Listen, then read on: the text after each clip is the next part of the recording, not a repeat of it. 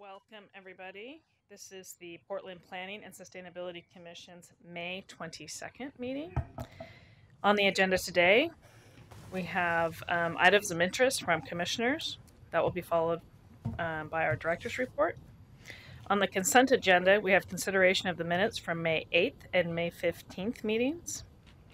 That will be followed by a briefing on the solid waste and recycling franchise review.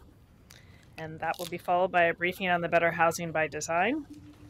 And that will be followed by the residential infill project work session with our targeted adjournment time of 7:30.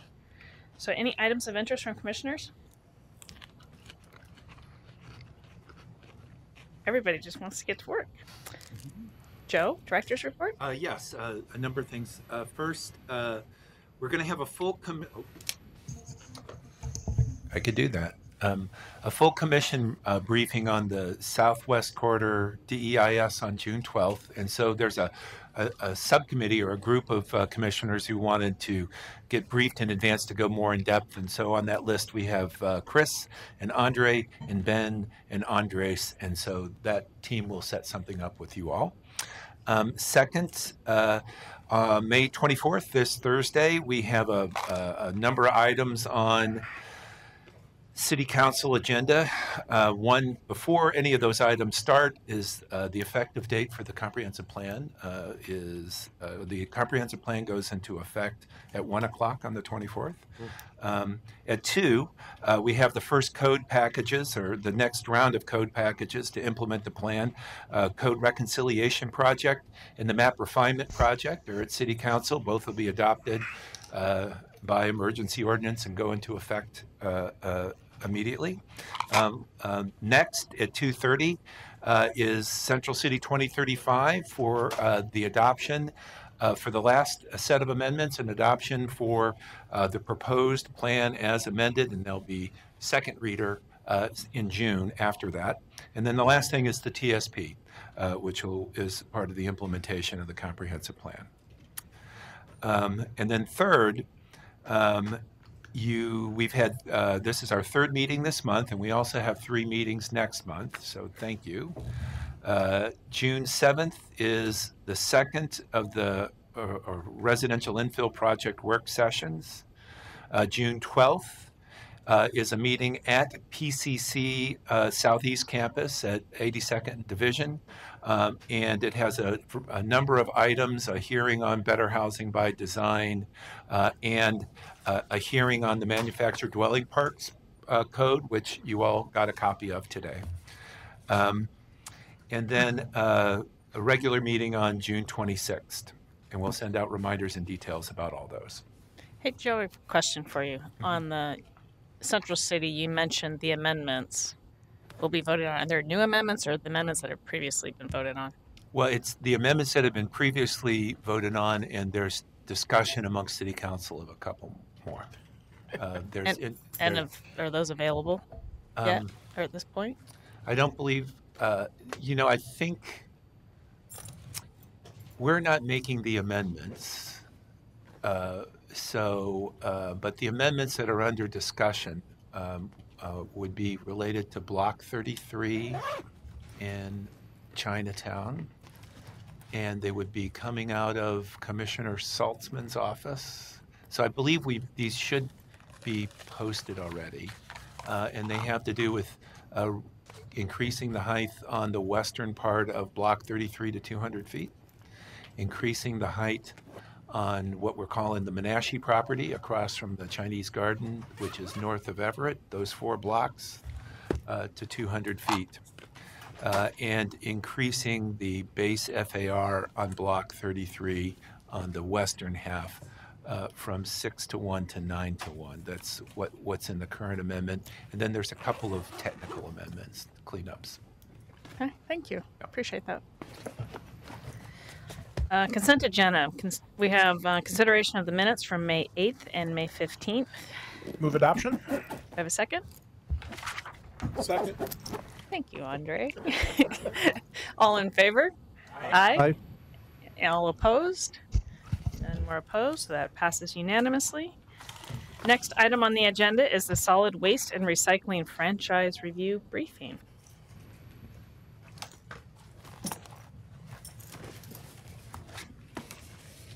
and exactly on time. I'm so excited. Welcome. Thank you. So I'm here to provide an update on the midterm franchise review. And as you know, this is a briefing, and at this time, we're not looking for a recommendation or any other action from the PSC. So I'll give you a quick reminder of where we've been and walk through our findings and our proposed actions. Last summer, City Council adopted new guiding principles for the franchise review that directed us to look at ways to increase participation of women and minority workers and reduce barriers to economic opportunities for minority-owned and women-owned companies. Last fall, we began having conversations with franchisees and stakeholders representing minority service providers. We held stakeholder interviews, conducted a workforce demographic survey, drafted an equity options report, and convened 2 stakeholder meetings in the fall of 2017. More recently... May I interrupt you real Yep. quick? Just let everybody know your name. Oh, I'm Ariane Sperry, Thank you, Ariane. and this is Bruce Walker with Thank me you. here. Appreciate it. Yeah, sorry about that. It's okay. So more recently, we posted a request for information and reviewed 3 responses, 2 of which were from small, local, certified minority business enterprises. So what did we find? First, as we reported to you last time we were here in January, we found that the franchise system is serving Portland well on most counts. We've got an award-winning system that is helping us meet our climate action plan goals and is rated highly by customers. As for the diversity of the workforce, the demographic survey we conducted indicated that the current franchise workforce is representative of the broader Portland workforce in terms of percentage of people of color that are participating. Meanwhile, women make up just 13% of the franchise workforce. And both women and people of color are way underrepresented in management positions. So there's lots of opportunity for continued work. Although I do want to mention we do have 2 women-owned franchisees. You'll look at the handout that you have. We're proposing some near-term actions to establish a baseline and goals for participation of women and people of color in the workforce across all organizational levels. We've also begun partnering with workforce development organizations to connect haulers to pools of qualified candidates. And this approach enables us to focus our outreach on diverse populations, and we can even target candidates that live in certain neighborhoods if we want. We plan to offer trainings to haulers to improve workforce culture and increase recruitment, retention, and promotion of women and people of color. So those are our recommendations for a more diverse workforce. And when we're looking at reducing barriers to economic opportunity in the franchise for minority and women-owned business entities, we identified a number of barriers to entry. The first is lack of market information. Franchise sales occur between 2 private parties, and the city has limited role in the process until an agreement has been reached. And you can look on the second side of your handout under letter C. We propose to bring more transparency and opportunity to the franchise transfer process by requiring sellers to document outreach to minority and women business entities when they apply for a franchise transfer. Second barrier that we identified was lack of opportunity. In 1992, franchises were offered to all companies providing residential service at that time, and there were originally 69 franchisees. Now we have 12. So there's been consolidation over time, and the opportunities to buy into a franchise are dwindling. Letter B on the second side of the handout will allow division of franchise territories to create more opportunities for potential sales. We're also interested in encouraging franchisees to use COVID-certified companies for subcontracting. In talking to the franchisees, it may not make sense for them to contract out provision of primary services, but there may be opportunity to subcontract for an auxiliary service, such as container cleaning and delivery. Or franchisees could look more broadly at their business services, such as vehicle repair, accounting services, or office and yard maintenance. And this is an approach that we've seen taken in Los Angeles, which recently franchised its commercial collection. And while these 2 approaches are good starts, we didn't feel they sufficiently addressed barriers facing new entrants. So if you recall, when we were here in January, we said we were going to look at a number of ideas to solve the problem of lack of opportunity to buy into the franchise system. One of the ideas was creation of one or more new entrance zones in the existing residential franchise. This was the idea of reslicing the existing pie. And another idea was to expand the pie by considering opportunities beyond the residential franchise. We researched both of these approaches. We found that expanding the pie offers a great deal of potential.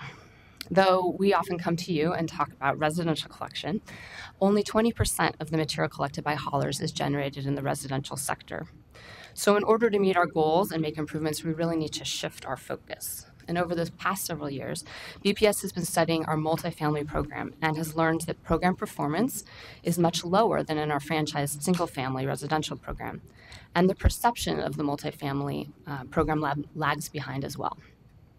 We plan to launch a process next year with a broad set of stakeholders to explore ways to bring equitable service to multifamily residents and meet BPS's other equity goals as well. We've become aware that our lack of involvement, our hands-off approach in the multifamily arena, may have resulted in some inequitable outcomes, both for customers as well as for service providers. Therefore, we will consider additional regulatory controls as a tool that can help us meet our equity goals.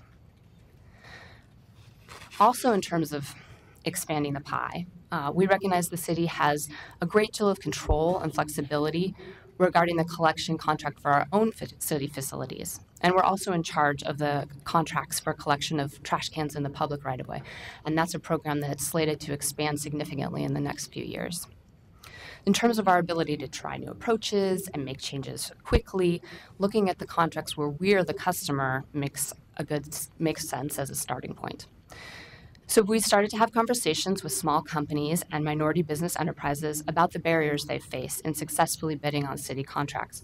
And we're committed to overhauling the scope of work and the procurement processes and looking into ways to pilot new approaches to make it more accessible and also provide opportunities for minority and women-owned companies to build capacity.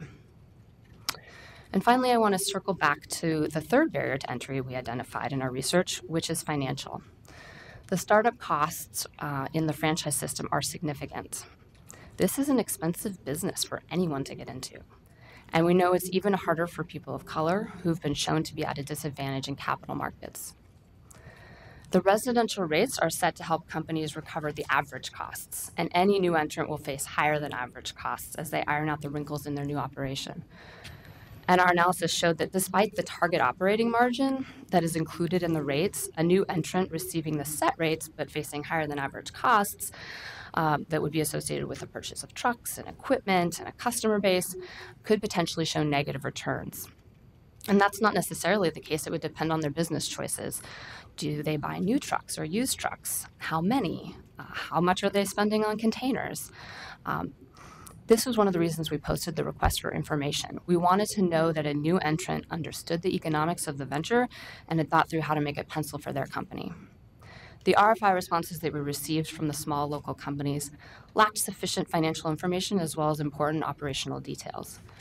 And we want to make sure that we would be setting them up for success. And ultimately, the responses didn't give us the confidence that we're all on the same page of what it would take for them to be successful service providers at this time. Luckily, we are required to review the franchise agreement every 5 years, and so we can revisit this conversation soon. So toward the bottom of the second page under proposed future action, we commit to reevaluating the creation of one or more new entrance zones at the next midterm franchise review, 5 years. I also want to say this is a new conversation for us as well, and we've been on a learning journey on the ins and outs of how could a potential new entrance zone work. And there's a lot more we would need to figure out before we would be ready to create a new entrance zone in the residential franchise. And right now, we need to adopt a new franchise agreement to ensure that franchisees are able to continue to make investments and provide high-quality residential service. So as I wrap up, I'm going to touch on next steps. In the next few months, we'll be meeting with stakeholders to discuss and refine the recommendations.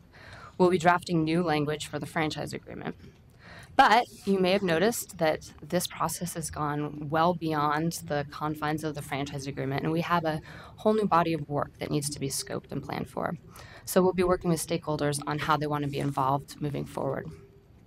And then we're aiming to publish the proposed franchise agreement in the Daily Journal of Commerce in early August, bring it to council for a first reading in late August. And in the fall, we'll need to start scoping the multifamily process. We're already starting work on how we can make changes to the public trash program contracts and the city facilities contract. So we have a lot of new work on our plate coming out of this franchise review, and we're looking forward to it. Thank you.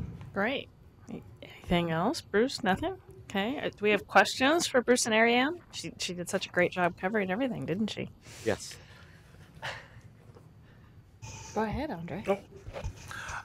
Yeah, thank you very much for your work. A couple of things on the workforce. I hope you explore the ability to use zip codes to as part of the franchise agreement over the next 10 years that the city has used zip codes to require that individuals be from those zip codes hired on construction projects. And it would be good to set some target that certain set of zip codes people will be hired from that would be Portland residents picking up Portland garbage. And it's those zip codes happen to be in East Portland, where low-income and minorities are concentrated. But the city of Portland has done that before. And on the idea of the city, so that would be a franchise in of itself because it would be like a residential franchise then, because it's commercial today, correct? For city facilities? City facility. So that would basically become almost like a residential franchise. As you if you use that as a transition point. So when we're talking about overhauling the city facilities contract? Yes, it would become a franchise essentially, like a residential franchise. Well, so there's a difference between as when we're talking about our city facilities contract, we are the customers, so we're a market participant instead of a market regulator. So I'm not sure that the franchise is the right tool, but I think we could take the benefits of what is in the franchise and try to apply it in a contract situation. Because the contract is a very flexible tool, and we can say, okay, what is it about the franchise that's desirable, and then apply that to a contract situation. Yeah, because it seems to me that you would want to, if you want them to succeed in becoming franchisees, eventually, that you would want to have them operate almost as if they were a franchise, because then that transition is not a big leap to the franchise.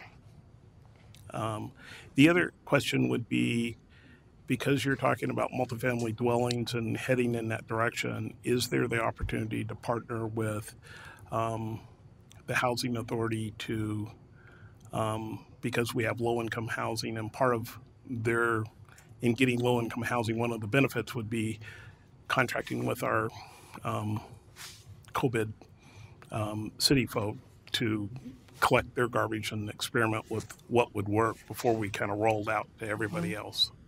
Yes. So they would be the first entrance into that multifamily dwelling.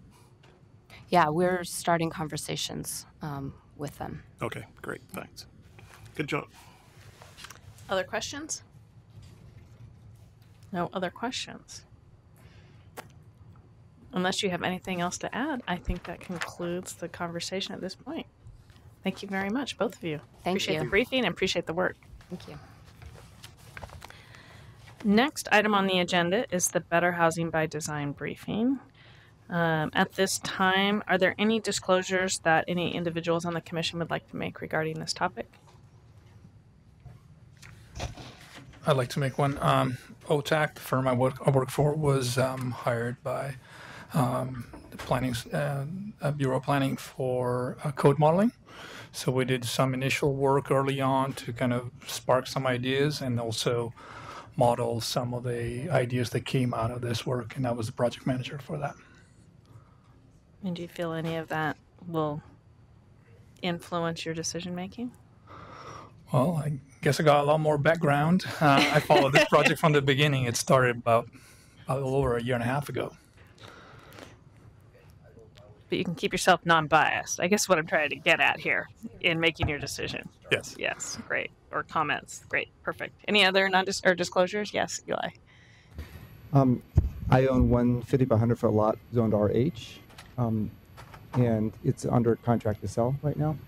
And I'm currently building on one property that's zoned R2. I've had this it's about a month from completion, and I'm in the check sheet stage of permitting for one property zoned R3. So those are all entitled under current rules, and the one that's for sale is someone else's control at this point.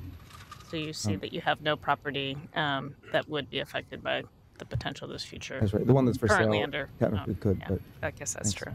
Okay. Any other disclosures? Yes, Chris.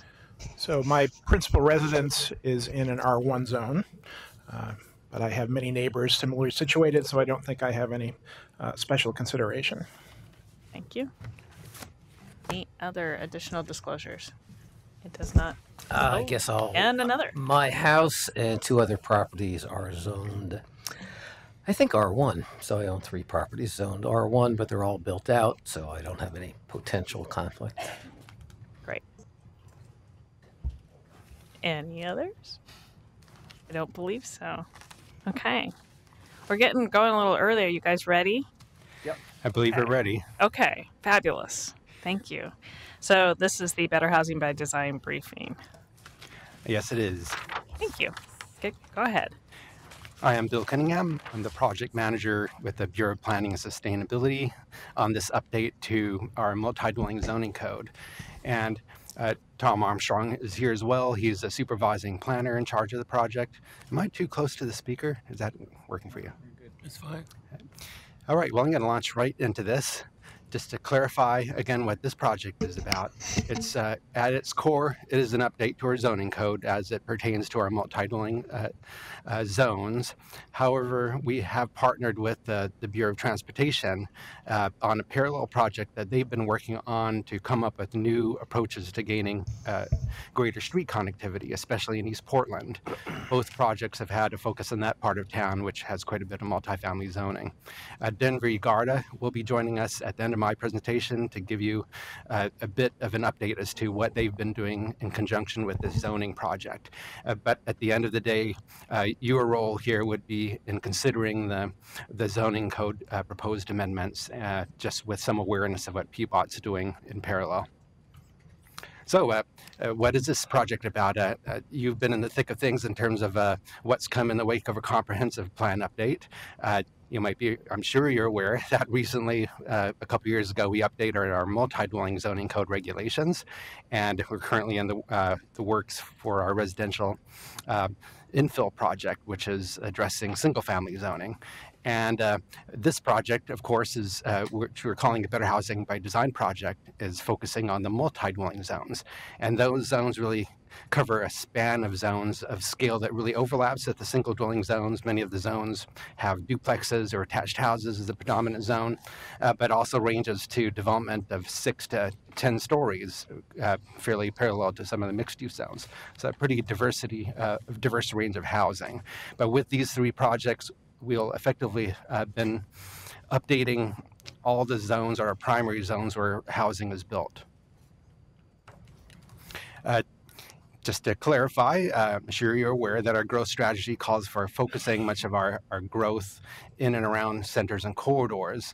In fact, outside the central city, well, the total 50% of the growth is anticipated to happen in centers and corridors outside the central city. And about half of that development is anticipated for the multi-dwelling zones. So the multi-dwelling zones play a pretty critical role in terms of providing housing opportunities close to commercial services, close to transit.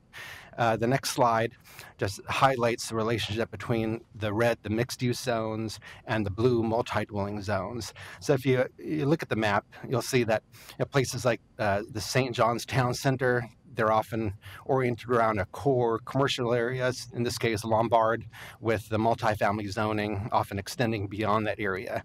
The Jade area is another example where you have the mixed-use zones on the corridors, and then a broader area of multifamily zoning providing that housing opportunity.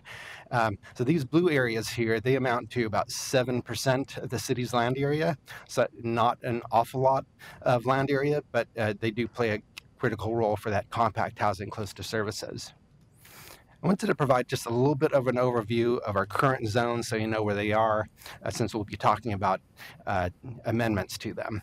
At the lower end of the scale is R3 zone. It's just 10% of our multifamily zoning, primarily located in East Portland. It's a carryover from Multnomah County zoning, and in some ways it allows less density currently than our 2.5 single dwelling zone. Next up is R2 zone. Typically, it's more of a duplex townhouse density zone. It's our most broadly mapped zoning for the multi-dwelling zones. Over half of our multi-dwelling zoning is in the R2 zone. And you can see from the map that it extends a bit further than our mixed-use zones from the corridors. In some areas, it's fairly broad. And then next up is the R1 zone. It allows 4 stories of development. This is more tightly mapped to our corridors. You could see it along Lombard, how that zone is located there, and then some of the inner southeast main streets. It's often the zoning is in between the mixed-use zones. Some broader areas are near the town centers like St. John's or near light rail stations, such as the 60th Avenue light rail station. And then our larger scale zones are RH, high density residential zones. They're a fairly small percentage of that zoning. They're typically located very close to the central city, such as the Northwest District, or near light rail stations. And there are 2 different scales of zoning within that one multi-dwelling designation. In terms of what we're trying to achieve in this project, again, being close in the heels of the comprehensive plan, we're quite aware of what the comprehensive plan is calling for us to achieve, and it's calling for a lot of things in terms of what we'd like to achieve with multi-dwelling zoning. A lot of policies calling for housing diversity, including options that are affordable and physically accessible to people, things about cultivating pedestrian-oriented street environments and street connections. I'm not going to go through the list, but there are a lot of things we'd like to achieve, but we found there's often a gap between that aspiration and what's being produced in those zones is core to much of what's changing in our proposal from current regulations. Here I'm showing an example on the left of an R2 zone, 5,000 square foot lot. The maximum number of units you could typically get in this site, which is it's 1 unit per 2,000 square feet of site area, is 2 units, and that's the minimum as well. And you can do it, the 40-foot height is what applies in that zone. So you could do a pair of very large townhouses in close in neighborhoods. They're not inexpensive nowadays. They're typically $600,000 plus if they're ownership. They're also not very accessible, usually at multiple levels for each unit. What we're proposing to do is, instead of regulating it by numbers of units, we're proposing to regulate development by the scale of the building with more flexibility for what happens within that scale. We're proposing a 1-to-1 floor area ratio. So if you have a 5,000 square foot lot, 5,000 square feet of building floor area, you could do it as a pair of attached houses or a duplex, or a triplex, or fourplex, or other arrangements, whatever might work for the development. So this is definitely exceeding what we currently allow in the R2 zone, but it's keeping things within the scale. In fact, we're proposing to tamp down a bit on the scale to 35 feet of height instead of 40 feet, which comports with what we have for a lower scale mixed use zone, or CM1 zone. It's the same as the R2.5 zone. Along with that greater allowance for unit flexibility, we are proposing a requirement for visitable units, where 1 out of every 5 units, when you're exceeding the current densities, going beyond 1 unit per 2,000 square feet of site area, 20% of the units would need to provide at least visitable access to the primary level. And I'll get into that in just a moment. So that was highlighting your R2 situation. The the current approach to density, the units per square foot of site area, that also applies to the R1 zone. And as I mentioned, it's our most common multifamily zoning along our corridors. And these two images are both in Southeast Main Streets. The one on the left is in Hawthorne, that has a 3-story building allowed within the scale of the R1 zone. It's 34 units in a 10,000 square foot site. That's 3 times the density that's allowed in that zone. Current example of development is of the same scale, 3 stories, but it's capping out at 18 units in an 18,000 square foot site. Very often you're getting townhouse type units in that situation. What we're proposing to do is a similar approach to the R2. Instead of regulating it by unit density, we propose to regulate it by the size of the building, which we're proposing as a 1.5 to 1 FAR. So you can go beyond the 18 units in an 18,000 square foot site and definitely provide more flexibility. Just a brief note about visitable units. We're proposing to use the same visitability standards that are being proposed for the residential infill project, so I'm not going to get into that detail. What's different with this is that it would be mandatory beyond a certain density. So in most of the zones, if you're not already meeting building code accessibility standards, you would at least need to provide some visitable units, and it would trigger if you had 3 or more units in a 5,000 square foot site.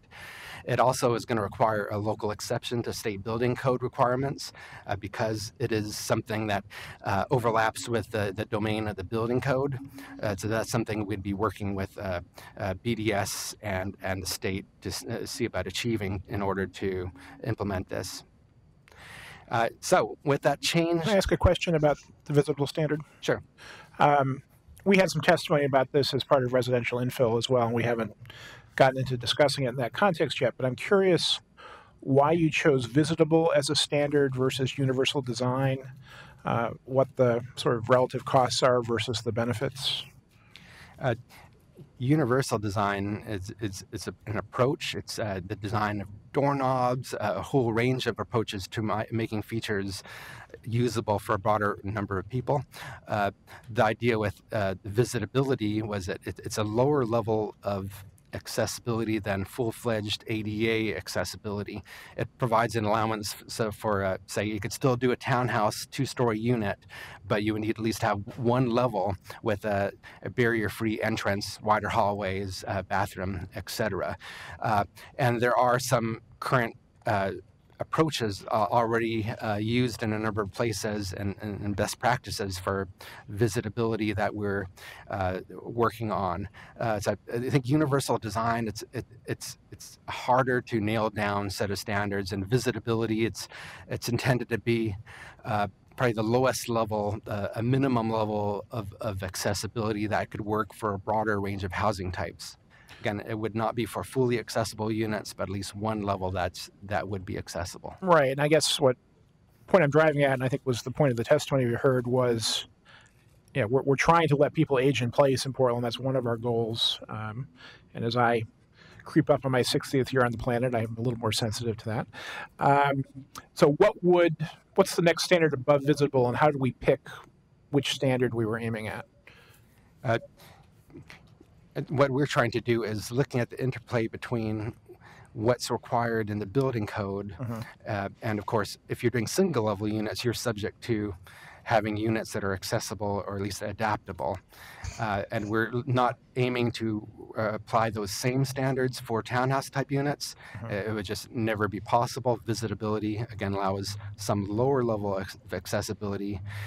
Visitability would be there'd be definitely issues there because, again, it'd be dealing with things that are usually the domain of the building code and could potentially be much broader than what we're proposing. So Bill, if I can maybe help you clarify, because I'm not positive on this myself, Sure. But universal design, if I'm following you, would apply to multiple levels where there's only, let's say, stairs within the unit. So I think instead of saying that your second floor has to be accommodating to those, let's say, may need a wheelchair or other certain special needs, at least this says the ground floor is accessible. Right.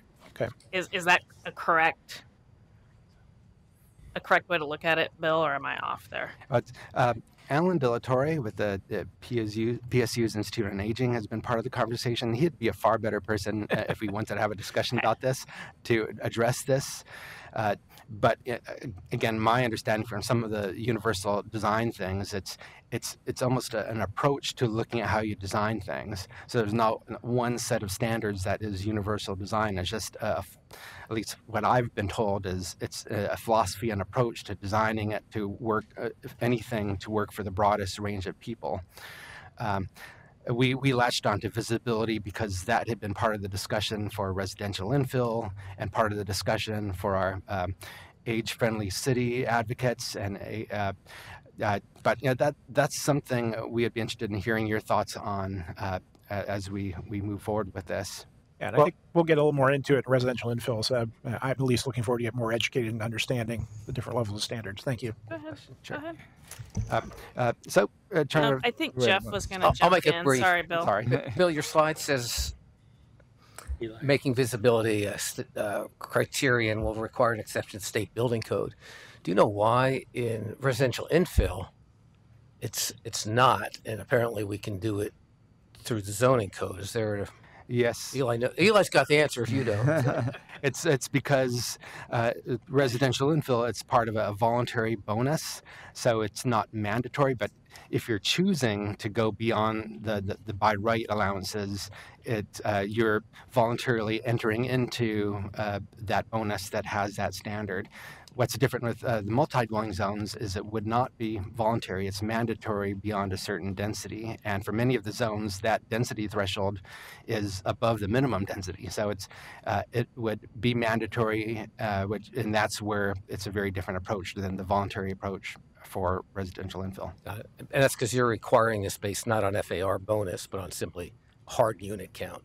Correct. Right. So even though you're getting away from hard unit counts on the size of the building and the number of units, you're still going to use that as your count for triggering visibility. Yes, and again, it's tied to going beyond the existing density allowances in our most commonly mapped zones. So there's a little bit of relationship between giving more opportunity for density, but linking it to an expanded requirements for a minimal level, at least, of accessibility. Real quick, and then we can get off this topic. It looks I think like there's more to it. Eli and I have questions, so go I think ahead. there's more to it than that. In the multi-family structures, American Disabilities Act applies in a way it doesn't apply in the single-family zone.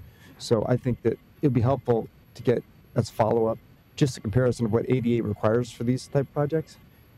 Sometimes you do have to have a fully accessible ground floor units versus what zoning is proposing.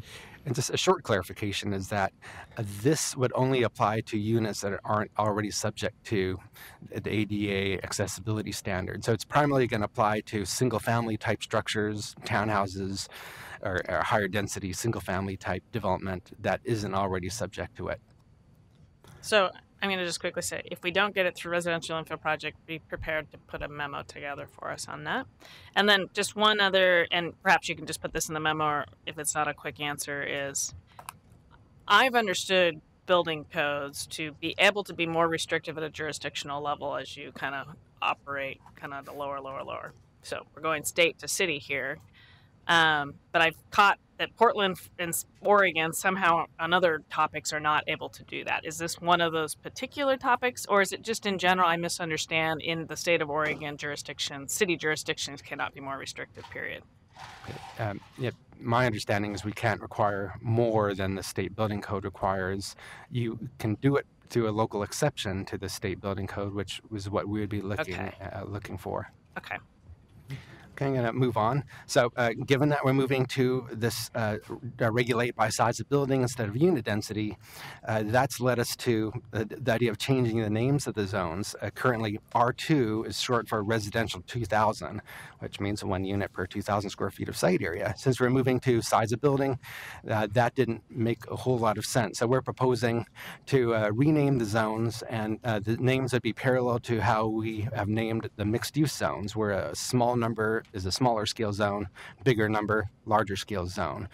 And I'm going to provide a little more information on this, but we're proposing to combine the R2 and R3 zones, which are both intended to be fairly compatible with single family scale development, into the RM1 zone. We're proposing to rename the R1 the RM2 zone, and then the RH zone, which has 2 different FAR levels and differing development standards, which has been confusing. We're proposing a split into two different zones that correspond to that already existing scale allowances. We're generally not changing most of the allowed heights or the building coverages, so that the general idea, especially for the lower scale zones, is that keeping the general scale that's allowed in those zones, but more flexibility for the numbers of units. One thing you'll see from this diagram is we have both by right base FAR as well as a bonus FAR. And I'll say a little bit about how you get to that bonus, which is equivalent to a 50% increase beyond the base. One thing I should mention is keep in mind that the RM1 and RM2 zones apply to 90% of our multi-dwelling zones. So that's just a key thing. So how do you get that 50% bonus is outlined in this little table here. A key way of going straight ways to that 50% bonus is through inclusionary housing, including affordable housing units, whether it's mandatory or voluntary. The current allowance for inclusionary housing is a 25% increase in scale. We're proposing to increase that to a 50% bonus, which is more in line with what the mixed-use zones have, and it would be helping with the feasibility of projects that are meeting the inclusionary housing standards. We're also proposing an allowance to get part of the way to that 50% increase if you're including 3-bedroom units that are affordable to moderate income households, 100% of median family income. If for a project that has half of its units meeting those criterion, they would achieve a 25% bonus. We have an existing 3-bedroom bonus, but there are no income restrictions. And in some of our discussions, there are some concerns about giving additional scale to $750,000 large 3-bedroom units. There's interest in having some approach that was helping to address the need for moderate income housing close to services. Another way to get there are FAR transfers from sites. Traditionally, we've had the allowance where if you're preserving historic resources, you would be able to transfer. We're looking at expanding that kind of approach to also apply for sites that are preserving large trees. If you're not building to the allowed density of that zone or scale, you would be able to transfer some of that unused scale in exchange for preserving large trees. We have an existing bonus for tree preservation, but it's been rarely used. It's in the multi-dwelling zones. It's been tough to exceed the density that's already allowed in the zone on the same site as where you're preserving trees. So we're hoping a transfer approach could help with that. We're also proposing a new approach for if a site is preserving existing affordable housing, they would be able to preserve or transfer unused development potential. So if the zone was allowing 4-story development and it was an old 1- or 2-story building, in exchange for preserving that housing, you would be able to transfer it to another site as an incentive or something that gives some value for preserving that existing housing.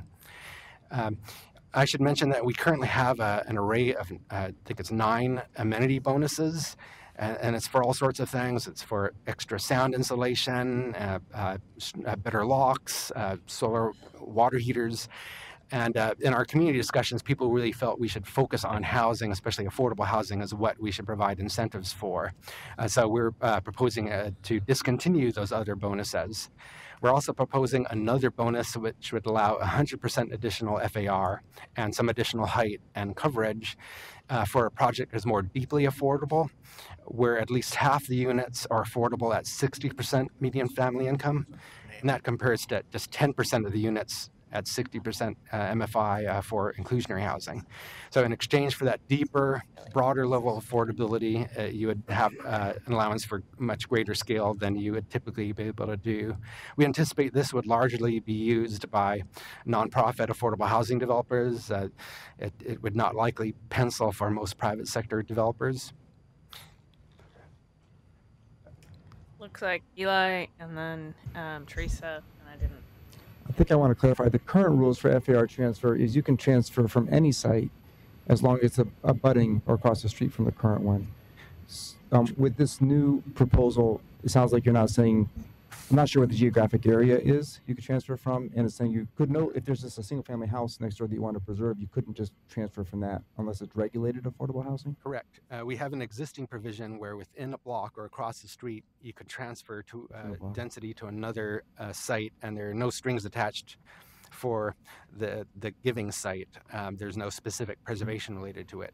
And we're proposing to discontinue that to prioritize some of these preservation outcomes.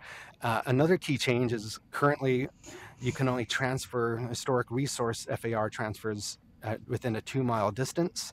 We're proposing to allow it to go citywide, except in the central city. And the intention of this is we don't anticipate that larger projects will be able to use these transfers because they're already getting additional FAR through inclusionary housing. So it more likely be just smaller sites that wouldn't be subject to inclusionary housing that could use these transfers. And there's interest in expanding the marketability by making it easier to find receiving sites for the transfers. One thing, the voluntary transfers and this greater bonus would not be available in historic districts out of concern for the impacts on compatibility in those areas. Are you okay with a couple of questions, or are you trying to just get through this and then take questions? I'm actually almost done with this section, so okay. I could probably circle back. Okay. So that highlights again, how do you get to that additional scale? And one thing that's come up in discussions is why are the base FAR so low? Why not start out with a 4-story scale in the old R1 zone? And it was fairly intentional. We wanted to create a situation where the bonus FAR scale is something that would economically be attractive to do, so that we would get more takers for the transfers and for things like inclusionary housing. Just a few notes on why we're merging R3 and R2. There's not a whole lot of R3 zoning. There's been a fairly small portion or amount of development in that zone over the last 10 years, just 180 units. And when we're modeling the development allowances, both zones at the base FAR scale would be pretty similar, typically just a 2 or at most 3-story scale of development. A key thing that would be a change, it's diverse housing options in a very different way. It's more the idea of how about housing that has a commercial component. We're proposing that along major corridors designated in the comp plan as neighborhood corridors and civic corridors, that there be an allowance for limited amounts of commercial uses. This came out in discussions in East Portland with a lot of the multifamily zoning on these multi-lane arterials, not always being the best environment to have living space right by that busy street, but there's a lot of interest in expanding allowances for live-work type businesses where maybe being on a high-profile street could allow someone to start a small business and make a positive out of that location. We currently have some allowances like that on Martin Luther King Jr. Boulevard. The lower right image is an example of that, and along the streetcar alignment. So this would be continuing that kind of approach, but applying it citywide. So that brings us to the question time for this topic area. Great. Teresa? And then Andre? I have 2 questions. So on the FAR transfers, I assume PHB is going to monitor that the affordable housing that transferred the FAR over remains there. So who does the tree patrol? It's the tree. It would depend upon the situation, because in some cases the urban forester is involved with ensuring that trees intended to be preserved are preserved if there's a non-development situation. But if the giving site has some development happening, that changes who's involved with it. It would be a BDS involved with the review of that development, or that situation. So we've been in conversations with urban forestry and BDS as to how this would be administered. So they've definitely been part of the discussion, and we feel fairly confident that we'd have a workable approach to it. In terms of administration, both of the existing affordable housing transfer, as well as the affordable housing bonuses, the Housing Bureau would have a key role in administering that and ensuring that the housing meets being able to sign off that the proposal meets the affordability requirements. Okay, and then my other question is just mathematics. So if somebody gets FAR transfer for a bunch of trees and preserving some affordable housing, could that make their building then be over the 20 unit limit? And then do they not have to do anything because they already have all this transfer stuff, or what? It would, if you're hitting the 20 unit threshold, you would be triggering inclusionary housing. That's why we see that these FAR transfers would probably be for projects with smaller buildings that aren't large scale enough to be triggering those thresholds. A thing to be aware of, though, is the majority of our multi-dwelling zone properties are fairly small properties. Single-family houses are, in fact, the most common thing that's in our multi-dwelling zones. The sites they're different from the mixed-use zones, rather than having an old shopping center site that's typically already platted out in small lots. And so those situations that probably rarely be triggering inclusionary housing, but they could get that additional scale through the transfers. Go ahead. A couple of things. Inclusionary is 80%, so the 100% was a reason because for the affordable housing, or I'm sorry, the 3-bedroom bonus, affordable at 100% of median family income. Mm-hmm. That idea emerged from some discussions with affordable housing providers, where in many cases they're aiming to provide some level of affordability that even at 100% MFI has not been met in some areas. So there's an interest in trying to have one bonus that got at that average income level. I should also mention that 3-bedroom bonus, it has a shorter term of affordability than inclusionary housing. While inclusionary housing has a 99-year term of affordability, the 3-bedroom bonus would have just a 10-year term of affordability. And this came out of discussions where, in many cases, when it comes to family housing, our affordable housing providers are doing ownership housing products, where a 99-year term of affordability often doesn't work with the ownership model, or in many cases where they're trying to target lower-income households or communities of color, locking them into keeping it affordable forever does not comport with the idea of gaining equity through your house. So there's a differing term of affordability and level of affordability for that one. Okay.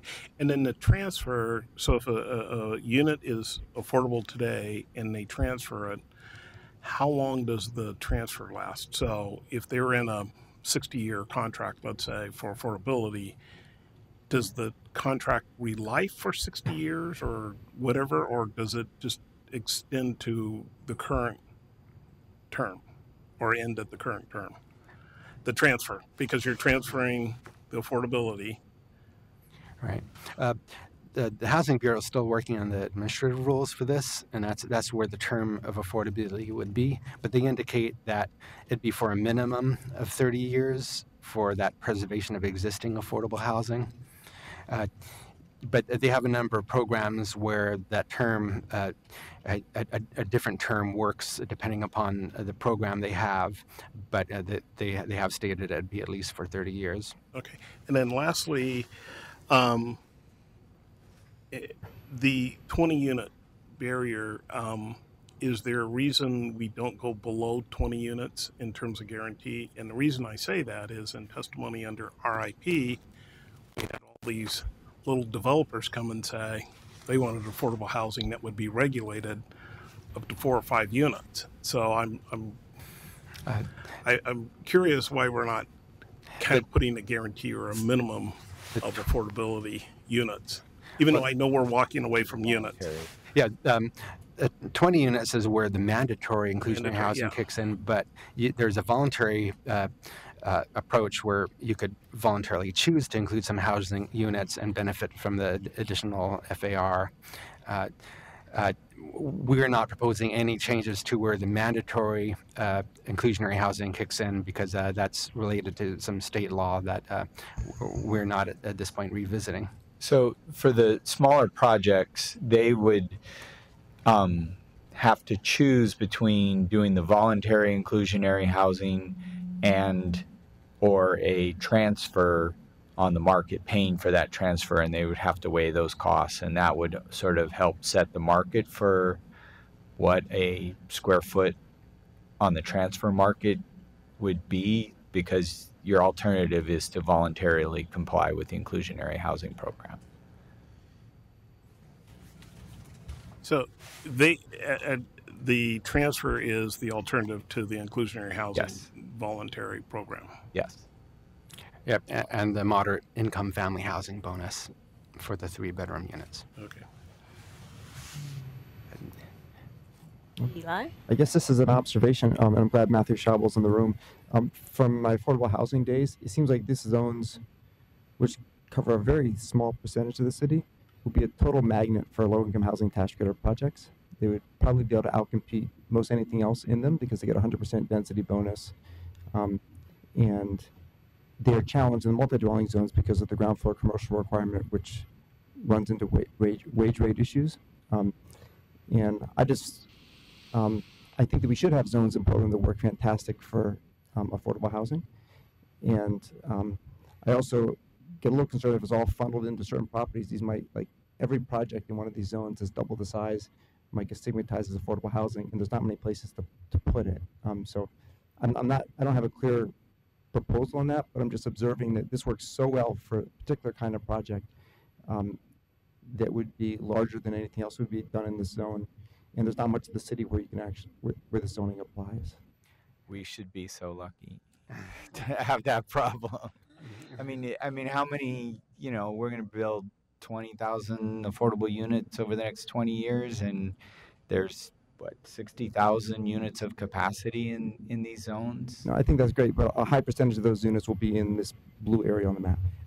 That's what's going through my head. I should mention, at least in some preliminary discussions with affordable housing providers, they didn't think they would, in most cases, be maxing out these development entitlements. They liked the additional flexibility that having more lot coverage and FAR provided, but there are issues with exceeding 4 stories in terms of some of the costs and BOLI standards. It may not be the case that you're going to see huge developments for every affordable housing development, but this would expand more options for additional units that they would not be able to achieve otherwise. Are there other questions? Let's just keep going around. Go ahead, Jeff, and then Ben. I think I have the opposite concern, Eli, which is, and let me go back to something we heard in RIP. There are several people who were testifying against the RIP concept by saying, well, in your R1s and R2s and R3s, you're not seeing this higher level of development. Is that generally accurate? Every picture you showed us was an older building. Are we seeing newer developments in these zones that are maximizing what's allowed? Or are they sort of being neglected and underbuilt today? Well, they're maxing out in many cases the density, but because it's a unit density approach, they're not maximizing the scale. It's not practical in many cases if you're doing 10 units in a 10,000 square foot site to do 4 stories. Amongst some of the larger projects are some of the affordable housing developments. And there you are seeing some 4-story buildings in the R1 zone, for example. And in closer in areas, there is some maximizing the development potential. There's an existing RH project at 20th and Multnomah, where they're going the full 7 stories allowed in that zone.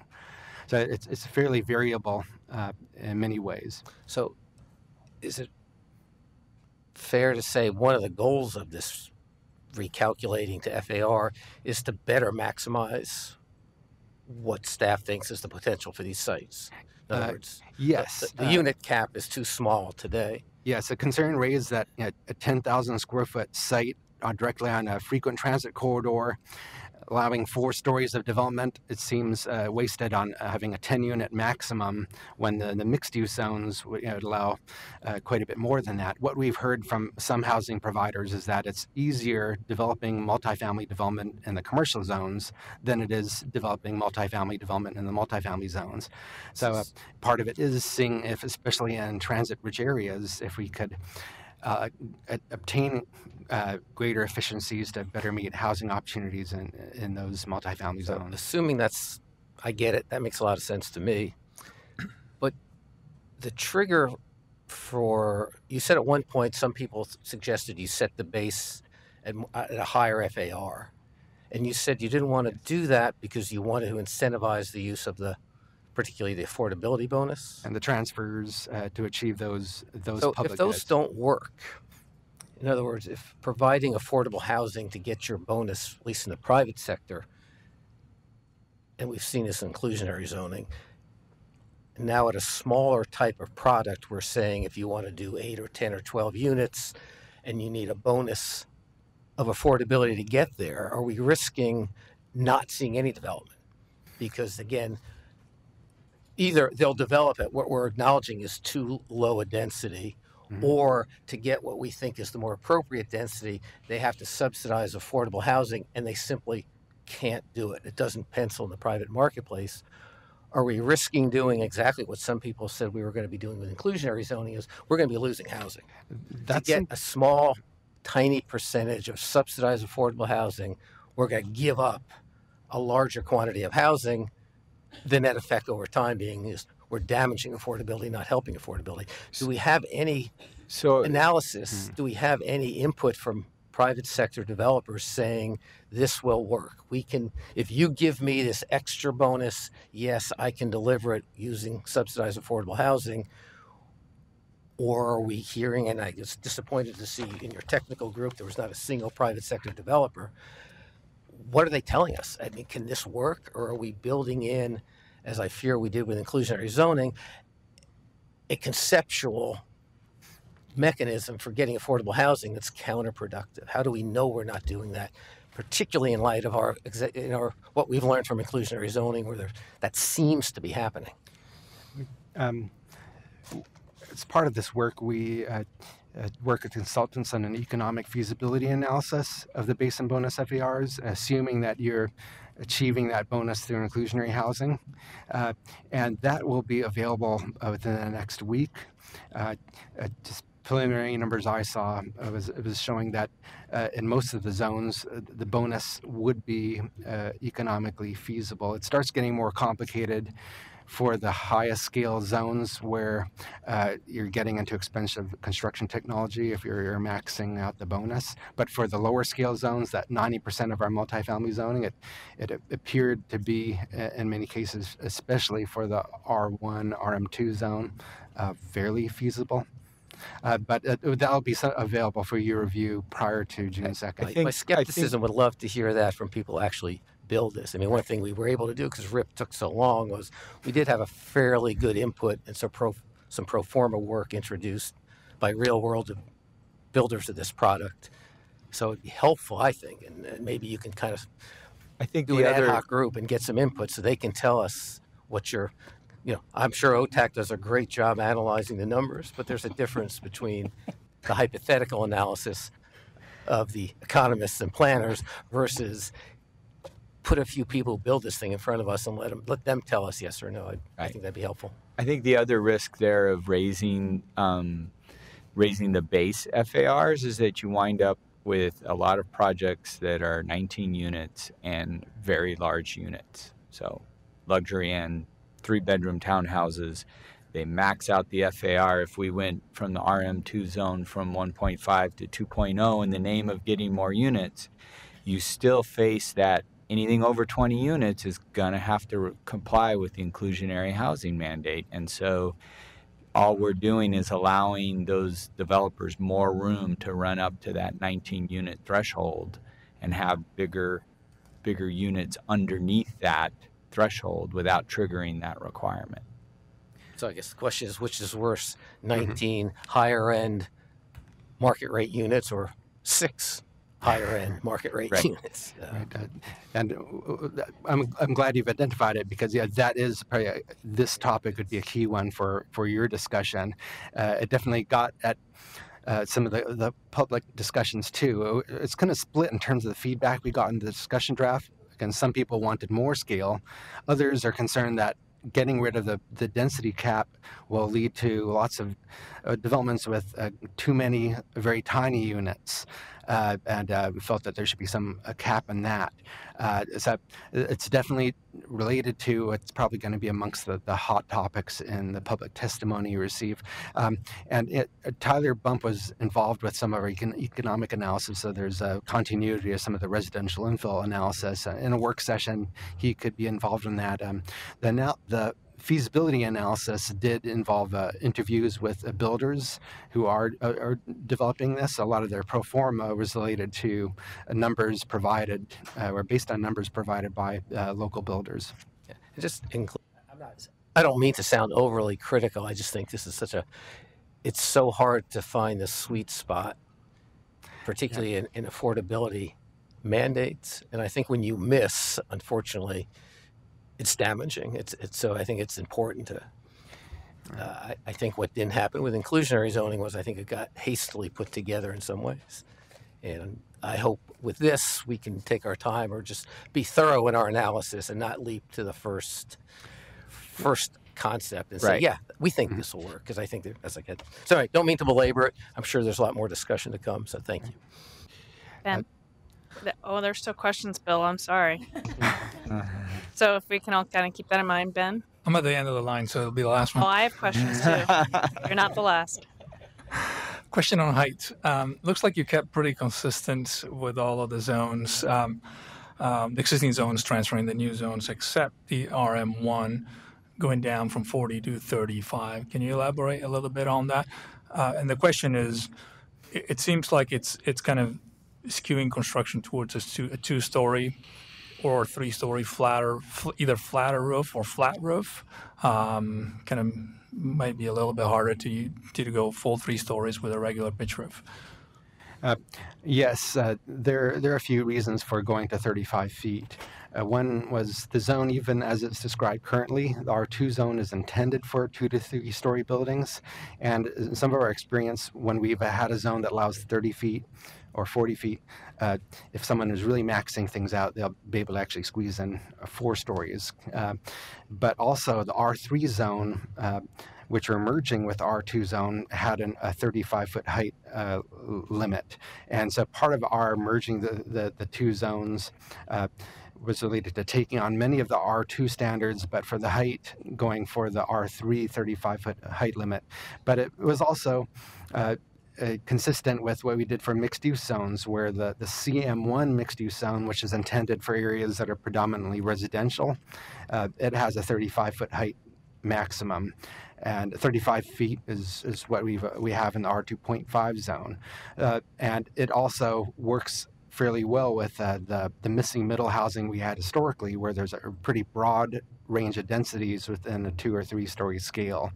So especially moving to whatever fits within the building scale, there's a sense that a 35-foot height allowance is right-sizing it to the intended 2 to 3 story scale allowance. But that's the staff's take on why we went there. Certainly open to other takes as to where we should go with this. But it also relates to the fact that since this zone is typically mapped often on side streets in areas where it's very predominantly single family, it is intended to be a scale that's not so different from the scale of old existing houses. And it is intended to be the smallest scale zone. So 35 feet in many ways seemed to be a good starting point, given what we typically do for that kind of scale. Thank you. I have 3 questions, and some of them are really just follow-up. So I would love to have some follow-up on what is appearing to be a pretty robust and complex transfer system. So how's that getting tracked? How do people understand what's on the market? Who's responsible for it? I'm hearing a little bit, Housing Bureau's doing this and is BDS doing that. And I think that's not the way to go about it if we're going to have a system like this. So I'd love to hear some thoughts as we kind of move through this as to how we're going to bring that all together. Thank you. Would love to hear some thoughts, and I have something similar I have the same question on residential info project, and I see this question more pertaining to maybe certainly the RM1, potentially the RM2, but I do think FAR is a very complex way to go about the average person to go about understanding, wrapping their head around, and being able to apply. And so was there any thought put into using a building coverage and height metric instead of FAR? And I think you can still bonus that. I think you can still kind of figure out how to play with that. I've seen other jurisdictions do it without going the FAR route. So just, and again, you can kind of get back to me on that if you want, unless it's an easy answer. And then, oh, I had one more. Oh, mapping. Again, you can get back to me on this, but we spent a lot of time, especially on these split blocks that we've got in our corridors, looking at how our mixed-use buildings should step down next to our R zones. So I'm curious how many of the, especially maybe what's going to become our RM4 and RM3 zones are right up against a mixed-use zone, and is the step down now appropriate? Is what's going through my head. I'm seeing some pretty large structures here, and so how many? I guess what I'm looking for is along our corridors, especially, how many split blocks do we have that start coming up against these larger RM3 and 4 zones, and should we reconsider the relationship between that? Because I think those step down provisions create complexity that don't need to perhaps be in play if this is truly up against each other. I just might mention one thing about that RH type zoning. In contrast to the mixed-use zoning, the mixed-use zoning is very often in narrow bands along corridors, so they're bumping up to the back against single-family zoning. But the RH zoning is often more of a district-type mapping. Like a lot of the Northwest District has that. A lot of interstate corridor between interstate and the freeway has that. So it's less mapped in terms of a narrow corridor up against single family. It does happen sometimes, like Martin Luther King Boulevard has some of that situation, but I think to a less frequent extent than the mixed-use zones. Fair. And I'm not looking to have step downs at the RM zones. I guess I'm just trying to understand how often we see mixed-use zones up against RM zones, and should we reconsider how those two relate to each other?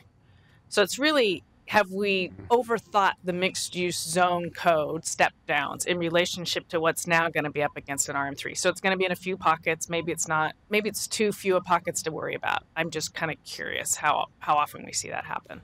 And like I said, we can follow up on that. Sure. Just something to think about. And then last but not least, I'm going to save that and wait to see if you go down that road or not. So go forward. Well, I'm not going to jump ahead. You'll know. You'll know. Moving on to the second topic out of 4 topics, it's outdoor spaces and green elements. And this really came to the fore because we had a number of discussions or projects. We had partnered with community organizations to look at what are the needs of people living in apartments, especially lower income households or immigrants, and in many cases their families, especially in East Portland, who live in multifamily housing. And what came up very often was access to outdoor space, ability to have be active where you live, since higher densities you typically don't have a yard, so this topic, this idea of outdoor spaces as part of multifamily development, came out of a lot of that community discussion. I should mention that we have the proposals are numbered in correspondence with how we have them in the staff report. So number 6 here is a proposal to require residential outdoor areas in the high density zones. Some of you might recall that in the mixed use zones, we applied residential outdoor space requirements. We're proposing to do something similar for the high density residential zones. Currently, we require no residential outdoor space, and there have been a number of developments, especially so it seems in East Portland, where you have a high density development with the parking lot is really the only place for kids to play. And especially in East Portland, there's a concern that we needed to get beyond that, is we need to include outdoor spaces as part of that higher density development. And the amount that's required typically is less than the lower scale zones. It would be the same as that we put in for the mixed use zones. Related to the same topic is a proposal that for large sites more than 20,000 square feet in size, that we would be asking for 10% of the site area to be devoted to common areas. And this was related to a lot of the community discussion that even more important than balconies or little patios or larger spaces that provide space for recreation or for growing food. So for those large sites, 10% would need to be in common area. There'd be flexibility where half of that amount could be provided in the form of indoor community spaces, which many community members thought was important in this rainy climate we have. And the diagram shows what 10% is equal to. We found there are a number of older and newer ones where that was about the amount of outdoor space that had been provided. Another proposal more related to providing more flexibility is a change to the way we regulate landscaping. Currently, all required landscaping must be in the ground at ground level. And we're proposing to allow some of the landscaping requirement to be met through other approaches, including an equation related to eco-roofs providing some of that, also raised courtyards or raised stormwater planters being able to count to meeting those requirements. We'd still have a requirement that at least half the landscaping would need to be in ground since that's more suitable for the trees that are required by Title 11. Related to the green elements component is the proposal to limit large surface parking lots and asphalt paving. This also relates to our climate action plan, which calls for limiting or minimizing and reducing, in fact, urban heat island impacts.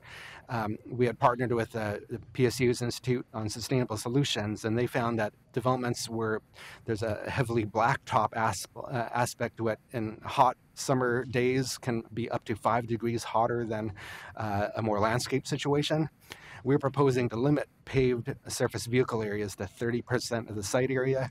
And the reason I have this image is in a lot of the community discussion, there was interest in not having the next property developed ending up the same way as the upper image.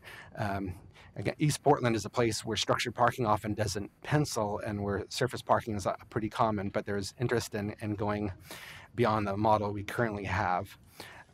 Part of the proposal is to limit asphalt because it contributes to a greater degree to the heat island effect because of its dark coloration, to limit asphalt paving to 15% of site area.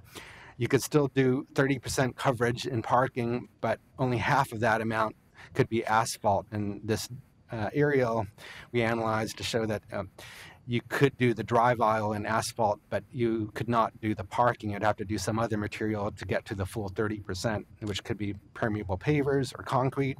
This is one there is cost involved. Asphalt is less expensive, so that would have to be a consideration. But this does relate to some of our climate action plan objectives. One thing that was pointed out by us in some of our proposals was if we're talking about limiting surface parking, there was a concern that, well, in some cases, our minimum parking requirements almost forced that much parking. The image on the left is showing a project that meets our minimum 1-to-1 parking ratio, which applies if you're not right near transit. About 40% of our multi-dwelling zone isn't within the 500-foot buffer from transit, frequent transit. Typically, the multi-dwelling zones are not quite so tightly mapped to the corridors. And we're proposing for those large sites to change the ratio from 1 to 1 space for every 2 units, which is the ratio we already have for the RH zone, but we apply it to all the multi-dwelling zones. Also proposing that on small sites, up to 75 square feet, we use an approach we adopted for the mixed-use zones where no parking would be required on those small sites. And that's responsive to the difficulty of fitting parking in a small site. When you take into account that each parking space, you need 18 feet of length and 20-foot back out distance. If you're trying to do a 4-plex or a 5-plex on that site, it's pretty difficult. It's hard to do your 2-story missing middle housing if you're also trying to find a space for each unit. The example you have there is a 5-plex that it had no parking and allowed a better contextual fit. Along with this greater flexibility with parking, though, we are proposing to expand the transportation and parking demand management requirements that have been adopted for the mixed-use zones to also apply to the multi-dwelling zones close to frequent transit. And it would apply to buildings with more than 10 units. You may be aware of this since this came in with the mixed-use project, but this would allow the option for a set of pre-approved TDM plans that involve a multimodal financial incentive where there'd be a requirement for payment into this fund that would go to things like bus passes or car share memberships for the first set of residents. It would be, right now, it's based on the cost of a TriMet pass, which is an annual pass is $1,100. Affordable units would be exempt. It has been determined, at least through 2020, they'll be exempt. That also be requirements for participation in education and outreach and surveys. The intent being to encourage other ways of getting around other than single car approaches. And this came out of a lot of discussions we had with mixed use zones where there are concerns that, sure, it might make sense to go for a low and no parking thing, but the city should do something to encourage other ways of getting around. So this is part of that. Providing flexibility, but working on approaches to encourage something other than getting around by car. So that was our batch of outdoor spaces and green elements. We threw parking in there because in some cases that parking is in competition with site area for the green elements. Questions? So, Mike. if you can go back to the slide, 2 slides back, I think, or the one slide forward, I guess. Oops. So the TDM plans, so the 10 units, how did you arrive at 10? Because it seems like we're going down. And secondly, because depending on the units, TriMet's implementing low-income fares, so a potential resident would be getting paid more than they would be eligible for. How does that work? PBOT would be the agency involved with administering this one, so I'd probably have to defer to them as to the details of their program. Liz Horman has been coordinating PBOT's work in this. I think they weren't expecting it to go to this rate, but we could. Oh, here we are. Hi, I'm Liz Horman. I'm with Active Transportation Safety at PBOT. As far as the first part about where the 10 units came from, I do apologize. That was sort of through the mixed use zone project, and I'm not quite sure how that 10 came about. It's actually in Title 33, that threshold. However, I am working on the administrative rule process for the mixed use zone and how we're administering this program. And so if you could repeat the second question, because I didn't quite get that. Well, there's low-income. TriMet has implemented a low-income fare schedule, but you're proposing that the developers pay a full-price fare. I mean, the resident could be eligible for low income, so the difference goes to where, or how's that administered, I guess? Right. So for right now, for the mixed-use zone, what we're proposing is that $1,100 per unit is only for market rate units. So any unit that qualifies under inclusionary zoning or other affordable up to 80% MFI are exempt from any fee. So they won't be paying anything for those units. And so theoretically, the people living in those units, again, could partake in incentives because it is pooled for that single development site, but those units wouldn't be charged any multimodal incentive fee for the pre-approved route. Okay. So if we had 40 units, now I'm going to have to, 10 of them are inclusionary zoning. Those 10 wouldn't be charged any amount, and then those 30 market rate units would be charged the $1,100. Well, I understand inclusionary zoning, but I'm saying now you're under inclusionary zoning because you're 15 units or something like that. It's like they're waiving the fee, like waiving an SDC fee for the affordable units. Okay. I think is a way to look at it. Is that correct? But I think to Andre's point is if you had a 15-unit project out in East Portland that by its nature on the market was affordable to less than 80% MFI, are they still getting charged the full rate? Yeah. And what happens to all that money when the pass actually is half that for most of the residents? So again, we're sort of qualifying the affordable units as 80% or under, and having a covenant with the city to ensure that that remains affordable over that time period. And so if they didn't meet that, then they would be charged the $1,100 per unit. That money again goes back to those residents. If they're eligible for a lower cost TriMet pass, that means more residents over a longer period of time could get that multimodal incentive. So another way to look at that is if they qualify for that low income fare, they could get 2 passes instead of just 1 for the household. And again, it's for a package of multimodal incentives. So it could be an annual TriMet pass. It could be various other transportation options incentives that the resident is interested in. And then PBOT's going to administer to the TDMs and monitor them. Yes, for the pre-approved route. Correct me if I'm wrong, Bill. There's also the custom plan route for this, because under the mixed use zone there are 2 routes. The pre-approved custom plan route is a land use review process, type 2 land use review.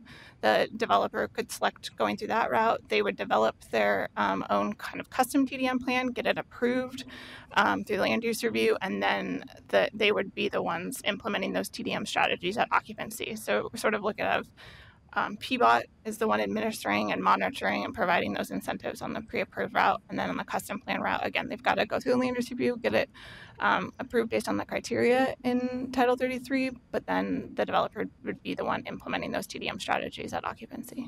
Thank you. Can I just get a quick clarification? Sorry. So does the developer or the person doing the property management hands the tenant a pass, right? They don't hand them $1,100. Correct. Okay. So yeah, PBOT will be working with the property manager as well as the tenants themselves at occupancy to provide those incentives. But yes, it would be in the form of a pass. So if I built a project that was 100% all of my units were affordable, do I not then pay TDM, which means nobody gets a bus pass? Under this current proposal for this limited term exemption for the affordable units, correct. You would still be subject to allowing PBOT to provide transportation options information and participating in a survey, but there would be no money going to that development for TDM incentives for this limited time. Something to think about. I mean, anyway, just something to think about. We can all talk about it more later. Yeah, Mike. Yeah, well, you won't be surprised. Won't be surprised, I assume, to hear I'm generally supportive of the Outdoor Spaces and Green Elements program. One thing to think about, particularly in East County where we have huge park deficiencies, you look at the image here, and the eco roof does not necessarily convey what could be done that actually would provide some additional opportunity for people to have access to something other than turf grass or whatever. I've seen examples where eco roofs are designed in such a manner that you're basically in a small little park if it's done properly. So I think it's a great direction to go personally, because you're increasing obviously a lot of surface area that can be utilized on that site. Looks like good stuff. Did I see a hand up over there? No. Okay, any other questions on that one? Okay. All right, moving on to topic number 3, which is about building design and scale. A lot of this topic is related to context in terms of the street frontage, which our policies and design goals call for, really cultivating a pedestrian-friendly street frontage, especially in our higher density zones. Some of this also relates to context in terms of typical neighborhood context. But a key aspect to be aware of, our multi-dwelling zones have almost no limits on front garages or even structured parking. We are proposing to limit front garages and structured parking to a maximum of 50% of building frontage. And following suit, at least for small sites, we're proposing, like RIP, requiring parking access be from an alley where one exists. And this is intended to work in conjunction with other regulations to encourage rear parking, or because we're not requiring parking for small sites, you'd have the option of, instead of doing those curb cuts, you could have your parking just as preserved on-street parking. You could do garages that are occupying no more than 50% of the frontage. And one thing that varies a bit from RIP is that we're proposing for attached houses to have the 50% garage limit applied to the combined frontage of the attached houses. So you could have a situation where some units have garages on a street frontage and some don't.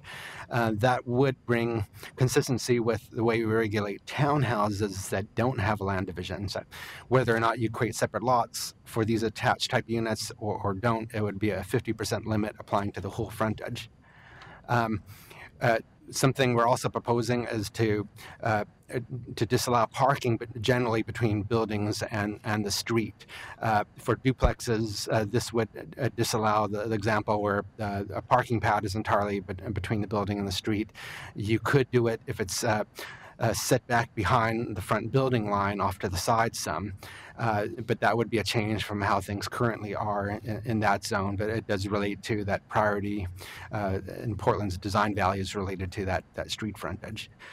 We're proposing to require street-oriented entrances or entrances that orient to a courtyard connected to a street.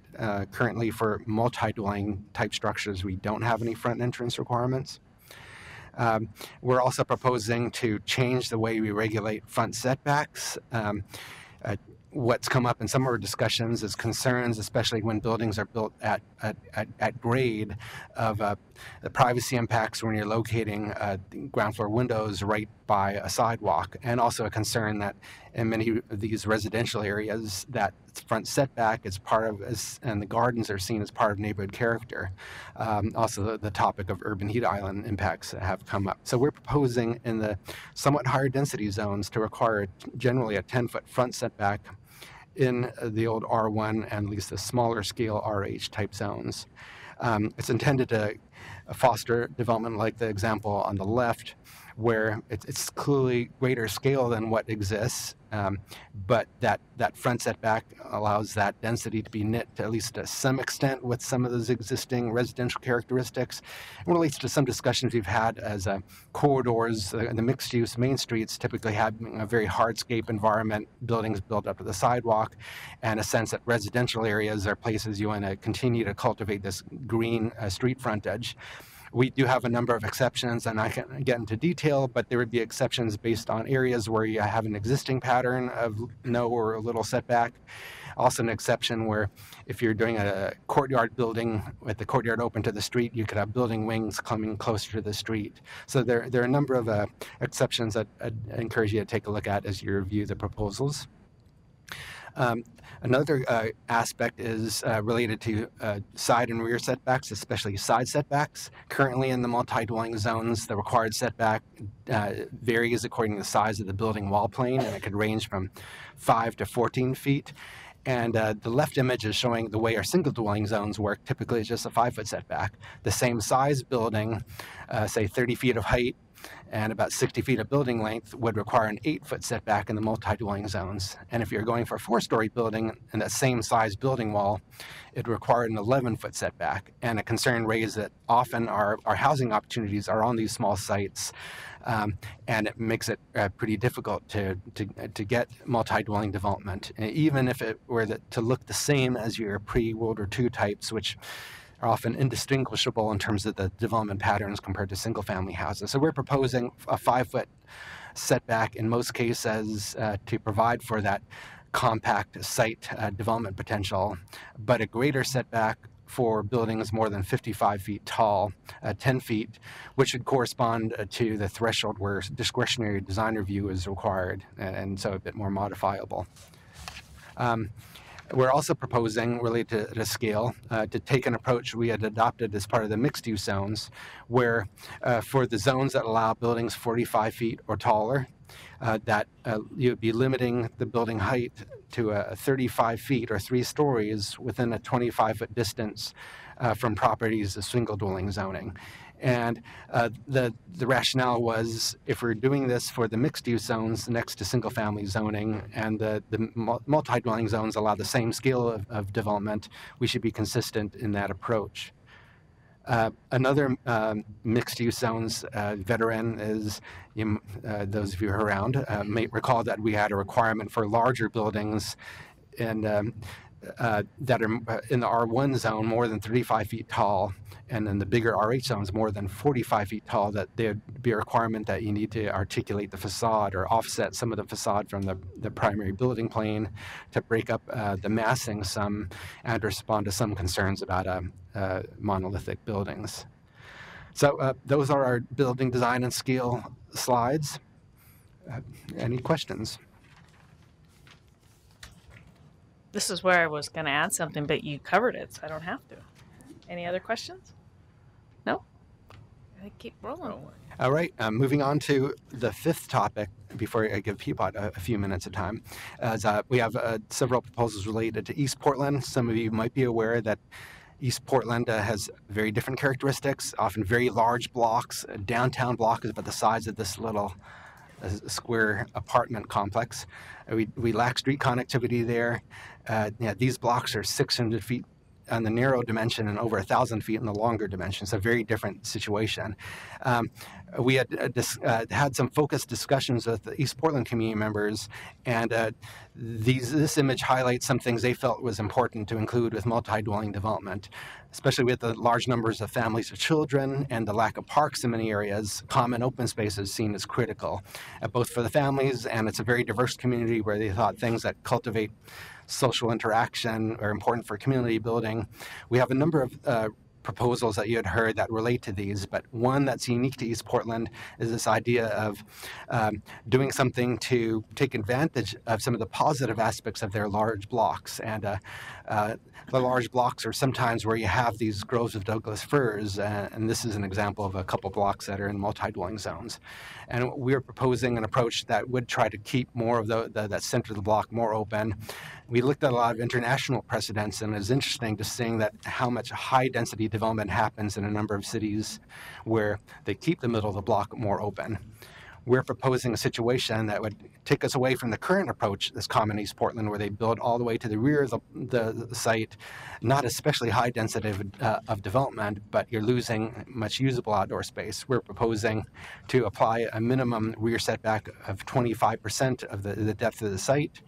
These examples just show the same density, but in a different form that would help achieve that. So this would be a pretty significant change from our current approach. These images just highlight where we are now. Second image, if we just continue what we currently get built in that area. And the mid-block open area rear setback requirement would result something like the third image. But in our community discussions with East Portlanders, they valued some of what's been built there by affordable housing developers, where they often have a centralized common area. So we brought into the proposal a general requirement for that rear setback area, but providing an exception for developments that provide a larger shared outdoor space that might be more central to units, or if you're providing a street connection as something to make it easier to get those connections through those blocks. Would be a definite change from the current approach. Another thing unique to a lot of the patterns in East Portland is they often have these very narrow, deep lots. You can see some development here where the sites are 60 feet wide by 300 feet deep. And you can see the development that's been emerging there. And some of the issues that have come up and taking a look at what's happened is the driveways or parking in such narrow sites occupy a large portion of the site area. There's no real space for getting street connections, and we haven't been getting street connections partially because of this. It's an area that, of course, lacks the street connectivity that we have goals for in our higher density areas. Little orientation to the public street, little space for outdoor space, and fairly high or lack of efficiencies of scale with the infrastructure there. We're proposing in a certain mapped center locations to set a minimum street frontage for development in the multi-dwelling zones in East Portland. And we're proposing for sites that are more than 160 feet deep, setting a minimum of 90 feet frontage. That would move us away from the current outcomes in the narrow sites, allow more flexibility for better site design options, and also provide space when needed for street connections. It's just 60 feet is not enough. 90 feet provides a fairly good range of options and space for the street connections. And that would apply just in these areas: J District, 122nd, Burnside area, Rosewood, Glenfair, and the area around Midway. And some of this related to work that PBOT's done on street connectivity. One other thing related to street connectivity is we had heard from developers that our current requirements act as a disincentive to providing street connections. If you provide a street connection through a site, that area is subtracted from your development allowances. If you were to do the same sort of development with a private driveway, which is really common in East Portland, you don't lose any density. We're proposing to allow the density allowances, the FAR allowances, to be calculated before that street dedication, so you don't lose that development potential by providing that public street connection. So I'm going to open it up to questions, but I'm also going to be aware that I'm going to allow Denver to come in here and go over some of PBOT's connected centers proposals. Eli? Well, this may segue over to Denver's presentation, but in East County, I guess I like the proposal of counting FAR pre-dedication. But I hope the city's done some economic analysis to figure out that even if you do that, you still lose site area.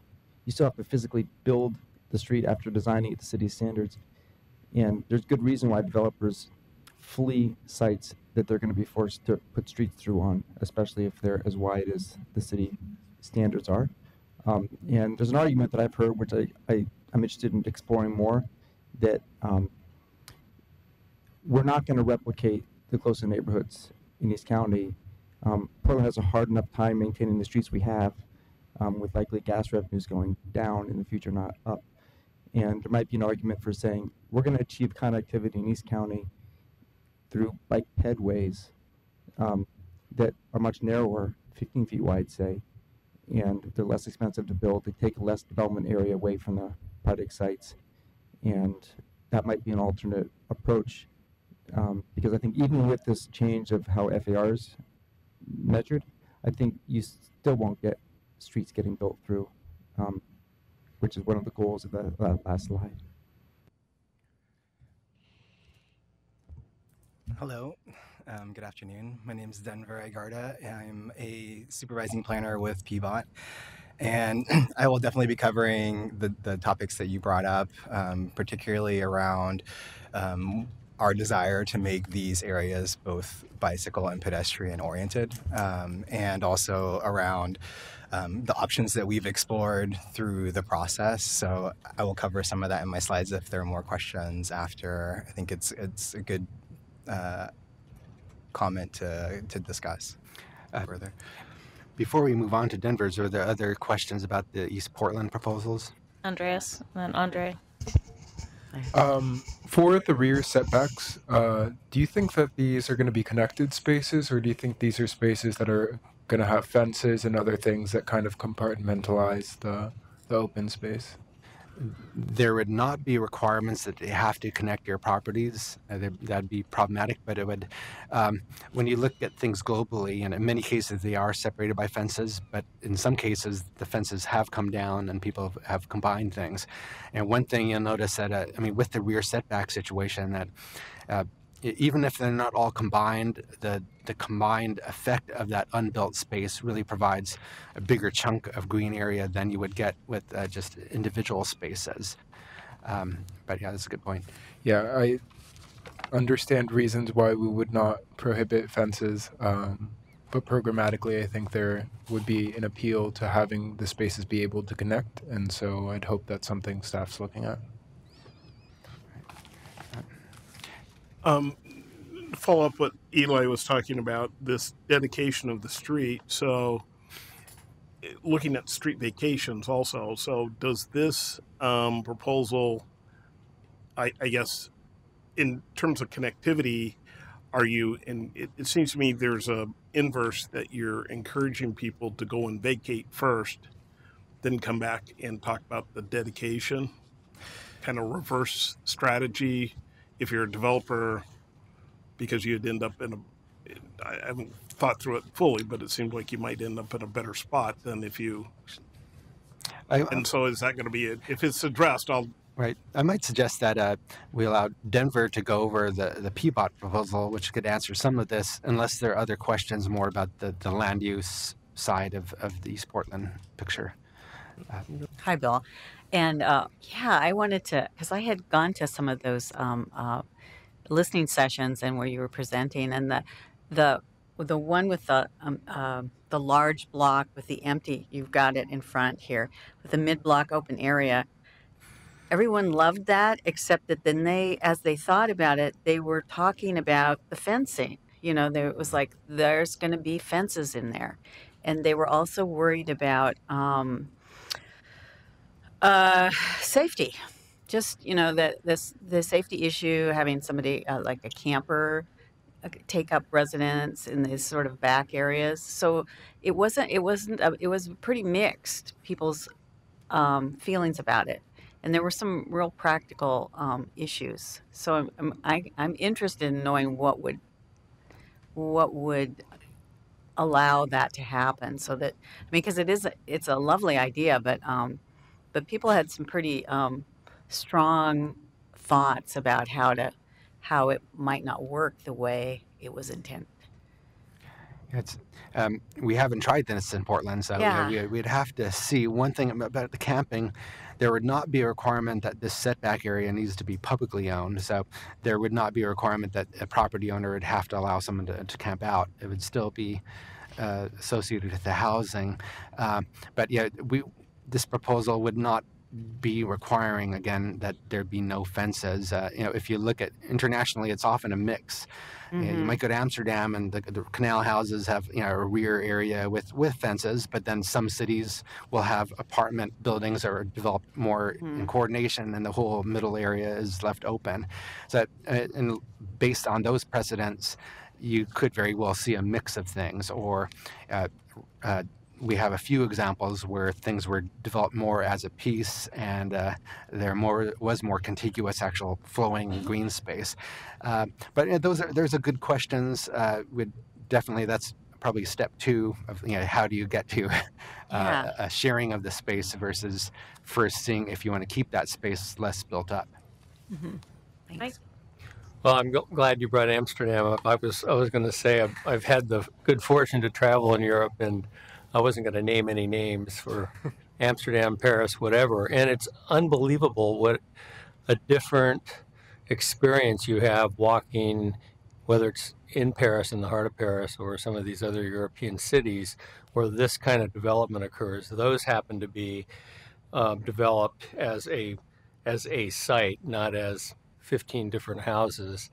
But to the extent that we can really be promoting this and try to figure out how to crack that nut, I think it's really would be well spent effort, because it does have an incredibly positive impact on the neighborhood. Right. So in other words, we all know that there are places that have done this, and we need to be looking to them to provide some input in terms of how to pull it off.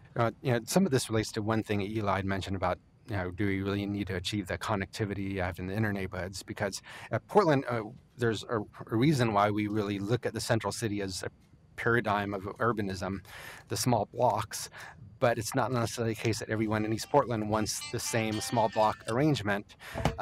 Small blocks make it harder to do some of these arrangements. Actually, globally, some of the blocks are bigger, and East Portland might actually lend itself to more of those development more on the perimeter, leaving the center more open than inner. So I think part of the interest is, how do you help East Portland evolve into something that's not just trying to replicate or maybe being a poor cousin of the way things are in inner neighborhoods, but really build on the strengths of what's unique about East Portland. And Denver will have some slides that get at that in terms of the role of the streets and creating that kind of block structure. So I think I'm going to turn things over to Denver.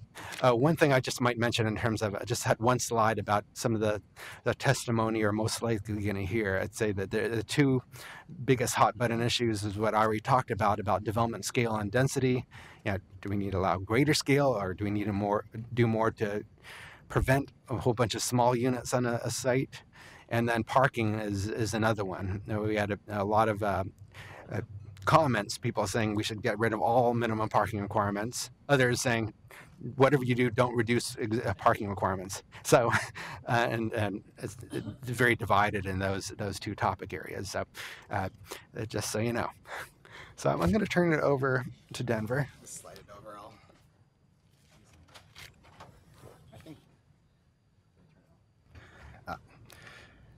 Thanks, Bill. And this can be a continuation of the themes that we were just talking about from Bill's last section. And, you know, this has been a really unique planning kind of collaboration where we fully integrated this topic of the street connectivity along with the multifamily rezoning project from the very start. And so, you know, that included all the outreach, the listening sessions that Katie was talking about. We were talking about these issues together, and I think that's a really important aspect of us getting the best possible proposals in front of you. And thanks for the opportunity to share some of the information on the Connected Centers street plan. Really, these are like the tools to complement some of the stuff that we're putting into the zoning code. You know, the focus again for us was on centers, and particularly centers in eastern neighborhoods. Bill and I selected the two focus areas, the J District and the Rosewood Glenfair neighborhood centers, because they have a high proportion of multifamily zoning and they have these issues of connectivity. And so we really did quite a lot of analysis into those specific areas. In these areas, we've really struggled to get our street connectivity standards, which is 530 feet. Hopefully you'll see through the slides that how important the connectivity is to actually creating the neighborhoods that we envision for the people that will be living there and live there today. One thing I wanted to bring up is that we have just freshly published the revised version. This is the second public draft. It'll be packaged together with the appendices. I think it's Appendix H, that will be coming to you. This was just released on Friday. And so you'll have all that in your hands. The thing I wanted to show on this slide was the map that highlights where Jade and Rosewood are, but also the difference in scale between the connectivity in the downtown, which is the top grid graphic, and then inner neighborhoods and outer east neighborhoods. And inner neighborhoods are roughly meeting our connectivity standard, which again is 530 feet between full street connections. Downtown is closer, obviously, to 200-foot street grid. The Paulus comp plan's also directing this work. Centers, as you know, are envisioned as anchors of the community. They're intended to be supremely pedestrian-oriented places, first and foremost, all connected by high-quality transit access. And there's a policy 3.19 in the comp plan that calls for us specifically to develop street plans for these areas that don't meet connectivity needs. And so in East Portland, as you can see on this map, most of those areas were developed in the 80s and 90s, were annexed in the 80s and 90s after the urban patterns had been developed. The busy streets are pretty well connected, the arterial streets, but the local streets in between those are very disconnected and deficient, which means you're having to use those busy streets a lot more. You're going out of direction, often very much disincentivizing walking and biking, and requiring residents to basically need to use their car for most trips. That's not sustainable as these centers develop and grow. These are the places we're directing the growth. And so We have even in our city code under Title 17 requirement to ensure that we're providing an adequate level of street connectivity to support the land uses and really ensure that the neighborhoods that we develop are livable as the pressures of growth continue to increase. Currently, we're not getting the connections that we should be, and I'll explain why. Mostly where we're getting connections, it's limited to where we're getting land divisions because it's clearly spelled out in the zoning code. The typical pattern we see in these neighborhoods is the graphic at the top. Private driveways that are developed, as Bill showed, those rail car looking kind of long, kind of developed sites that are very deep, that provide no public access whatsoever. Even if the driveways happen to line up, they're private. And in Rosewood, those lots can be as, commonly deep as 300 feet. So it's resulting in what you see there, which are, what looks like, in some cases a connection, but that it's completely limited to private access. Bill already showed the slide, so I'm not going to dwell on it, but I will show this is actually a typical, typical block in the areas that we studied, and you can see that development that we've shown a few times now. We tried to show what, the middle graphic shows what kind of continuation of that development pattern could do, which is, really what I want to emphasize is that we're trying to avoid the situation where we're building walls that will not allow us to get the connections that we need in the future, because we know that we need them. And Bill's already covered the issues with the loss of green space. And so that example on the far left is the same he showed, which is not only incorporating a street connection, we're trying to find out if there are ways to get, pedestrian and bike connections at the same time. The biggest challenge that we have in these areas is the requirement is for a street connection if you don't meet the spacing standards. And right now, the standard street is about 50 feet of right-of-way, and sometimes up to 60. And so you can see the amount of space that takes up in the left photo. In the J districts, about 3/4 of the lots are less than 90 feet wide. So you can see that just doesn't make sense. And so a partial street is an option, but that still requires, up to, 40 feet of right-of-way dedication, which also is very difficult on those sites. And so up to now, a lot of the reason why we're not getting the connections is, those are our options and they just don't fit. And so we are going directly from those options to no connection at all.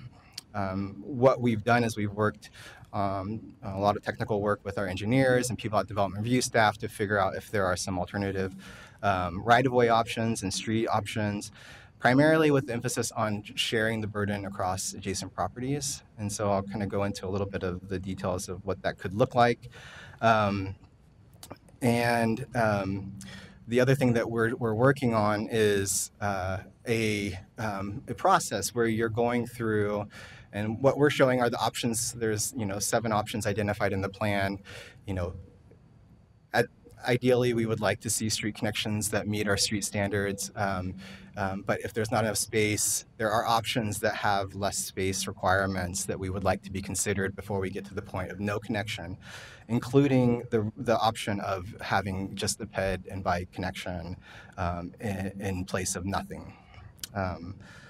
So this is a graphic that shows some of the kind of at a plan view, some of the idea of how 2 adjacent properties could share the burden of the improvement. I already showed you in that image a partial, what we call 3/4 street improvements, pretty typical of like wider 50 to 60 feet of right-of-way. But we are looking at some other alternatives that get down to 28, 23, or 20 feet as part of the initial phase of a development on one property, and then completing that street when the adjacent property develops. this is kind of more of a profile view of what those options look like.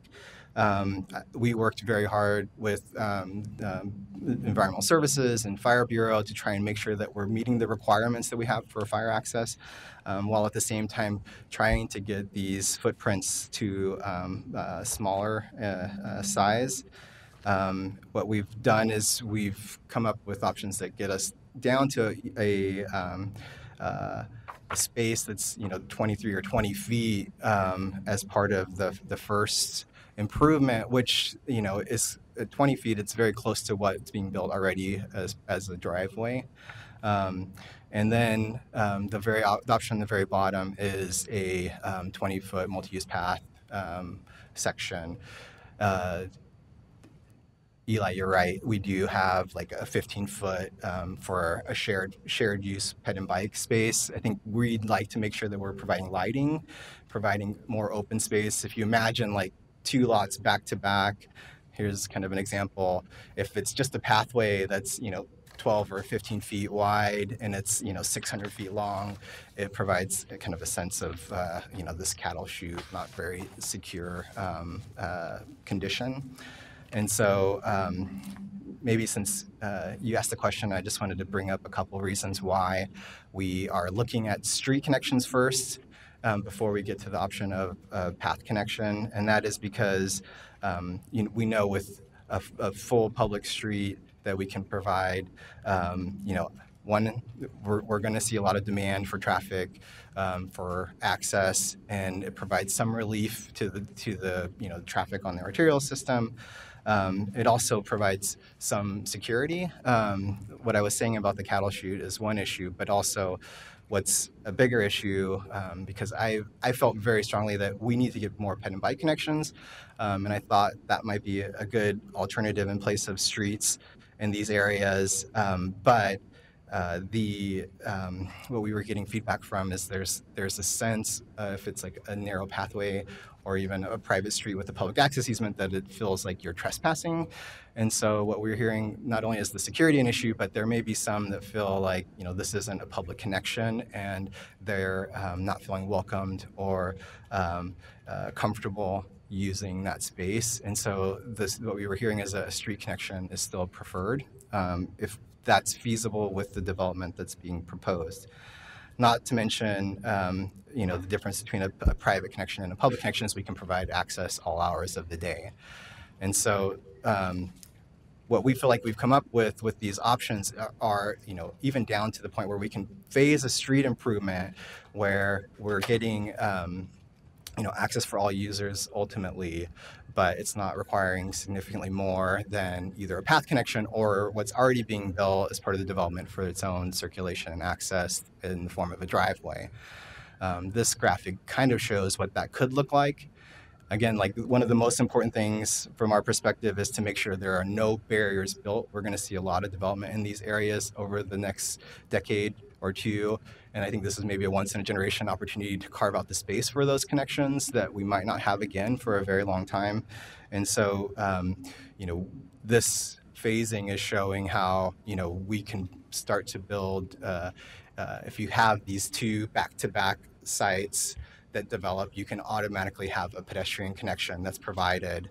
And we wouldn't open up the street to the full through street until all 4 sites are built and the full street's provided with all the amenities that we expect from a street. Just one or two more slides. We, at the same time, wanted to think about not just the connections within the centers, but also the access to them. And so we did work with the communities that we were in to find out how people are getting to the locations. Like we called it like a safe route to centers, which is like, thinking of the center as a safe school, like a safe route to school, and just figuring out what are the connections that are there, the connections that are missing, and improvements that can be identified both for investment and for just designating our classified networks for peds and bikes specifically. This is my last slide, but this is just a recap that there are proposals within the Better Housing by Design draft. One of the more important ones that Bill didn't touch on was that we are very clearly setting, spelling out the connection to the Title 17 street connectivity requirement in the multi-family zone. That's also been done with the mixed-use zone that is going to be going into effect shortly. Okay, so if we could kind of shoot for just taking about 5 minutes of questions here, and perhaps to do that, we may need to just pose questions to be followed up on. So, Eli, your hand's been up for a little while, then Andreas, Andre, Mike, Chris. Okay, so for follow-up That later. many, it is just going to be questions with follow-up later, Yeah. ideally. Well, I'm still interested in the narrower version. It seems like if you really want to get this done, you put like 8-foot wide path down the middle, 3.5 feet wide on each side, or maybe 4 feet wide for landscaping, trees, street lights. And you still have, with 10-foot setbacks, you still have 36 feet between building faces. That's not a little blind alley, because setbacks would apply, front yard setbacks would apply. And then give an FAR bonus for putting that through. And then maybe the developer would actually like to put it through, get frontages for the homes. I mean, people doesn't have money to buy this land, so you're going to have to get it somehow.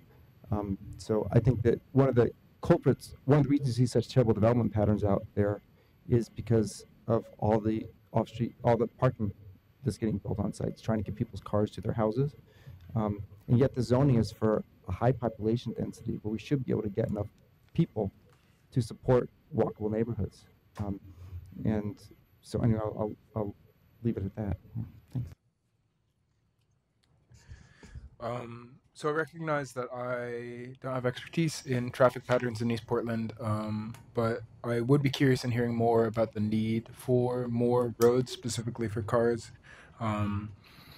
This seems to clash a little bit with what was said earlier in the presentation about the advantages of bigger blocks and looking at places that have larger blocks and those having innate benefits. And it also seems a little bit difficult to recognize that you could use less space, and we just had a conversation about asphalt and reducing the amount of asphalt that's used as play area for children, and now we're talking about adding asphalt. And so I guess recognizing that it could be done perhaps in a smaller way, or recognizing that there could be alternatives to it, I'd want to hear a little bit more about why the best use of that space is to build more roads for cars.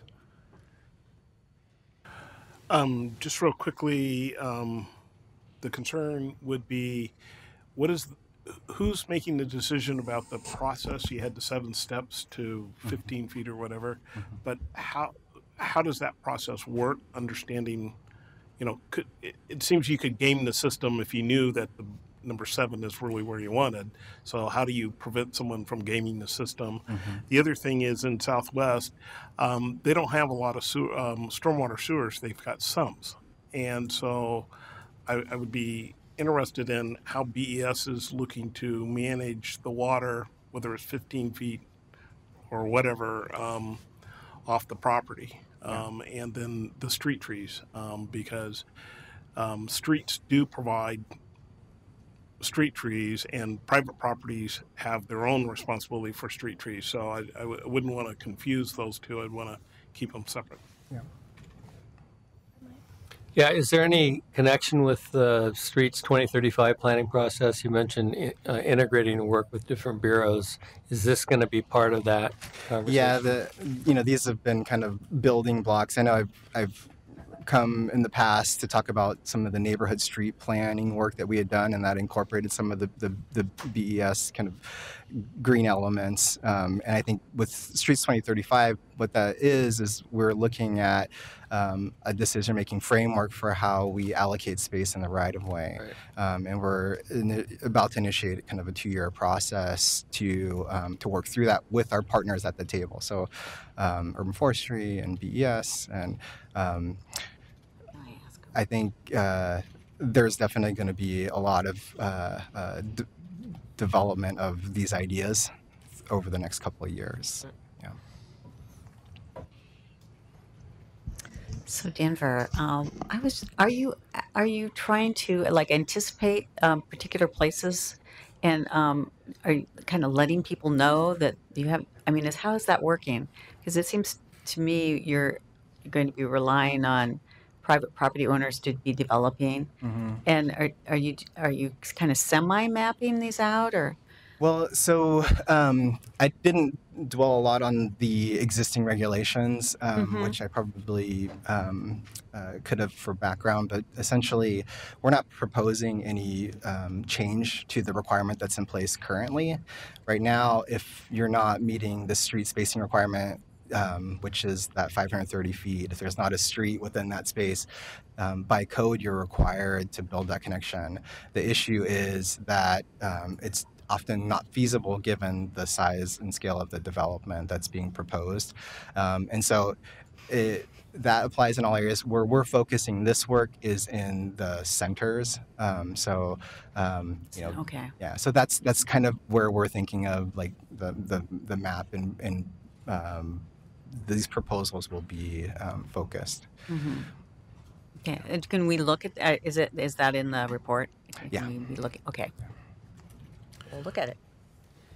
And I'll post that as an Appendix H by tomorrow. So you'll have a link to it if you go to our Better Housing by Design project website. Following up on Andre's question, I'd love to understand a little better, and you can do this offline, as you go through that progression of widths and keep stepping down. Where's the expense related to stormwater? At some point, are you no longer worrying about stormwater if you get narrow enough for, because I know when you do the 52-foot street, typically you've got storm sewers and all of that. So how does that infrastructure and cost kind of fit into that taxonomy? I'm curious if as you get down towards the multi-use path, if you have a step there that's kind of, a bike ped environment that's also kind of a VUNER. So a car is welcome as a limited guest, not excluded, but it's clear that the orientation is for bikes and peds. So you kind of get the right priority, but not exclude anybody. And I am curious, just administratively, how you'll make this happen as development happens over time, and you don't get two adjacent property owners picking different building orientations that basically preclude the connection. How are you going to make it happen, in segments, if you have a strategy for that? Yeah, that's good. That kind of was my question. Different, yeah. Doesn't look like Michelle or Ben have questions, correct? Okay. I just have one quick one. And again, this may actually come maybe more through the residential infill project, depending on timing. But I guess, and Eli has triggered this question, but trying to get my head wrapped around the intersection between an R2.5 and kind of our low and RM zones, and kind of where I guess these are happening versus the R2.5, so I can kind of see the sense in that difference or not. So that'd be helpful. And if there are no further questions, Eli's going to jump on in there. Go for it. Here. I mean, in some ways, Denver, your discussion feels maybe even more applicable to the residential infill project, because there's more areas in East County where you have large lots that are zoned single family than there are multi-dwelling, where you actually have chances to put whatever these streets are going to be through them. So I guess I don't know how the interplays between these different code projects, but it seems like there's maybe more opportunity to do the connectivity just because there's more portions of East County that are zoned single family than multi-dwelling.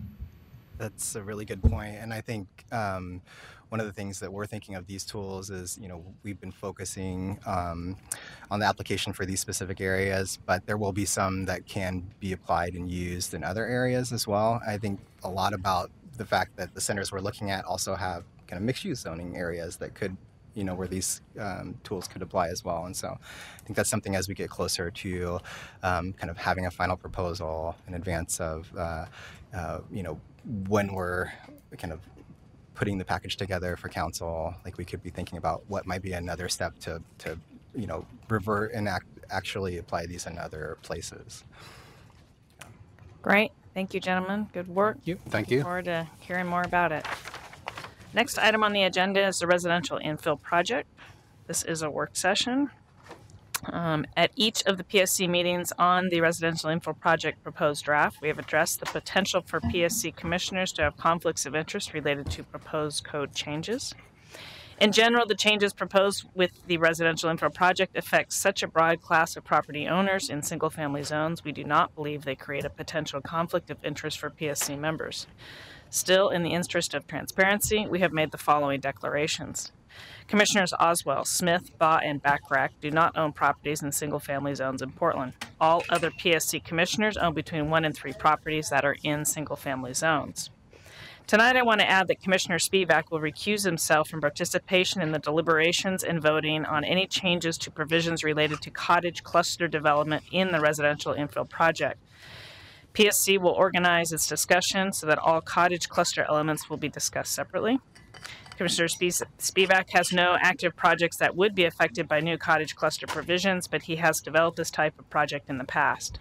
Again, in the interest of transparency and clear division of interests, he has agreed to recuse himself on this specific part of the residential infill project. That is a mouthful. Thank you very much. Welcome back. Kat, I'd like to add something really quick. Sorry. I have to amend my statement. My partner and I have put in an offer on a home in an R5 zone, and as of yesterday, that offer has been accepted. So I may be an owner of an R5 home in the future. Congratulations. That's very exciting. Perhaps just as a reminder for those who are also listening in and for yourself, certainly encourage and welcome participation and discussion. But since you're an employee of a city entity and not able to vote, just a reminder, you can also not offer up amendments as we're moving forward through the process. So if people are wondering kind of how that's all shaping up, that's the topic. They're coming. We're passing paper this way.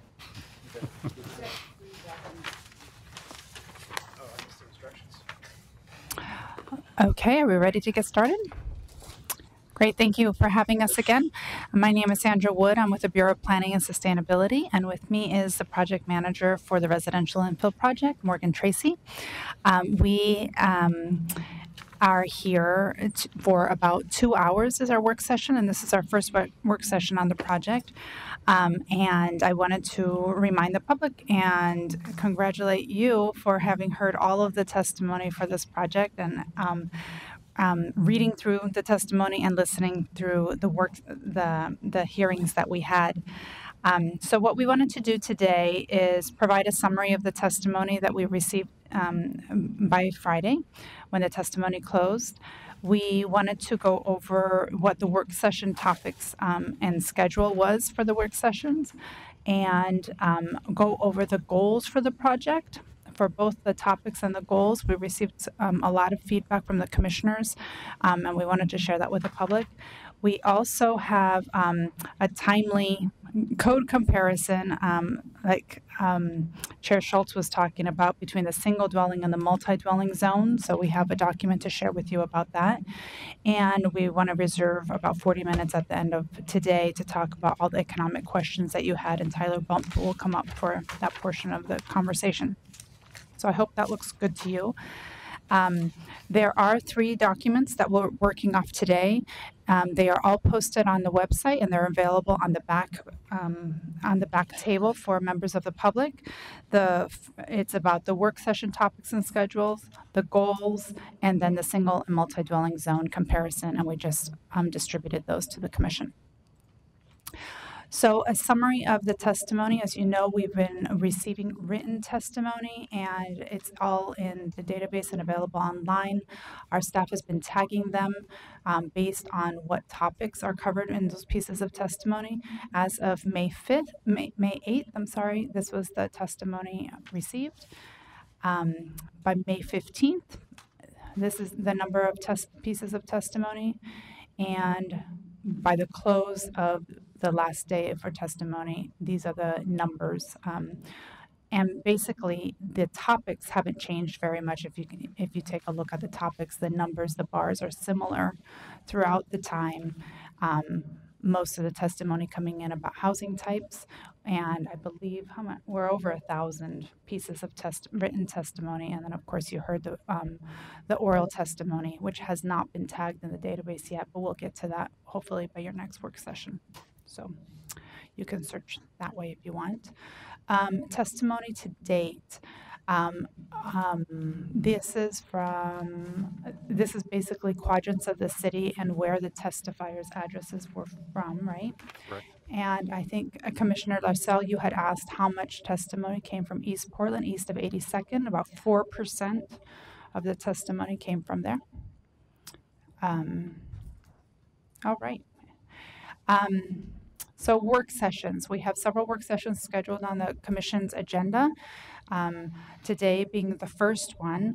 What we did to organize the next few work sessions was take all the topics that you had described in either in orally to us or all the emails that you had sent us and said which topics that you were interested in.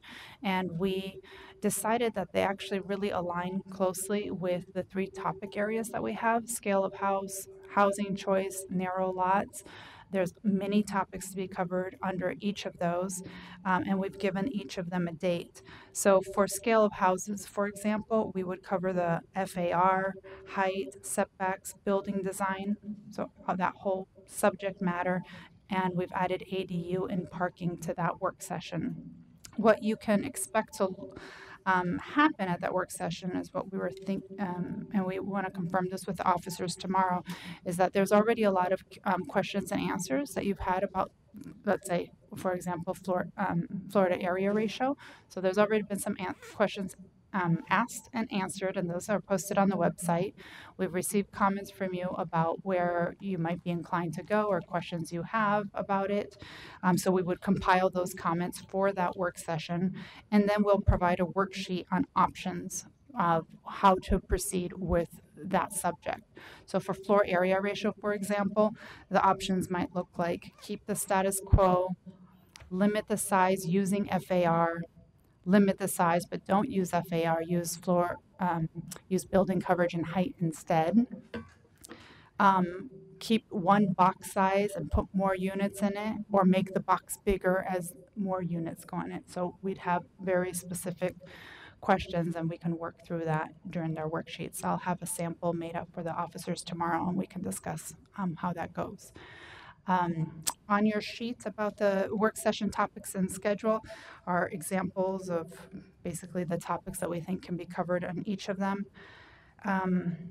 And we also recognize that most commissioners, and we've reflected on how we've done our work for this project, it was very iterative and all interrelated. So oftentimes we would have a discussion about scale, we would make a tentative decision, have a discussion about housing choice, make a tentative decision, have a discussion about narrow lots, make a tentative decision, come back to scale to see if that tentative decision aligns with the other 2 decisions, and back. So we're hoping to provide for some time to do that in July. So we'll see how this goes as we proceed, but that's our rough framework at this point. So with that. Yeah, so first I wanted to thank you all for taking the time and digging deep and sharing your thoughts and aspirations for optimal outcomes for this project. As you know, there are a lot of objectives on the table. We have that famous spinning wheel of different objectives, but in addition to that, the Commission is bringing your own values and perspectives to this conversation. So now collectively we're going to try to advance all of these. It's important that we recognize that these objectives need to nest within the comprehensive plan, and optimally they will serve as mutually reinforce each other as opposed to being at cross purposes. And we've struggled with this a little bit with our own work, and I think as we work through the work sessions we'll start to see some of that tension between some of these goals and objectives. But the purpose of this exercise is to give the Commission some space to discuss your goals and help prioritize these goals as a touchstone for our upcoming work sessions as we address possible changes to the proposal. This slide that you see in front of you just gives a summary of sort of the most frequently cited goals that we found. They fell primarily into 3 categories of providing equitable benefits and costs, including lessening displacement and increasing home ownership possibilities, providing for more housing options, which means more types and more places for a broader spectrum of people, and encouraging internal conversions and ADUs as a way of reducing demolition pressure, and addressing housing affordability. And I wanted to note, we have this summarized as less expensive housing options, and that's because housing affordability is different from regulated affordable housing, and the Commission has expressed that both are important. So in other words, this is calling for providing alternatives that address incomes across the spectrum, but it's one of those terms that we sort of struggle with when we talk about affordability. Are we talking about regulated or different options available for a broader spectrum of people? We also heard from the Commission a number of more specific goals, for example, issues around tree preservation, protecting neighborhood context, reducing demolitions that only serve to replace a house with a single house, reducing code complexity, or at least being mindful of that complexity, ensuring the public is effectively involved in this decision-making process, and promoting energy efficient, resource efficient development. So, first of all, we took a lot of your input and thoughts and tried to digest that into a single slide, a little table here, and some of that means synthesizing some of your input, and we wanted to just sort of double check that we are accurately capturing your voices, as there are things on this list that were left out, things that you feel like we could elevate. Some of you included a little nuance to how these goals were presented. Some were sort of primary goals versus secondary goals, and is there a prioritization that we need to be mindful of? I think most importantly, as we sort of have this conversation, is this going to be helpful? Is this a helpful tool for us in our future work sessions to be able to come back to these goals as a way of saying, well, in assessing this proposed amendment, are we doing good or harm to our list of agreed upon goals? So with that, I will open up the floor. Well laid out. Thank you. So who wants to get this rocking and rolling? Chris has his hand up. I can always count on Chris. Thank you. So I'm going to go all the way back to the Portland Plan and the equity umbrella, which for me is kind of a guiding light for how we approach this. I've expressed some of these musings in email that I think many of my colleagues have seen, but just to get it out on the table, trying to figure out where the benefits and the burdens go in this whole process. And I think the context for that is understanding that the people who own property in single-family zones are already at the top of the income strata and have done pretty well in the overall economic calculation.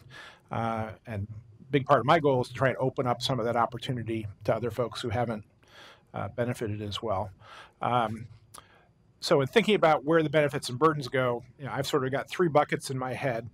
Kind of counterintuitively, by giving more development rights, we're probably making those properties a little more valuable. So the people who've already got a lot are getting a little more, but maybe that's okay when it all balances out. Obviously, displacement is a big risk at the bottom, and I think we put displacement mitigation on the list appropriately. But it seems to me that the big benefit out of this project is going to be in the middle of the income range. That we're not creating very many of what I think people would call naturally affordable housing. This is the bottom is going to be 80% of MFI, and I would guess that a lot of these units will rent for rates that are more like 100 to 120% of MFI.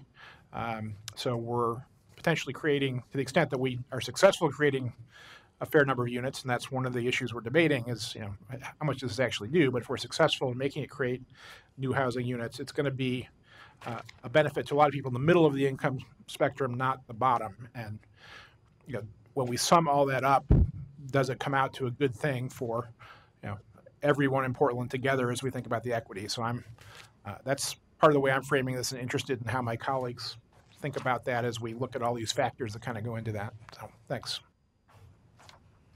Jeff? Oh, and then Mike, because you whispered in my ear and I skipped over. Oh, go ahead.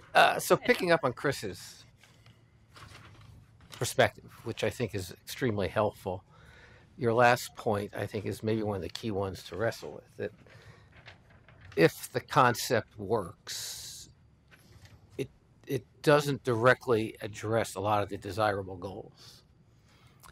I would say you can't address every goal with every zoning project. So if the focus of this zoning project, and I think it rightly is where Chris said, it's gonna, if successful, create more housing opportunities in desirable neighborhoods, smaller units, duplexes, hopefully some affordable for sale in a middle income. I think one of Eli's comments, this is for the nurses and the school teachers and the nonprofit workers, ideally. And I think we have to accept that as the I think we have to accept that as the desirable outcome, and it's not going to be easily achieved, because we've heard a lot of testimony, even from the supporters of the concept, saying the package doesn't do that today. I don't think we heard anyone who said it's perfect as is. I think everyone who wants to see this concept work came in with lots of proposed amendments. So I think we're going to have a burden to try to figure out what that package of amendments is that's going to achieve the goal of what Chris said and I echo, which is it's somewhat targeted at a middle income spectrum. And so I have two final thoughts. One, I think to achieve that, I would caution not trying to do everything. Everything on this list is a desirable goal, but I think if we try to do everything, we'll overburden the fundamental core concept we're trying to achieve, which is expanding density and housing opportunities. And so I would, as we work through amendments, I think it's going to be very hard to edit ourselves to say, here's 10 good ideas, each one of which will make it a little bit more complicated, a little bit more expensive, a little bit more difficult to achieve our core objective, and then we don't achieve anything except a lot of time, energy, and very little hope of a successful outcome. So that's a caution. I don't know if we can do that, because we all have ideas that we think are absolutely critical. So it's going to be, I think, a challenge for us collectively to work that through. And the last point I would make, and this is one that comes up frequently, is by creating more housing, even if the housing itself is not going to directly assist the people at 80%, 60%, 30%, do we ultimately help everybody? By creating more housing, it's the classic supply demand. If we just can increase the supply of housing at a middle strata, does that help everybody on the lower end of that ladder? And it's a concept that the economists tell us is true. I mean, I think it's true, but I also understand that it's sometimes hard to believe that creating lots of housing affordable to people earning 100, 120%, 150% MFI, what good's that going to do for the person struggling at 30 or 40%? And I think the answer is ultimately, we think it will help them.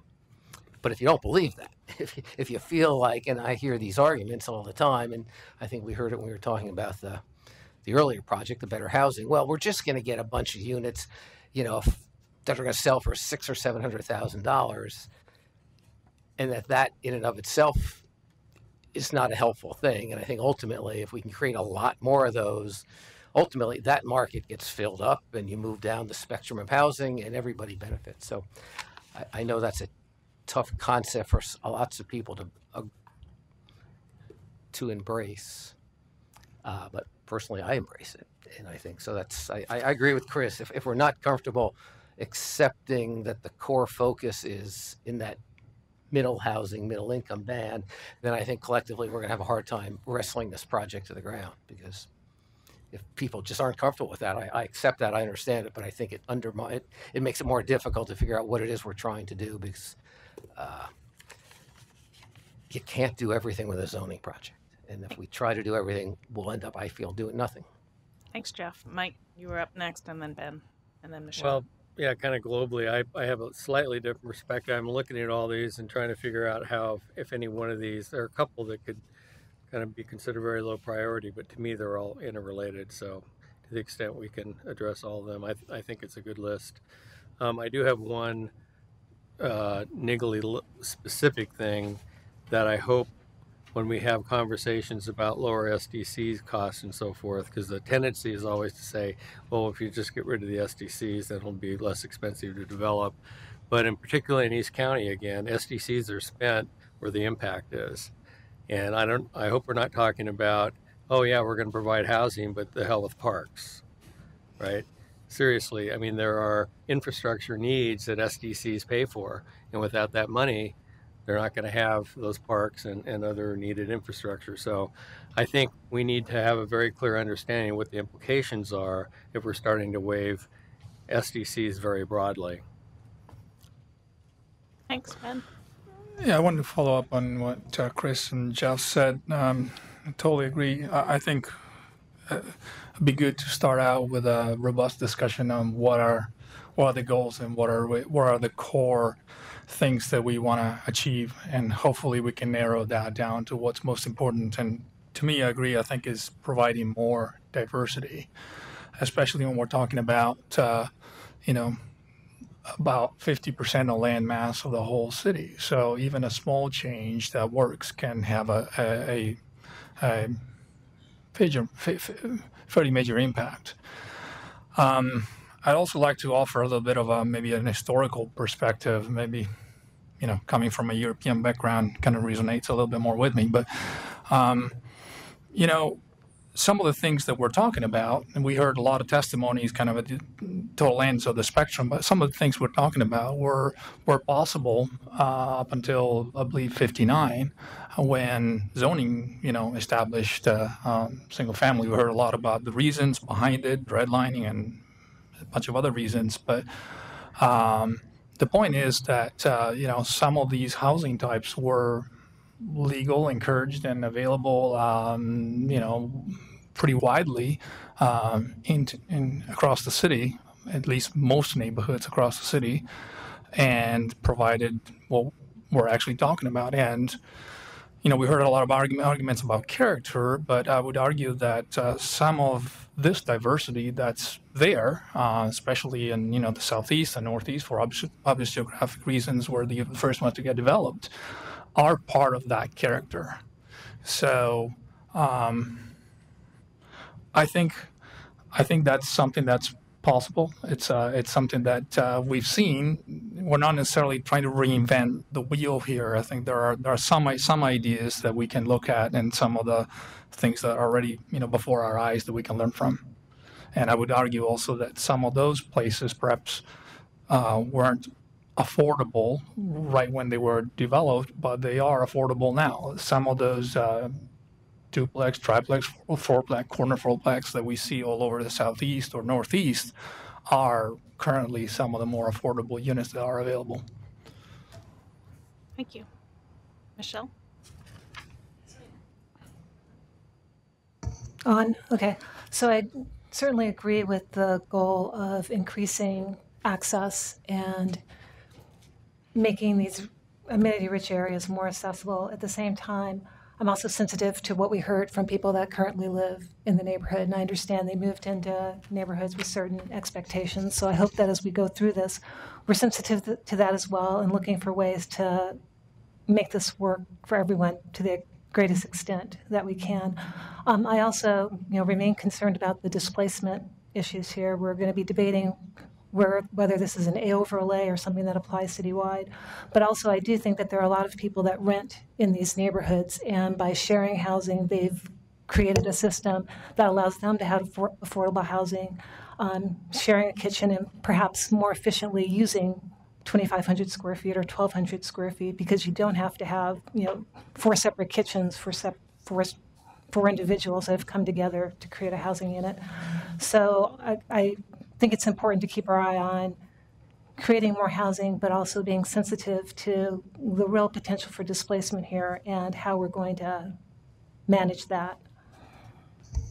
Can I just ask a clarifying question, making sure we're on the same page when you talk about accessibility?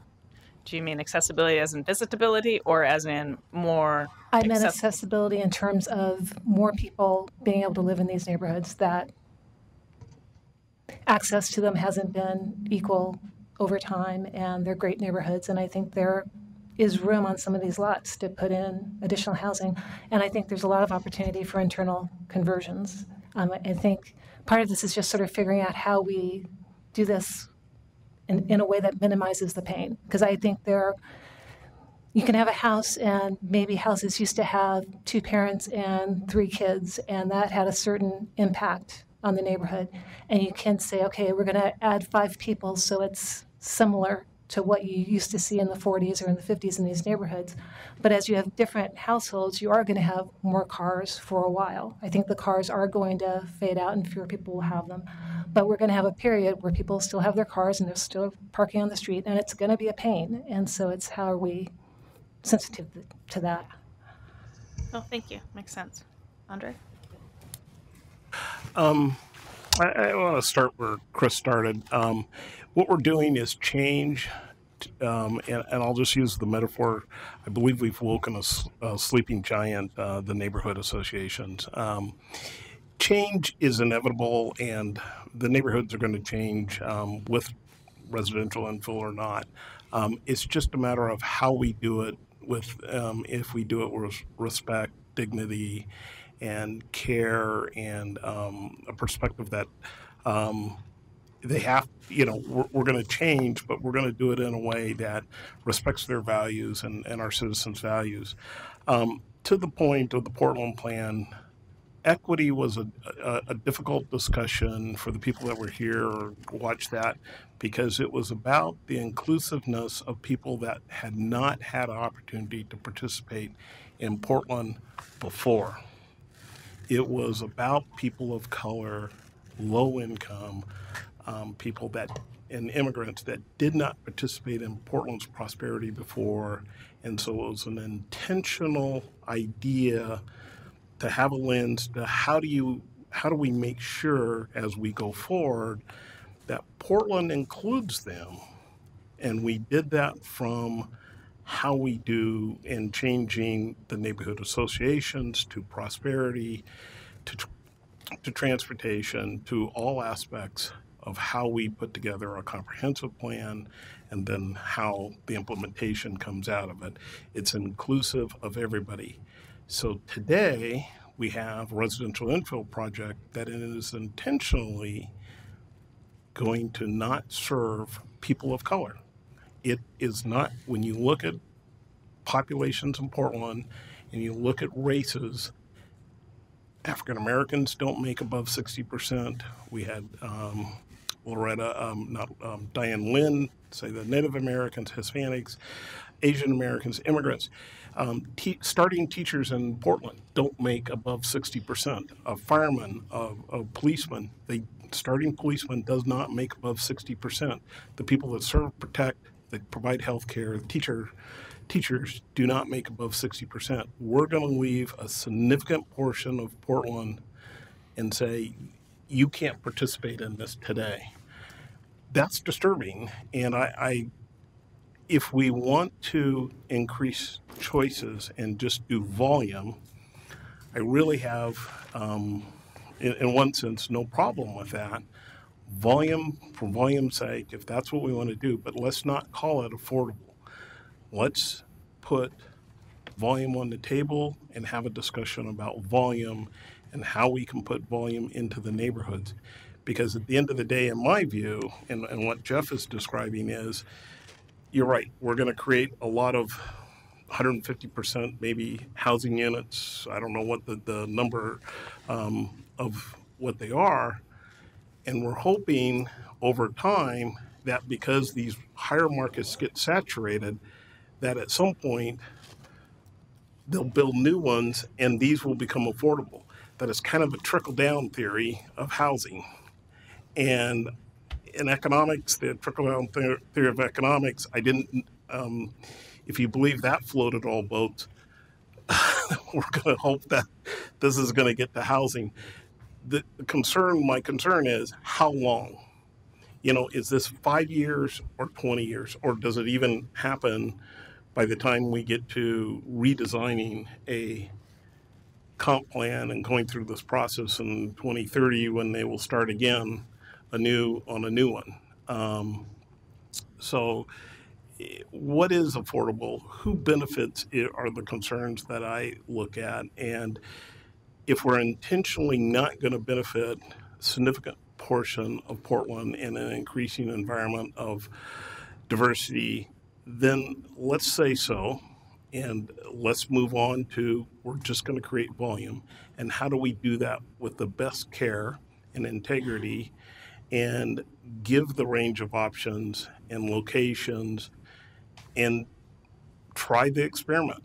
And at the same time knowing that we probably will cause displacement, because the people in East Portland came, when you look at the maps, when we did the early comp plans and the buildable lands inventories, the people from East Portland came from North and Northeast Portland, and they moved there. They don't have a place to go if we displace them. So we just need to be prepared for what are the other things we need to do 5 to 10 years from now when there's the displacement.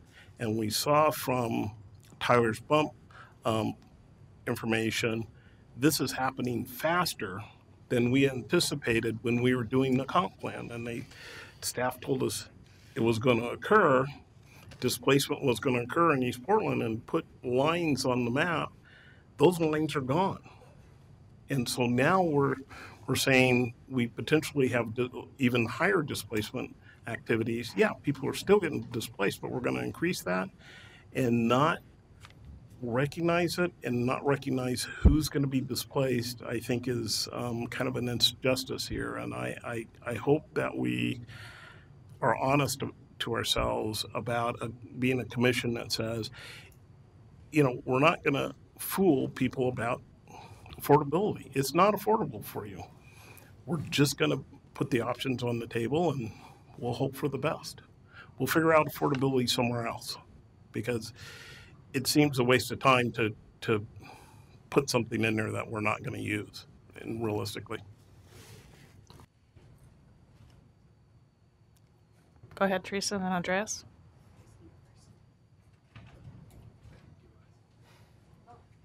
We're all going to get a chance. It's all good. So I was really encouraged by the list of goals from the Planning Commission. If I could make a generalization, I'd say we seem to agree with the notion behind the plan, and similar to some of the testimony, we have different ideas about what should be tweaked, if anything, which is really encouraging to me personally, just because I can't remember the last day I have not thought about residential infill in some way. I think that for myself, it makes sense that new construction won't be affordable, not just in a regulated sense, but in something that is newly built is not going to be sold or rented at a rate that we consider low in the city of Portland, and that seems to be logical. But when I look at this list, which I appreciate staff organizing because it's much more organized than my list, like Mike, I think that they're interconnected for me. There's questions that come up of recognizing that new construction won't be affordable. How can we make it more affordable? Again, not hitting 80% on all construction, but what can we do to drive down costs? What can we be doing to reduce and address displacement? I think that there are really important questions about what's being torn down to be replaced. Is that something that was being rented previous? Is that something that, due to market patterns, was already naturally affordable to a degree? And thinking about what it means when the project could lead to those buildings being lost. I think that really recently in the conversation, I've seen an uptick in how we can incentivize preservation, and I think that conversation is really interesting. There are people who talk about it from an environmental perspective. There's, I think, an important affordability perspective there as well, of recognizing that existing buildings are cheaper than buildings that are being built. And so what can we offer to those owners of those buildings to keep the building and do internal conversions and add an ADU to build more units on the property while maintaining the original structure, which is already operating at a lower cost. And I'm excited to see where that conversation goes. I think another component I want to emphasize before I pass the mic is, like Michelle and Chris, I think that success for this project for me doesn't look like increasing the number of kitchens and bathrooms. I think that there is a danger in this project of simply compartmentalizing units and increasing not livable spaces in a way that doesn't substantially change the housing stock. Yeah.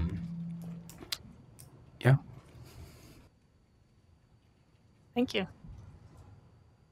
Teresa's really holding out. Yeah. Yeah, it's going to be Gonna good. drop the bomb on us there. So I think housing does trickle down, even though I don't buy economic trickle down theory. The many people who came to testify to us about beloved older, smaller homes and the affordable housing that they provide, those were large at the time they were built in many cases, and they have become more affordable over time as they've aged. And I think that Portland, I think of the people I know who live in single family neighborhoods who have had a good deal renting in them. They're doing it three ways. One, they live in a house that was divided up internally. Another is they live in a little plex that used to be allowed in that zone.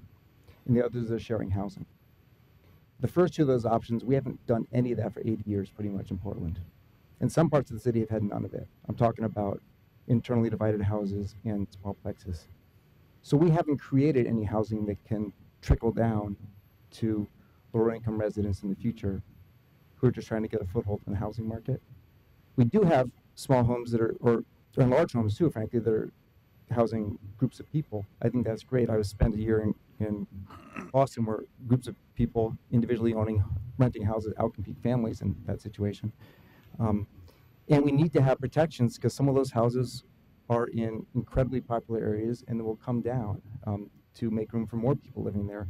And that's why we need to have protections like relocation benefits with some oomph to them so people are protected in that situation. And we actually need to do a better job of that with respect to household configurations.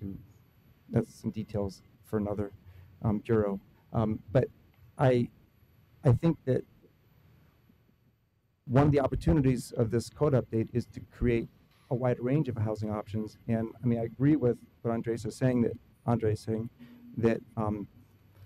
regulated affordable housing is not going to have a big role in the single family zones for various reasons.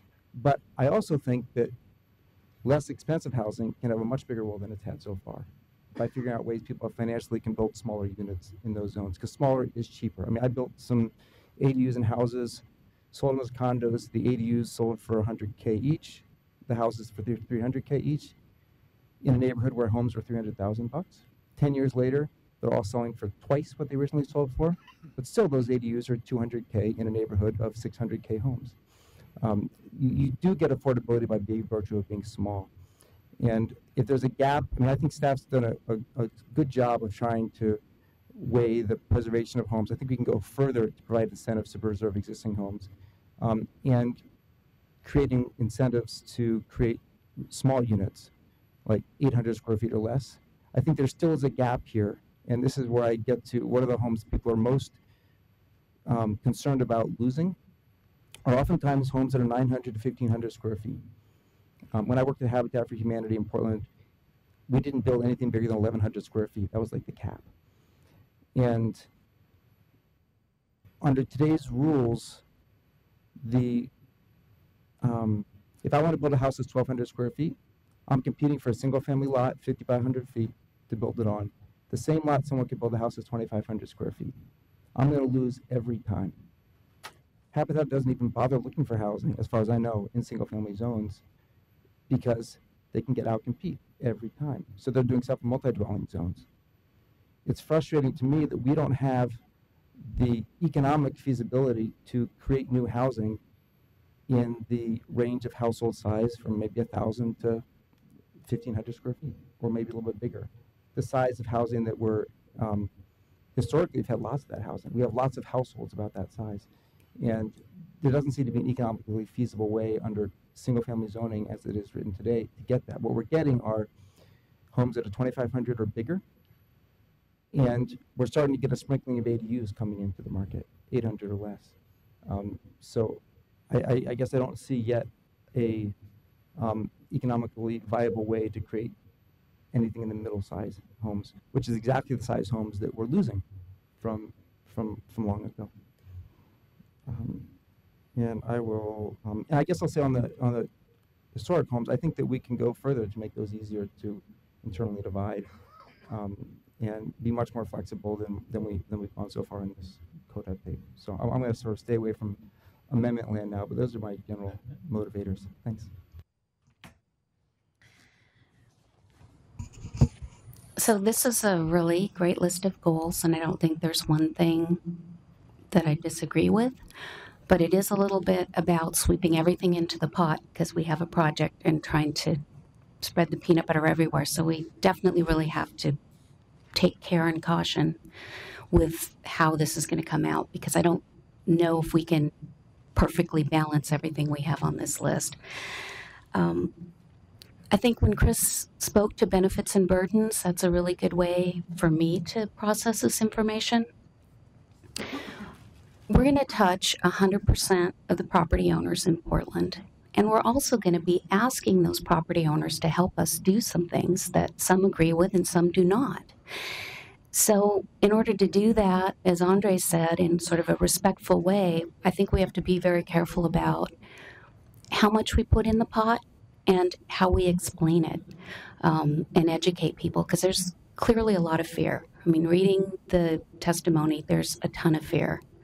And that's real to people because we're talking about their house, where they live. Every day they go there. And so it's, you know, it's sensitive and it's wide-ranging inside of our city.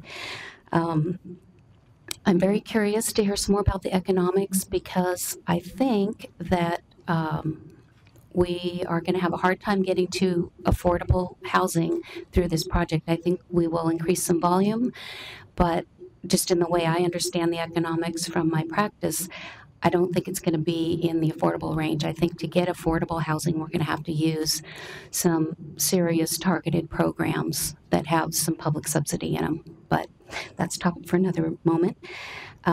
I do believe that concentrating on adapting current structures has a lot of value for us. It reduces demolitions, keeps neighborhood context, theoretically creates more affordable housing. So that's one area that I think a few have spoken about that we should really make sure we have a good solid piece in there. One other area I'm kind of concerned about is the infrastructure, and if we're putting the cart before the horse in terms of wanting density before we have enough roads for people to drive on or whatever, and then expecting an average homeowner to take the burden of building streets. So if we're trying to make a program that's going to be equitable and helpful and increase the value in Portland, then these average homeowners have to be able to access it and take advantage of it, because if it's so complicated and so expensive that it will only be the development community that can take advantage of it, I think we're doing a disservice to the public. And then lastly, although that's not part of the project either, I think we really need to find a way to help current homeowners stay who are in those smaller houses, barely on the edge of making it or whatever, just to give them a little bit of help to be able to stay and to remain in affordable housing. One quick add-on, I think, to Eli's comment. I've lived in a fourplex, a mid-block fourplex for 40 years in Northwest Portland. And that actually has accommodated over that 40-year period a number of people who just got out of college. They all are homeowners now. They were renters for a number of years and moved up into their own home. So I think to the extent we can, in fact, and by the way, they're 625 square feet, and there are couples living there. That's plenty of space for a lot of people. So I really do think we need to think a lot about the fact that you don't need these larger units for everybody, and that those units are a way into the market. Katie?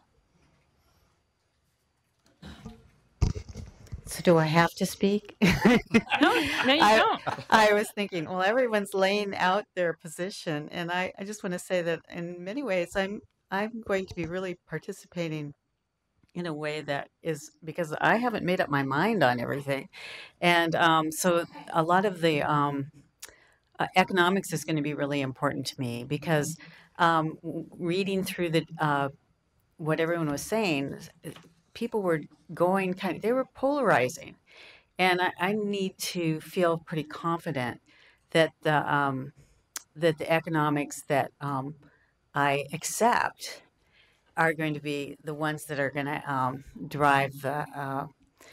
drive things. And I did say that I did want to say that the one thing that I'm really interested in is kind of keeping this local Portland. I mean, I know that there's going to be developers buying things and redeveloping, but to me, it would be a success if a lot of the people that are redeveloping the lots are people that intend to stay there and live there. To me, that would be the flavor that I would like to see.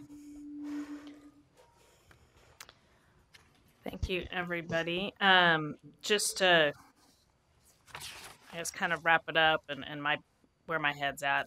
Definitely, Chris, you summed it up well, as you always often do, very eloquently. So for me, I absolutely agree. This is a middle housing affordable, and that's probably just a word we need to get rid of. I agree, Andre. Strategy. It's about creating more housing diversity.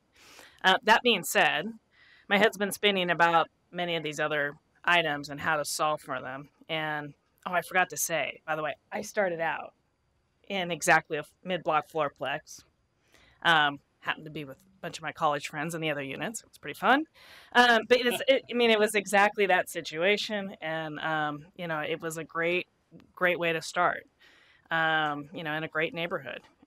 So absolutely believe that those are positive situations and good starts for people. But some thoughts that I had. One was, and this came out of some of the testimony, and it got my wheels spinning. Is really maybe understanding our co-op rules, and I'm going there with the notion of as a way to save homes. And if we could loosen up and encourage shared housing options, perhaps that's a way to kind of offset, first of all, and encourage preservation and encourage or discourage displacement. And so I'm not quite sure how to connect all the dots there. It seemed to me like perhaps that's an avenue to kind of encourage people to think differently about how to use larger homes in neighborhoods and convert them. And part of my conversion thing is, having looked at it architecturally, I know that it's hard. I mean, everyone talks about it being a really easy thing to convert a house today, a large house, and it's really complicated to meet building codes today. It was easier beforehand because we didn't have codes, and they're, hate to say it, those structures are less safe because they weren't built to today's codes. So I realize there's a struggle there, and I guess I'd love to understand if we feel there's any avenue to really make internal conversions affordable. And like I said, I just haven't come up with it, except maybe to relax some zoning code situations on the co-op side, where again, we're not creating kitchens and bathrooms, but just kind of really encouraging people to share an existing structure. And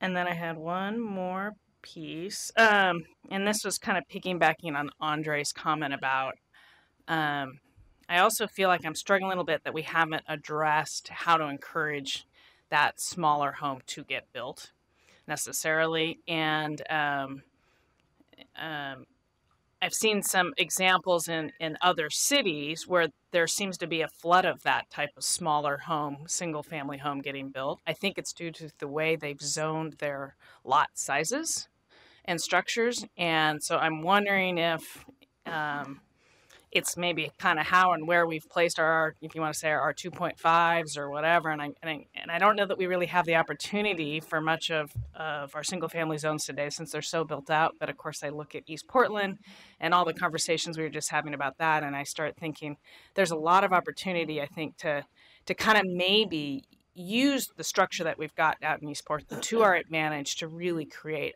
a fair amount of that housing stock. Because like I said, since so much of the inner area is already built out, I can't just fathom how to quite go about that yet. So I have some thoughts I can share diagrammatically on where my head might be going on that. But I think that sums it up for me. And we're just about where you thought we'd be time-wise. I don't think we expected necessarily that we would need to edit the slide or anything. It was just to provoke the conversation. There is one thing that, in listening to you, Michelle's talking about making it work, sensitive to livability issues. Andre's talking about let's do it in the best way possible with respect and dignity. Teresa talks about, be careful about how much we put in the pot. I don't know if those three are reflected here, or is it, I think we would have included those ideas in code simplicity and in context. I think when we talk about context, it's about being sensitive to the place where development is occurring. So those were I think everything else that you were ruminating and musing about was reflected on the left-hand column of this slide that can help. Maybe we can keep bringing back during the work sessions, if that works for you. Can I bring up one more issue? Of course. So there's sort of the elephant in the room in this conversation, which is parking. And Ben reflected back that all these housing types were perfectly allowable before 1959. Well, and our neighborhoods had a lot more people in them at that time. We have basically become less dense in a people sense, even if the number of units have stayed the same. But the other countervailing trend is the rate of auto ownership per person has gone way up. So in 1955, it was easy to have the two parents, three kids, a grandma and an aunt in a house, and there may have been no car or one car. Now with that configuration, there'd be 5 cars, right? And I think we're going to need to, before we finish this process, grapple with that, because we're not going to get all these small units unless we know what's happening with the cars. And a lot of the opposition we're going to get will be about, you're going to impose all those cars on me. So I think we just need to consciously go in knowing that we need to deal with that, and that our TSP and comp plan objectives say we need to be less auto-reliant. So if we can align these two goals for small units and less auto-reliance, it'll be a twofer, but it's not going to be an easy thing to do. Great point. Go ahead. Just a quick follow-up comment on that, not necessarily in regards to parking, but something that you just said, I think kind of triggered a thought. I think this is an opportunity to reflect today's living, to where society is going. Households are getting smaller and smaller. So, what worked back in the the beginning of the 20th century was, the families were a lot bigger. There were a lot more people per households. We're actually kind of reversing that trend. So it seems logical and sensible to allow for that flexibility for smaller households, for the 2.1 or so projected by 2030. So that's the direction that we're going. So I think this is also an opportunity to reflect where society is going today. Yeah, I guess I'm going to quickly just piggyback on that, and I agree with what you're saying. With I think the one thing to keep in mind is, no doubt about it, right or wrong, households also live in more space than they used to. So one person takes up more space, and we can argue, or seems to, let's put it that way. We can argue whether that's right or wrong, but that is occurring. And I think, our kitchens are bigger. We all want a bathroom, not our own bathroom. We don't want to share it with other people in our family, all things like that. So, I guess my caution with that is just saying, let's kind of go back to the past doesn't work, right? It's let's recognize that, we've got a changing demographic, but we can't just go, so let's go back to smaller units of the past. But recognize there's some sweet spot, and where I'm going with this is grappling with what's the appropriate FAR or house size or whatever on a lot that we have to keep in mind as well. Totally agree. Yeah. Okay, but if you don't have a bathroom for every person, that unit's going to rent cheaper than if it did, right? Which is part of how we get the prices down. I absolutely agree. And again, I guess we're back to sensitivity and trying to figure it out. Choice. And choice. Yeah, absolutely. And choice goes all directions. So Andre is going to jump in. It looks like Teresa's going to jump in. Then Eli's going to jump in, and we're going to try to do this in about 5 minutes. There's just one thread that I think is running through here, and it's I guess, encapsulated in your code simplicity, but lower costs. I think there's a cost issue here that is, and whether, the FAR costs more or less, simplicity about how we look at costs. And it would be helpful because we're looking at costs from a code standpoint, from the impact on the building size, with a lot of different directions and infrastructure, a whole bunch of things. And it would be good to kind of separate out costs into, if we look at it from a code and some, just from that standpoint or some other points, because it seems to me they're all connected. And if we try to, it's almost Rubik's Cube. Well, we turned one, but now we're impacting another cost, and understand the relationships. If we simplified the code, how does that help us in the cost standpoint, but where does that hurt us maybe somewhere else? And so we're, or if we reduce SDCs or FAR's not used, it's something else is used. I mean, cost seems to be woven through as part of a thread that goes through a lot of how many units and density and a number of things, size of units, bathrooms. Okay, I have a parking story, Chris. You're going to think my uncle is a monster. So my uncle lives in Japan, and in Japan, you have to prove that you have a parking space before you can buy the car. So he owned the house that they had when they were growing up as a family, and then he bought a house that was one door down.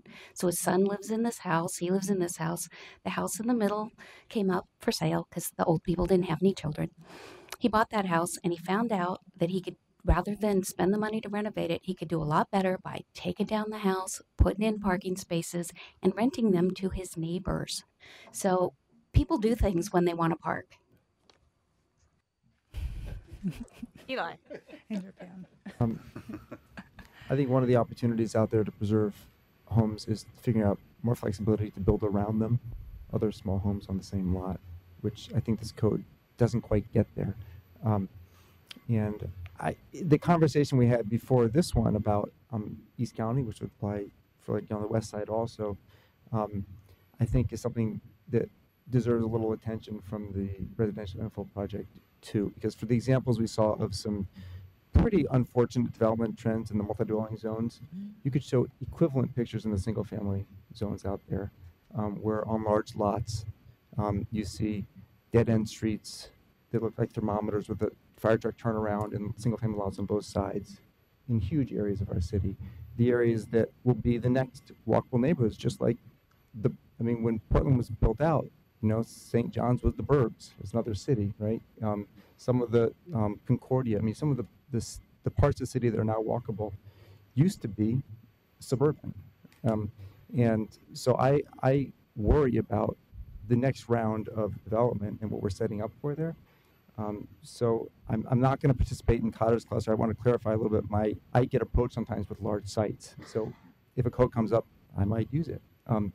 But I think that one of the motivations for that is to provide some alternative way to deal with those large lot situations that are common in further out parts of the city, so they don't end up being what we're seeing today. So I'm not going to posit solutions to that, but that's one of the challenges I think we have looking further ahead. Okay. Well, I wanted to make one more comment, or just a suggestion, I guess. There was a lot of conversation around internal conversions, and we noted that we had done an internal conversion study report as part of our discussion draft, and we didn't include that with this volume. So we will send copies of that report to the commission. Basically, it identifies what you are aware of, is that when you're converting to that third unit inside of a house, it gets very complicated with building code requirements. But looked at a number of different sort of standard prototype older homes in Portland, and some pretty innovative ideas of how to divvy up that space. It'd be great to see. Go ahead, Jeff. Quick question. The somewhat common situation of typically younger people getting together and renting a house as a group. Is there anything in the zoning code that prohibits that? It's some number maybe, but what? No. No, there's nothing that prohibits that. So the zoning code defines household as what we would call a family unit, those related by adoption, legal guardianship, etc., plus 5 non-related persons. So you could have a family of 5 plus 5 non-related persons, or you could have a family of 1 plus 5 non-related persons. That's still considered one household. Pretty much the people getting together and renting a house, there's no prohibition unless you really get these big numbers. 6 unrelated is your maximum. 6 unrelated, so that's probably covers most situations. Okay.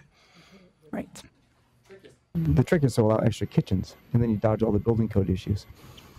Because a lot of building code goes from 2 units to 3 units. That's the threshold to get into the the commercial code. But you could add a small kitchen or define this kitchen as something larger than a certain number of square feet, and you avoid that issue.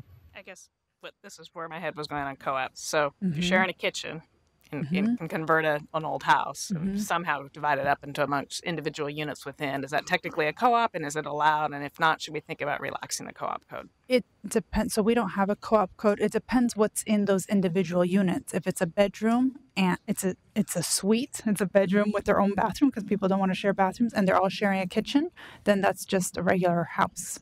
Those are just bedrooms, and there's no maximum number of bedrooms.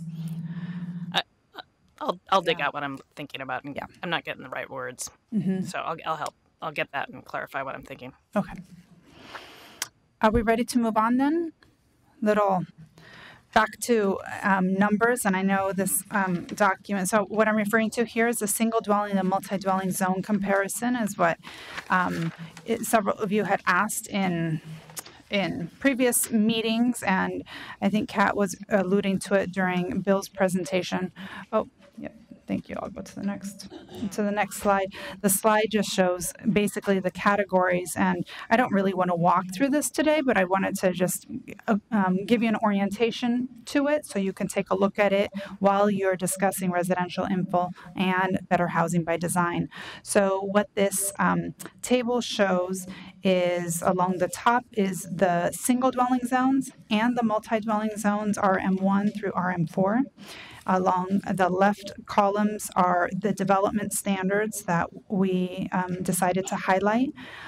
You could imagine this table also with a bunch of columns to the far right, which would have all the mixed use zones. So that was part of the Better Housing by Design project challenge, is that sometimes they're writing development codes for house, duplex, triplex, like residential infill, and sometimes they're trying to match their code to mixed-use zoning because there's a lot of RM3 and RM4 right next to mixed-use zoning. So they're kind of a hybrid of mixed-use and residential infill or single-dwelling zones. The blue rows are about density, and this is a big distinction between the single dwelling and the multi-dwelling zones. The minimum density in the single dwelling zones is only calculated during land divisions. We are proposing the R2.5 to establish a minimum density for sites that are 5,000 square feet or larger. The RM1 through RM4 is the same as the current zoning. The maximum density, and this is what makes those zones single, for the single dwelling zones is 1 unit per lot with a bunch of exceptions like ADUs, duplexes on corners, the A overlay that we're talking about. There is what Bill's proposing is no maximum density for the multi-dwelling zones. The whole batch of next rows are about FAR.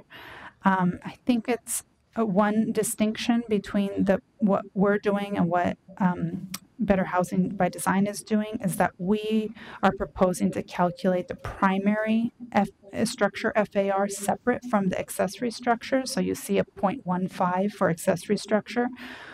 In multi-dwelling zones, there is no separate calculation. It's one FAR for everything on the lot. The affordability bonuses are different. Better Housing by Design has transfers. We are not proposing any transfers. To be fair, those transfers would be used for bigger, many more units, not for single dwelling like development. Each of us has we have different proposals for a bigger bonus FAR for different types of affordability bonuses. You can see what the height looks like. It's 30 feet in most of the single dwelling zones, and then we jump up to 35 feet in R2.5, which is the same as RM1, and then it continues to increase. Building coverage for the single dwelling zones is based entirely on lot size, not on zone. And that's because the land division code allows for lots to be very flexible in size. In the multi-dwelling zones, there's a set percentage. The main entrance standard for both our projects is the same. The visitability standards for both our projects, the standards themselves are the same, but the triggers are different. So you'll see that. There are many rows about parking, and I would say, so there's two main differences. For the single dwelling zones, we're still proposing 1 space per unit with several exceptions. The last 2 exceptions are different for single dwelling versus multi-dwelling. So we're saying none for lots narrower than 32 feet wide, and none for the 8 overlay if you're doing the extra housing types. In Better Housing by Design, they just did a simple none for lots smaller than 7,500 square feet. So there's a difference. They have other exceptions for multi-dwelling development, which I did not include in this because it's irrelevant to the single dwelling development. Parking areas, there's a couple differences there also, mainly that in single dwelling, we're proposing for narrow lots that have building facades of 22 feet or less, that no parking or vehicle would be allowed between the building and the street. Parking access limitations, we're all saying that alley access is a good thing, but multi-dwelling, they're only applying it to sites 7,500 square feet or less. We're applying it to all sites. Front yard paving is the same for both projects. Garage width, there's a couple of differences there too. And Bill was alluding to this. So basically, one of the standards I think has had a big impact in Portland is that garages aren't allowed to be more than 50% the length of the street-facing facade. So this is one of our trick-or-treat standards back in 1999 or whenever we applied it. What standards? The trick-or-treat standard is called. It was the base zone development standards that there has to have windows on the front. The garage has to be less than 50%. It has to be further back than the front of the house, and the main entrance needs to be To encourage trick-or-treating. to encourage trick-or-treating. Yes, exactly. For single dwellings, we're saying when you have attached houses, we are applying that standard to each house. For multi-dwelling, the proposal is a combined length of all the units, not each unit. Another key difference, we're treating duplexes and triplexes the same, but another difference is that in single dwelling, when the facade is less than 22 feet long, an attached garage is prohibited on the front facade. And Bill is not proposing that in multi-dwelling. And then the last one of how close the garage can be to the street compared to the house is the same for both projects. So that's just kind of a quick overview. I think as you are talking about R2.5 in particular, we can use this as a tool for figuring out when we say, we want R2.5 to be a different type of thing. Do we have it right here? And of course, for code simplicity, should all of those differences be removed? And so, anyway. So, can I ask a quick question?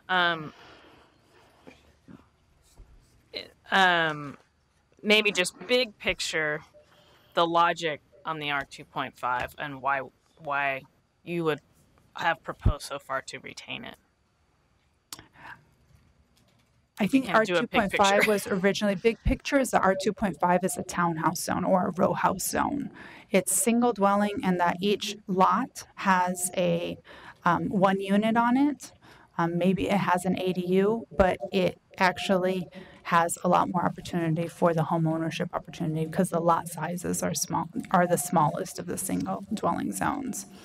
So the intent would then be, in big picture, once you jump to an RM, is where more you do attached, except that we've now maybe rethought some of that. But Right. that's had been kind of Right. traditional divisions. Right. Got it. And R 2.5 didn't have the minimum density. So, and also R 2.5 is mapped so that it's a transition between the mixed use and multi-dwelling to a higher single dwelling to a lower single dwelling. That's why the height is 35 feet instead of the 30 feet. Okay. And then the building coverage is larger also. So one of the things that we did work on with Bill and coordinated was to make sure that the FARs proposed in RIP weren't going above the FARs proposed in multi-dwelling. So if you take a look at the total, like if in our 2.5 column, the maximum FAR that could be achieved with a triplex and a detached ADU on a corner is 1.0, which is the same as the RM1 maximum density for just base development without any bonuses. Okay. So there's an alignment there. Eli? This is a fantastic chart. Thank you. Yeah, it is for great. putting together. Thanks. I think it makes two cases in the real big picture. One is middle housing happens at the border between R2.5 and RM1. It's complicated to build very similar housing types in two different zones with sets of rules. So I think that goes to maybe merging. That's the argument for it. Bigger picture, and I brought this up in the policy expert group many years ago, is that this is also a good argument for just making this one zone. There's a huge redundancy between the single family and multi-dwelling zones. So for all that we've articulated the differences here, the amount of similarity is large and growing between the zones, how accessory structures are handled, a lot of different code elements of it. Maybe RM4 gets kicked off into commercial mixed use, but I think that the disadvantage of having it segmented out this way is that some things like transferability of FAR, for example, sort of follows this line between orange and white. We might electively decide it makes sense to put that in the R5 zone or R2.5 if we had that flexibility to shift it between zones. And for any one of these things, we could, if it was all sort of conceptually residential zoning, there'd be the opportunity to, for any one of these things, sort of shift the line out to say this would make more sense, drawing the demarcation point between R7 and R5 or between RM3 and RM2. But as it is, we're kind of driven to make the demarcation point where it's shown in the middle of the paper here. So, I mean, I'm not proposing this is like this is the next round project, but through both these concurrent RIP project and the Better Housing by Design, in both cases, we're really, at least in the residential, we're downsizing how big the structure can be. But the way we're regulating it is becoming more similar. At some point, when I last did a code comparison between like how many words are identical between these codes, it was like 30% or something like that. It's going to be more like 50% now, you know, when this is done. At some point, let's just give people one code to work from. And so moved. I did want to clarify also, I mean, we could add many more rows to this. For example, I was noticing Bill's presentation, there's minimum landscaping. There is no minimum landscaping in single dwelling zones. TDM requirements, so I tried to just pick out the ones that were the most comparable. Teresa, did you have your hand up? Okay, this is just an idea I had. Is there such a thing as a portable curb cut, i.e. a little ramp? And then like if you want to waste part of your world for your car, then you can put your little ramp in there, you can go. And then when you're gone or whatever, you just take your ramp away and people can park on your street. It's called a Jeep. Or a 2x8 and a 2x4, and the city should let you rent that. Yeah. You should rent the right to put that in front of your house. Yeah. Kind of what I'm also grappling with a little bit is maybe a piggybacking on what Eli's saying, but it seems like things are getting it's not so clean a line anymore. And I think it's also going to continue to cause confusion in the public when I buy a house in a R7 zone. I think of that as a single family zone. Come to find out, my neighbor, you know, can have this triplex, duplex, whatever we decide, right? And so it's causing a tension there between an understanding of what's going on there versus maybe just a labeling difference To take it away from just being this is a single family zone would kind of help people to adjust the thinking that no, there could be option and variety within this zone, but it's controlled in a certain way. Right. Yeah, there's definitely been that tension. I think that's why I added the 2 density rows, because in a single dwelling zone, the goal and the vision is that if you have a 20,000 square foot lot, you can put 1 house on it. That's fundamental to the single dwelling zone. So if we don't believe that's true anymore, and when we say, oh, they should be more like multi-dwelling, all the multi-dwelling have no maximum density. So are we saying we want to go all the way that way? Or so there's something for to whatever play it's with. worth, philosophically, it's like, okay, you got the biggest lots in the city, you can have the capacity to have a lot more change happen within them, are the most limited. So I'm struggling a little bit with that. Yes. Yeah. Mm-hmm. Okay, Andre. This seems like, and I agree, it appears that single family is evolving to more of a multifamily, but that is a fundamental, to me, psychological change for homeowners with their largest asset, to tell them now their home is a multifamily. And I'm just, I guess I'm guessing out loud, is this the right time to have that conversation with the public about your land, and especially for East Portlanders, your land looks more like multifamily to us than it does a single family, and we think we can get more benefit out of it. And all that may be true, but is it the right time to have that conversation with the public? Because that seems like a difficult and long conversation. Joe? Well, the good news is you're going to get to have a version of that conversation. So thank you. I think this whole discussion we've been having at the end here, that capsulizes it pretty well. We're moving on the housing option side to liberalize all these ones, the single family, the left side of the table. And the tools are aligning with the ones that are multifamily. It's all residential. The character, the cultural, the political bargain over the years that's been made on either side of this line is different. But I think that's a big part of what you were hearing challenged in the testimony. So one thing to keep in mind, we're defining these zoning tools here.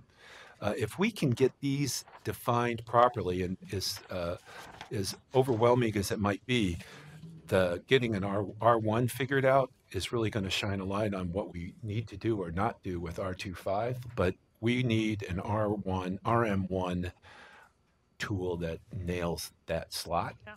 Then we may not need R25 so much. And the sooner we get, I don't know if you all remember this. Remember when we went through mixed use zones? We could not have a conversation with folks about where we were going to apply these zones until we knew what the zone was. They just, and it actually, as frustrating as it was from a timeline point of view, it makes perfect sense, right? We're in a similar spot. There may be moves down the road that use these tools elsewhere. When we take a step back and we've got the perfect RM1, we're going to see more places that should be RM1 possibly, and that's how we get there. Any other comments, questions? Oh. Okay.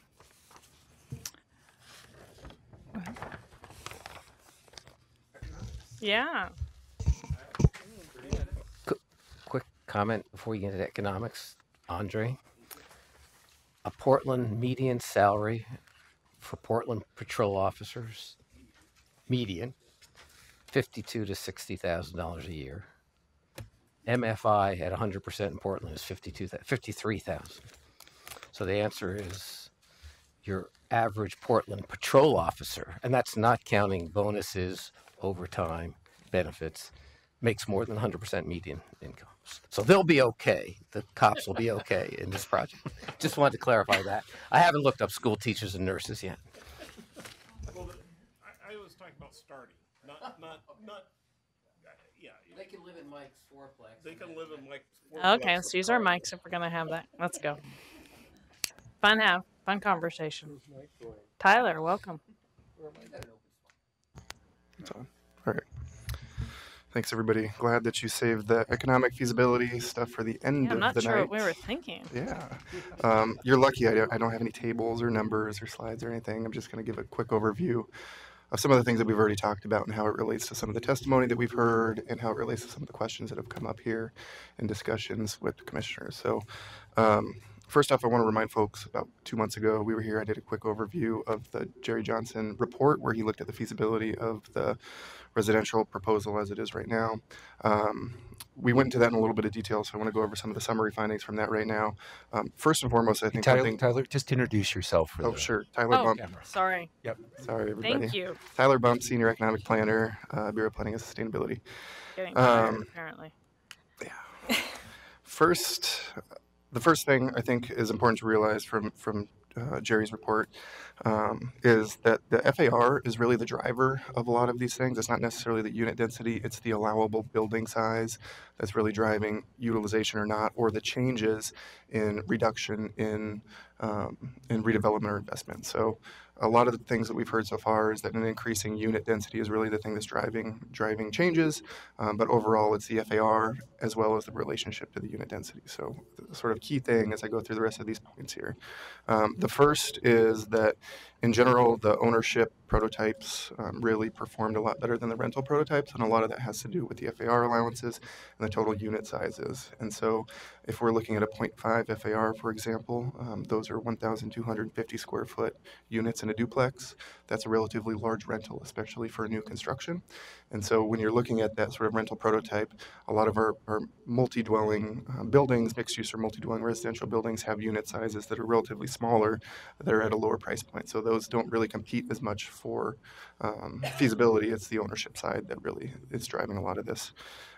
The other sort of general thing is that his analysis did show a lower rate of demolitions overall as the result of the FAR proposal and scaling down the allowable building size. That's one of the key points that he found in both the first memo that he wrote in October of 2016, as well as the update that Jerry wrote in the memo in March of this year. The next piece is when development does occur, it was more likely to be duplexes or triplexes in that scenario, and that has to do with the total return essentially on a duplex unit given those FAR limitations. So again, the relationship between the new FAR proposal as well as the unit allowances. Those units that come in that are more likely to be duplexes and triplexes come in at a lower price point. And that really has to do with the FAR again and the unit sizes. If you're doing a duplex or a triplex, your units are going to be overall smaller than a single family residential right now, as you can do in the R5 or 2.5 or R7 zone. What that means in his work, he's got a table in there. He looks at 18 different price bins. But those price bins that perform the best under the proposed scenario brought in units in between $362,000 and about $400,000 per unit. So that's the band where achievable pricing for these units within a duplex or within a triplex actually perform the best. And those are coming in significantly lower than we're seeing in single family right now. And again, it's a 1,250 square foot unit in a duplex versus a 2,800 square foot single family that's being built right now. So that's the difference there.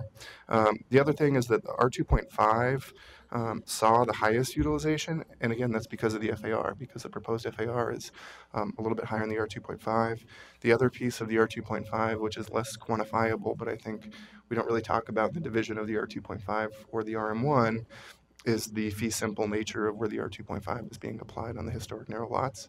And that is a much lower risk for some developers because they don't have to go through a condo model, and more accessible, or perceived being more accessible to a lot of buyers on the demand side because you own your individual piece of land with the unit on top of it. You don't have the sort of condo structure that goes along with that.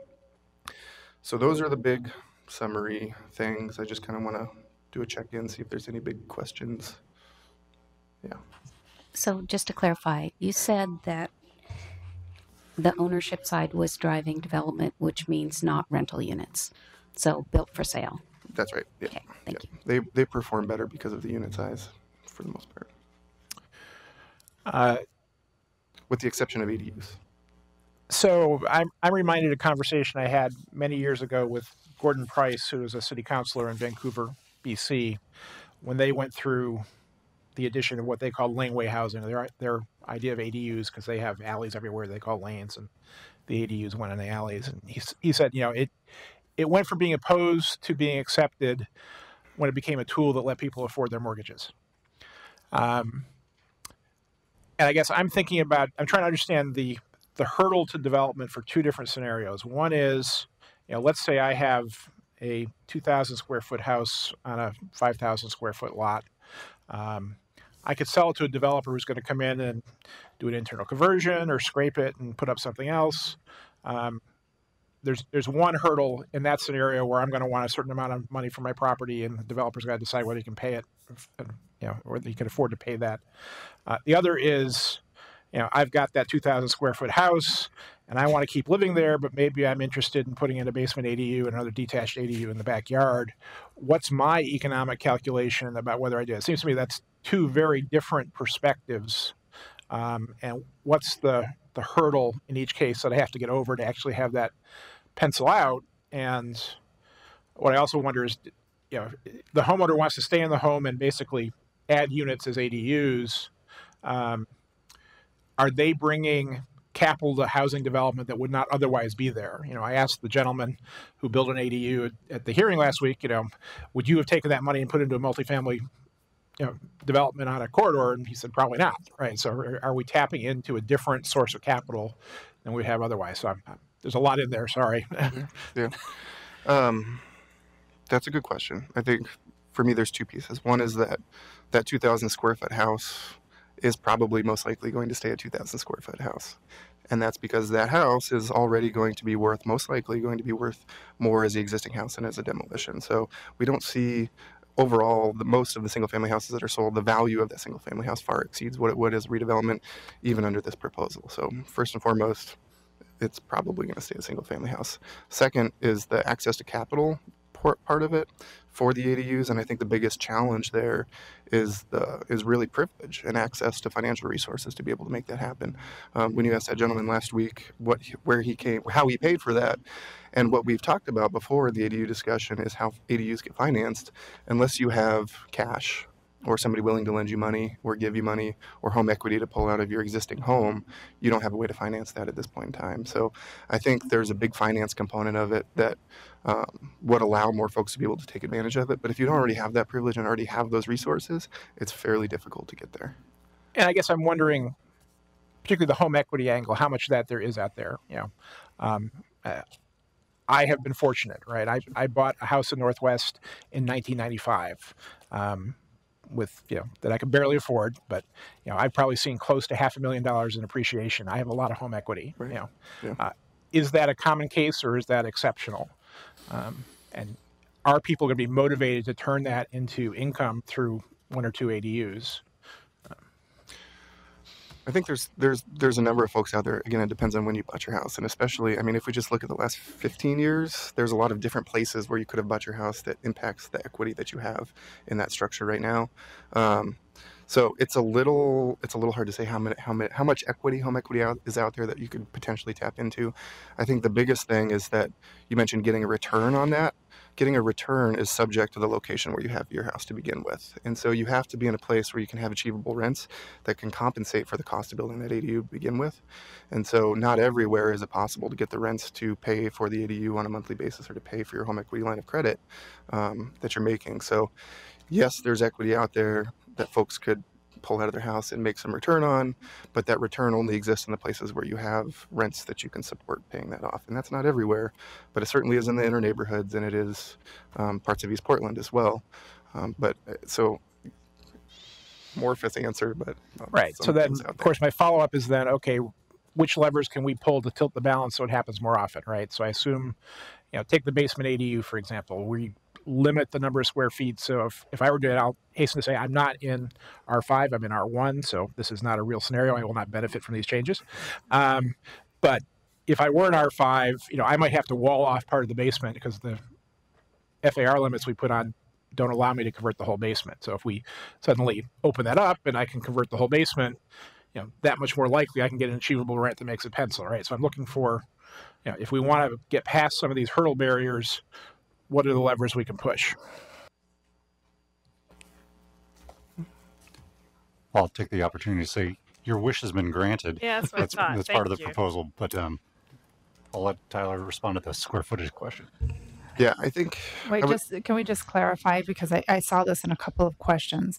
So whether basements won't count towards FAR. So if you have an existing house with a basement, you can convert it. And a new amendment on the proposal is also that the ADU size of the basement ADU isn't maxed out. You don't have a maximum. So even if it's 850, 900, go for it. In an existing house. Thanks to BDS. Kudos to BDS. And you can even do ADUs in R1 zone. I think to get at the question a little bit more, the ADU thing's been hard to get a handle on because of just the nature of ADUs and how they're financed and how they're built and who does them and how they do them. Are they long-term rentals? Are they short-term rentals? Are they used for kids or parents or home offices? And all of the flexibility of ADUs that makes them great has also made it hard for us to really figure out what's going on with them. But recently, last week actually, the city of Seattle, our colleagues in Seattle just published a really great EIS as part of an ADU project that they're working on. One of the things they looked at is the impact of multiple ADUs, an attached ADU and a detached ADU, on residual values and the impact to demolition. And one of the things that they found, depending on the value of the property, is that 2 ADUs does make more sense financially for somebody to maintain that existing structure and add 2 ADUs than it does to do a demolition and build new construction. So depending on location and your ability to achieve those rents, it is, over the long term, a good financial option for property owners, for homeowners. Could we get a link to that sent around to the group? Yes. Fabulous. It's very good and deep. So if you have questions, let me know. And we may need to set up a small work session. Thank you. Yeah, Andre. Oh, I think Jeff was before me. Sorry. Either way, you guys work it out. Thank you, Andre. Quick, so the Johns report says the 1,250 square foot duplex is affordable, relatively affordable as a for sale product. Do you look at the problem you mentioned, which is nobody really builds a duplex to sell both units, do they? They have to condoize it. I mean, how does it seems to me it would be a desirable outcome if we're creating 1,250 square foot for sale housing product at a relatively affordable price. Right. But if the only way to accomplish that is in a duplex, is it really going to happen? Or is the problem of for sale duplexes? So we do see a few of them, and they mostly happen on R5 lots where you do have historic narrow lots, or you go through a condo conversion. So I live in North Portland, and in my neighborhood in Arbor Lodge, there's a number of attached duplexes on corner lots because we have historic narrow lots, so you can do the fee simple. And so people do a land division and do a fee simple duplex, and we've seen a number of those on the corners. If you go down Bryant, actually, I encourage you to take a walk or a bike ride down Bryant in between Interstate and Greeley, because on most of the corners there's been some level of land division that's either been a smaller house or a duplex on those corners because it's a fee simple situation. But to do a condo conversion. And quickly, Tyler, just to clarify, when we say duplex, we mean 2 units on 1 lot, not for the land division. So if it's duplex, if it looks like a duplex is on a corner, but it has underlying lot lines and they're using those lot lines and both of them are sold fee simple, then those are called attached houses. Right. And if it's an attached, okay, so one that would be a good outcome then, because it will be utilized. Right. And then my follow-up question is: I got confused. Is the proposal to require, in the situation you mentioned, Sandra, that they have to be attached, or could they be detached, too skinny detached? The proposal is that they be attached. If they were detached, would that make it less complicated to sell them as 2 fee simple houses? Well, you'd avoid the condo problem, right? Well, I'll let Eli. Yeah, I would Eli, say take it away. it's the least complicated to have 2 detached houses because you're not sharing a wall, you're not sharing a roof, you're not sharing anything, so you can sell them to 2 completely different people. So what's the thinking on why you want to mandate It's a form thing. The property line can go like in a row house between the unit, and they're both fee simple. They just happen to be attached. And so part of it was in the skinny lots getting units together to create a more house-like form. But Elos, we've been talking, and there is market experience with condominiumization of these smaller units as well. Yeah, I would say that, well, let's see.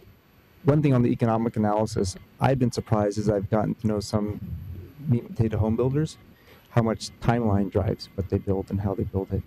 I studied corner duplexes, which have been allowed in Portland for a decade, and you have a choice. You can either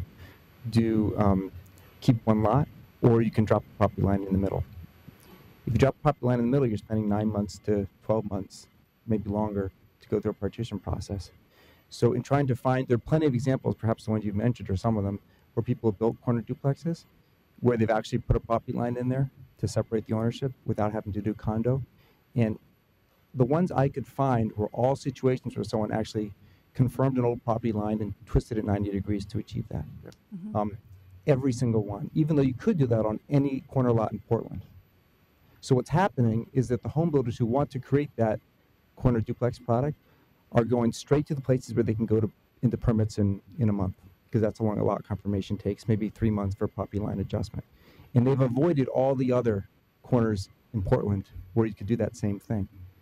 What you're seeing now, though, is you're seeing lots of corner duplexes go up because the home builders have finally decided, maybe because RIP coming along, that they're going to deal with condos. As much as they hate condos because of the 10-year liability tail, they hate them less than going through a 9-month delay process. Because you can go in for permits, and I heard that one of the home builders has got 6 of these going on right now.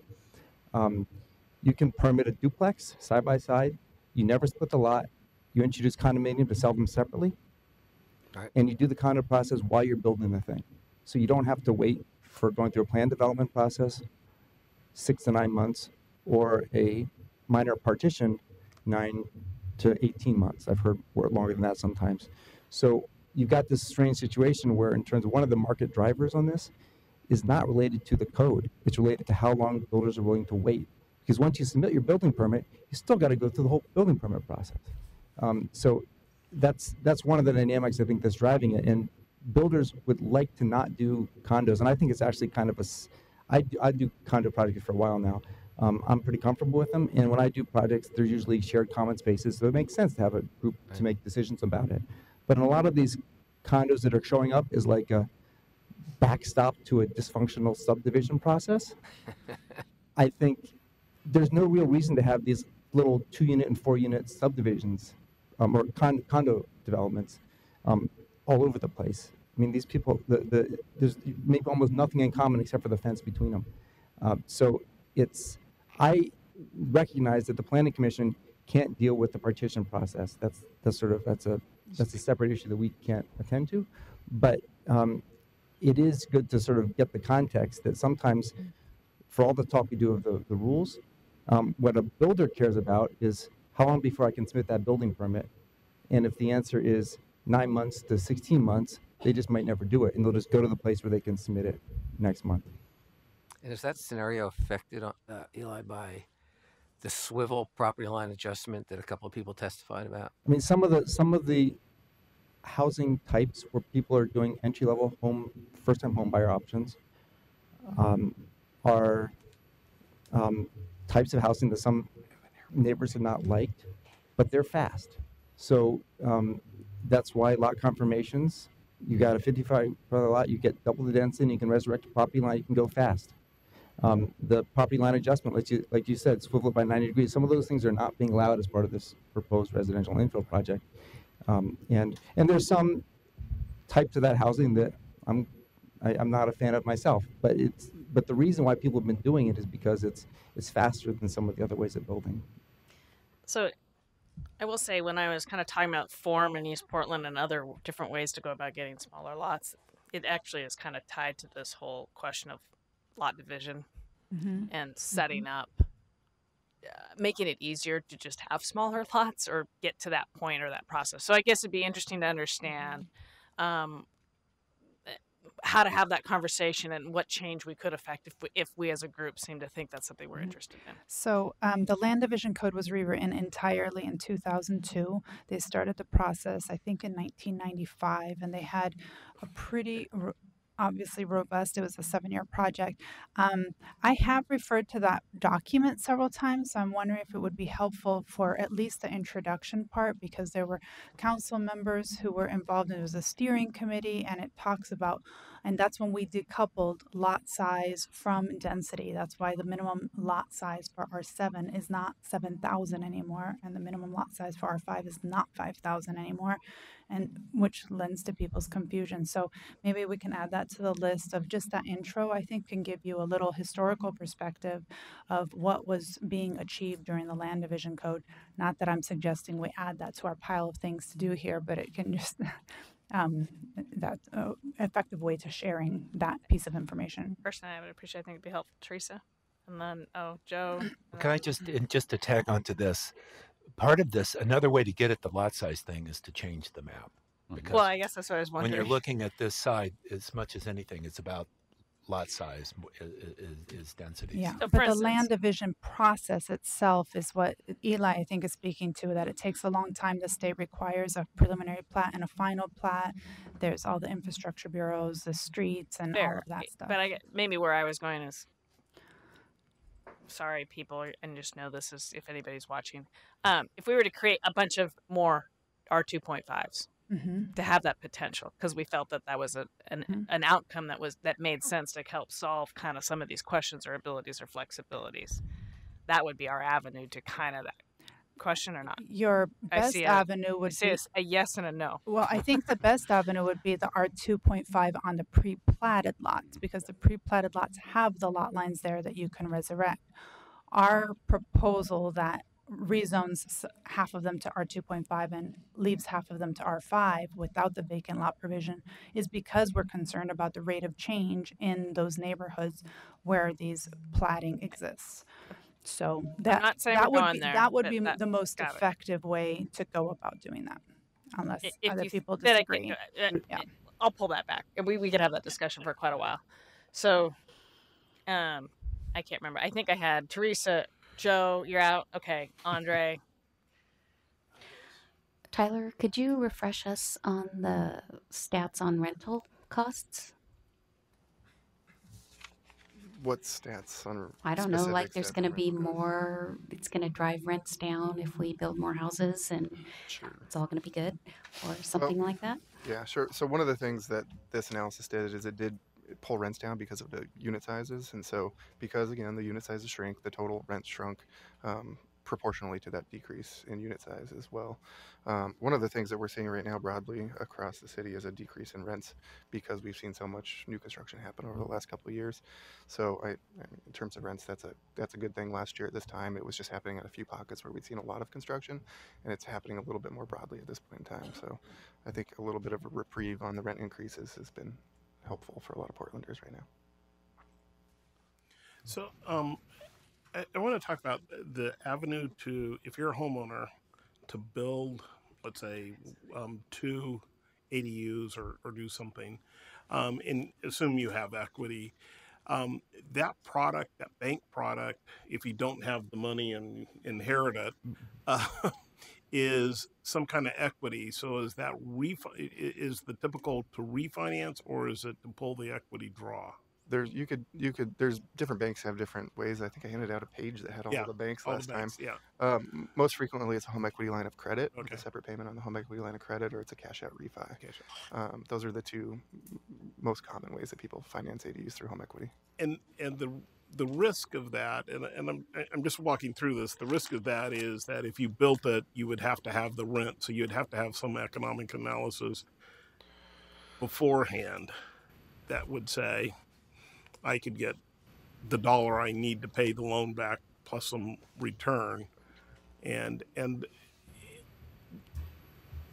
I guess I'm looking for, in East Portland, we're saying, the homeowners that have these big lots, would they be able to, one is, could they go to a bank and get that loan if they have the margin to be able to put that on top of what they already have on their debt? And secondly, do you think they have the sophistication to build the model to say, I think I can get, whatever the rent is that pays for 2 ADUs?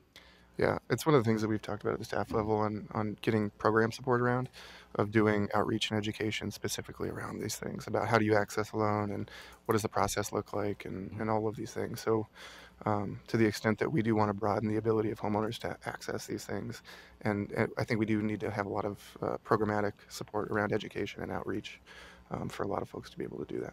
Have we talked to the banks about trying to get whether or not they would be receptive to or some kind of special program? Because I mean, I'm generalizing, but I think East Portland's probably stretched at least from the Housing Bureau standpoint of what they were looking at. And you talk to the Housing Center, it takes people maybe 2 years to get to a ability to have the 30% to get to a bank loan. So now you're saying you're going to put more debt on a risk. I mean, banks are risk adverse. So I'm trying to see if the banks are buying in too.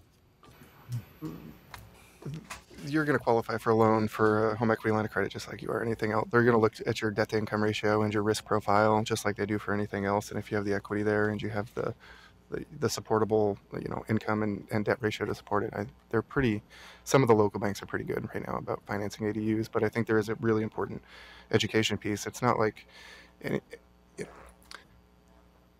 it's an opportunity for folks, and I think we want to be proactive in the education piece around ADUs too, because there is some likelihood that some people could get a little bit further extended than what you could actually do, and I think it's important to realize that and have programs to support the education. In other words, banks will lend you the money if you qualify, but whether it's financially a good investment is something we could probably be. Yeah, I mean, I'm looking at both sides, whether or not it's a good investment, but given East Portland's generic financial, at their income levels, and when you look at neighborhoods in a generic sense, they're not 150% or so. I mean, they're lower, and so that would lend me to believe that's going to be a harder population to get a bank loan just on a generic basis. I mean, generally lower income individuals have a harder time at banks. I mean, that's a broad generalization, but I'm trying to get through both of those. One, could they get the loan? And secondly, is it something that they would have the sophistication, or how do you do that? Can I volunteer? The Udali's office has been putting together a proposal with Portland State University and with Craft 3 to come up with some new loan products for lower income people creating accessory dwelling units. That because there's kind of a market gap for financing of ADUs, and it's acknowledged that, as you pointed out before, people building them have a lot of equity and are relatively affluent. And there's some initiatives outside of this whole process to try and bring financing to ADUs to be more available to people who are not as high up the income spectrum. Would it be possible to get some information on what she's proposing? Passed around? Okay, great. Andreas? And then Katie? I was curious, going back to the conversation about duplexes and the cost of land division or turning it into a condo and how that factored into the Johnson Economics report. Yeah, we looked at it. So one of the things that we've had a lot of conversations with folks on is the insurance policies to be able to support that. So a lot of that is what are those insurance policies cost, and what are the difference for different housing types. So it is accounted for. The condo costs are accounted for in here. It's a part of the financial pro forma and just doing the math of does the project work and can you make it work with that risk or not. Thank you. Katie? One of the things that I'm interested in terms of the economics is coming up with the answer to the question of whether it makes sense to exclude those areas of East Portland that were, excluded in the plan. And I was hearing in the testimony that the Curry neighborhood is pushing back on that. They have areas that they want to include that weren't included. They're saying we can handle it. We have people that will help us. We've got nonprofits that will help make sure that we get the word out. And then it looked like also St. John's was also making that kind of a pitch. So I was, and then the other thing, and this is just an analogous idea that, which is kind of the way my mind works, but it's like I know that in East Portland, a lot of times the basic economics that you're using for the inner neighborhoods breaks down out there, and it'll do something else. And I'm thinking of like property taxes.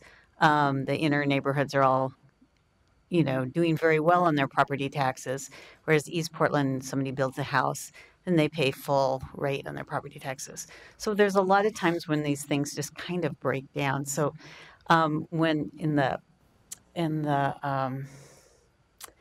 fundamentals, is there anything around the fundamentals that is different for East Portland that you could point out to me? Sure. So when we look at it, we don't look at it at too small of a scale, because when we're looking at a 20-year likelihood of these things happening, to look at a small scale is really tough. It's sort of our approach sort of breaks down a little bit. But in East Portland, I would say at this point in time that the sales prices and the rent prices are getting to a point where they're going to start to support new construction at a higher rate than they have before. And in parts of East Portland, around Park Rose and around Gateway and some parts of Midway and certainly around Jade, we are seeing supportable sales prices come to a point where we'll start to see more new construction than we have in the past. There's always this issue around supportable sales prices and land values and what's the balance there that's made. I think when we start to look at a sort of East Portland versus some of the inner neighborhoods in some of those places, we'll start to see more investment, and especially opportunities around ADUs and multiple ADUs and potentially internal conversions in those neighborhoods as well. So I think there could be utilization in some parts of East Portland in the near to midterm. Right. Is there anything that I should be thinking of that I'm not thinking of in terms of the fundamental economics for East Portland specifically? Yeah, that's something that I can think about. We can think about a little bit and maybe get back to you on. Yeah, that would be great. Yeah. Joe. I don't know if we had touched on this yet, Tyler, but before we're done, I was hoping you could give information to the commission about how affordability levels play into the bonuses and the economics of this. Yeah. Before we get into the affordability bonus, I do want to touch on one point, and that's one thing that keeps coming up is what would be the mechanism of increasing production of this housing type. It's a lot of testimony that we've heard and questions that we've heard, so I want to talk about that a little bit. And the simple answer is increasing the FAR. You increase the FAR, you increase the likelihood that development will happen, that we'll see these middle housing types. Along with that, there's a sort of subsequent impacts that go along with that as well. Some of the things that we've been talking about are small units and more affordable units. You increase the FAR, you may increase the likelihood that the units will be produced, but those units are going to be a little bit bigger, subsequently a little bit more expensive. The geography changes a little bit of where it's likely that the development will happen. So you can go from a 0.5 FAR to a 0.65 to a 0.75 FAR and see more uptake of these sort of housing types, the duplex, triplex, multiple ADUs. But at the same time, when you do that, the units get bigger and they get a little bit more expensive too. So as you're having those conversations, I think understanding those impacts of increasing the FAR to see more units, you'll see bigger ones and also more expensive ones at the same time. Related to the affordability bonus, and this is really important with the affordability bonus, because right now you get an additional increment of FAR to have an affordable unit. The more you increase the FAR to up that sort of utilization or production, the less valuable that affordable bonus is. And right now, the bonus with that unit is fairly marginal, really. It's an incentive to folks that are mission driven, that want to provide affordable units that can get there, and for affordable housing nonprofits. And so the closer you get to that bonus level, the less that bonus has value. And so right now, looking at the work that Jerry had done in terms of residual land value, it's about a 10% increase right now in residual land value for the bonus. And so the more you up that base FAR, the less value that affordable bonus has. So there's trade-offs to all of these things. One of the interesting things, I think, in testimony that we've heard so far from the affordable housing providers is that they want to be able to provide more units within these zones too. So while it may not be super effective for most market rate developers to take the affordable bonus, the affordable housing providers have clearly communicated that they want the ability to access that as well.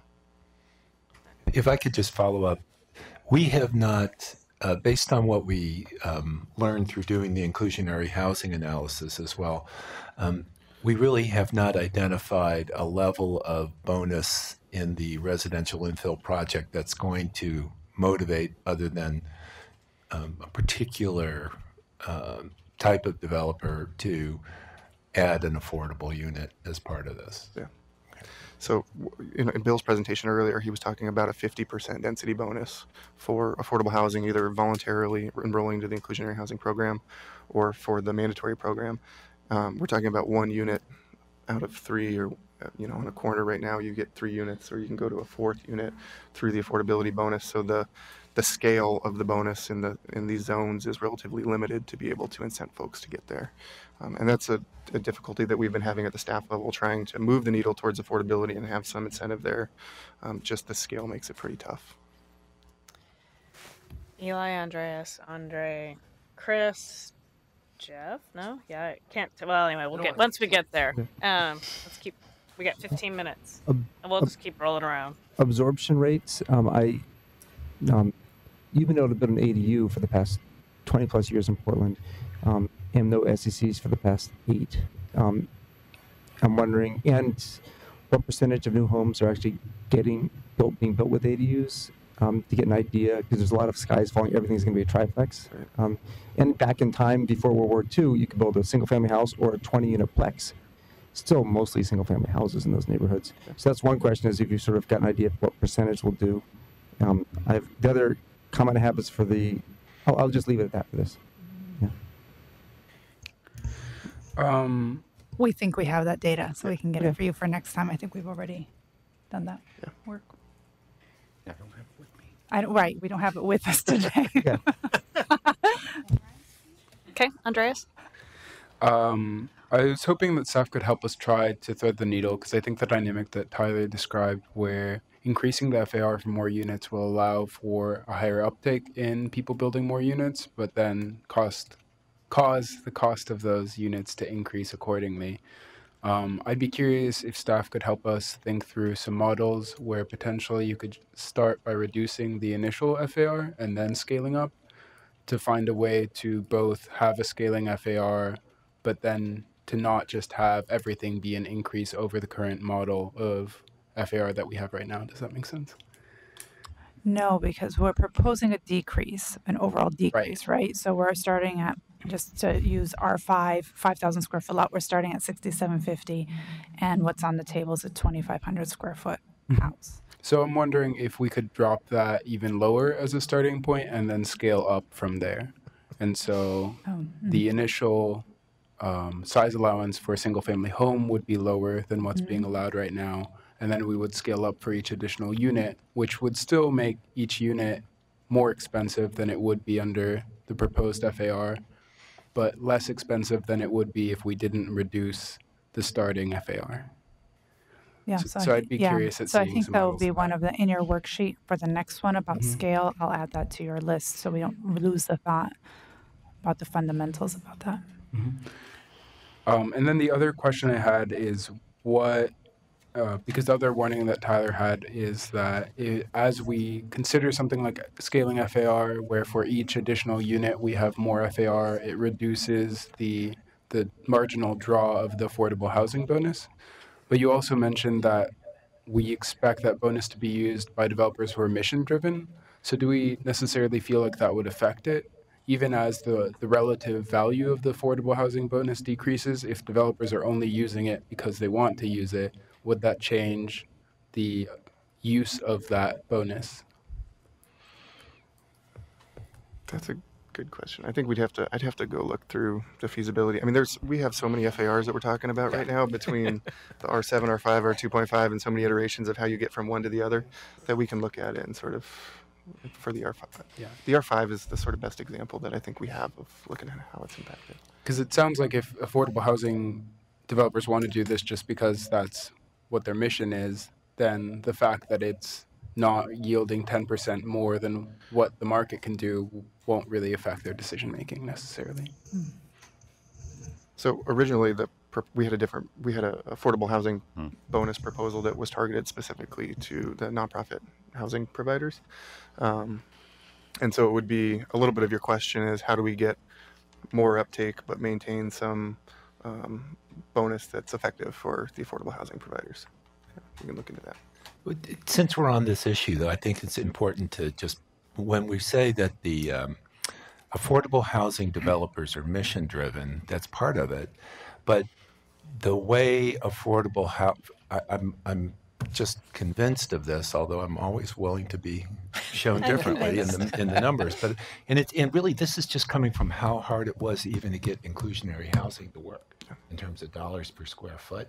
So we're talking about a single unit here, not so if an affordable housing developer, if Habitat was coming in to build a number of units, they're coming in with a financing model that's already got the ability to deliver affordable housing. It's not market rate housing. It doesn't start there. It doesn't come with market rate finance.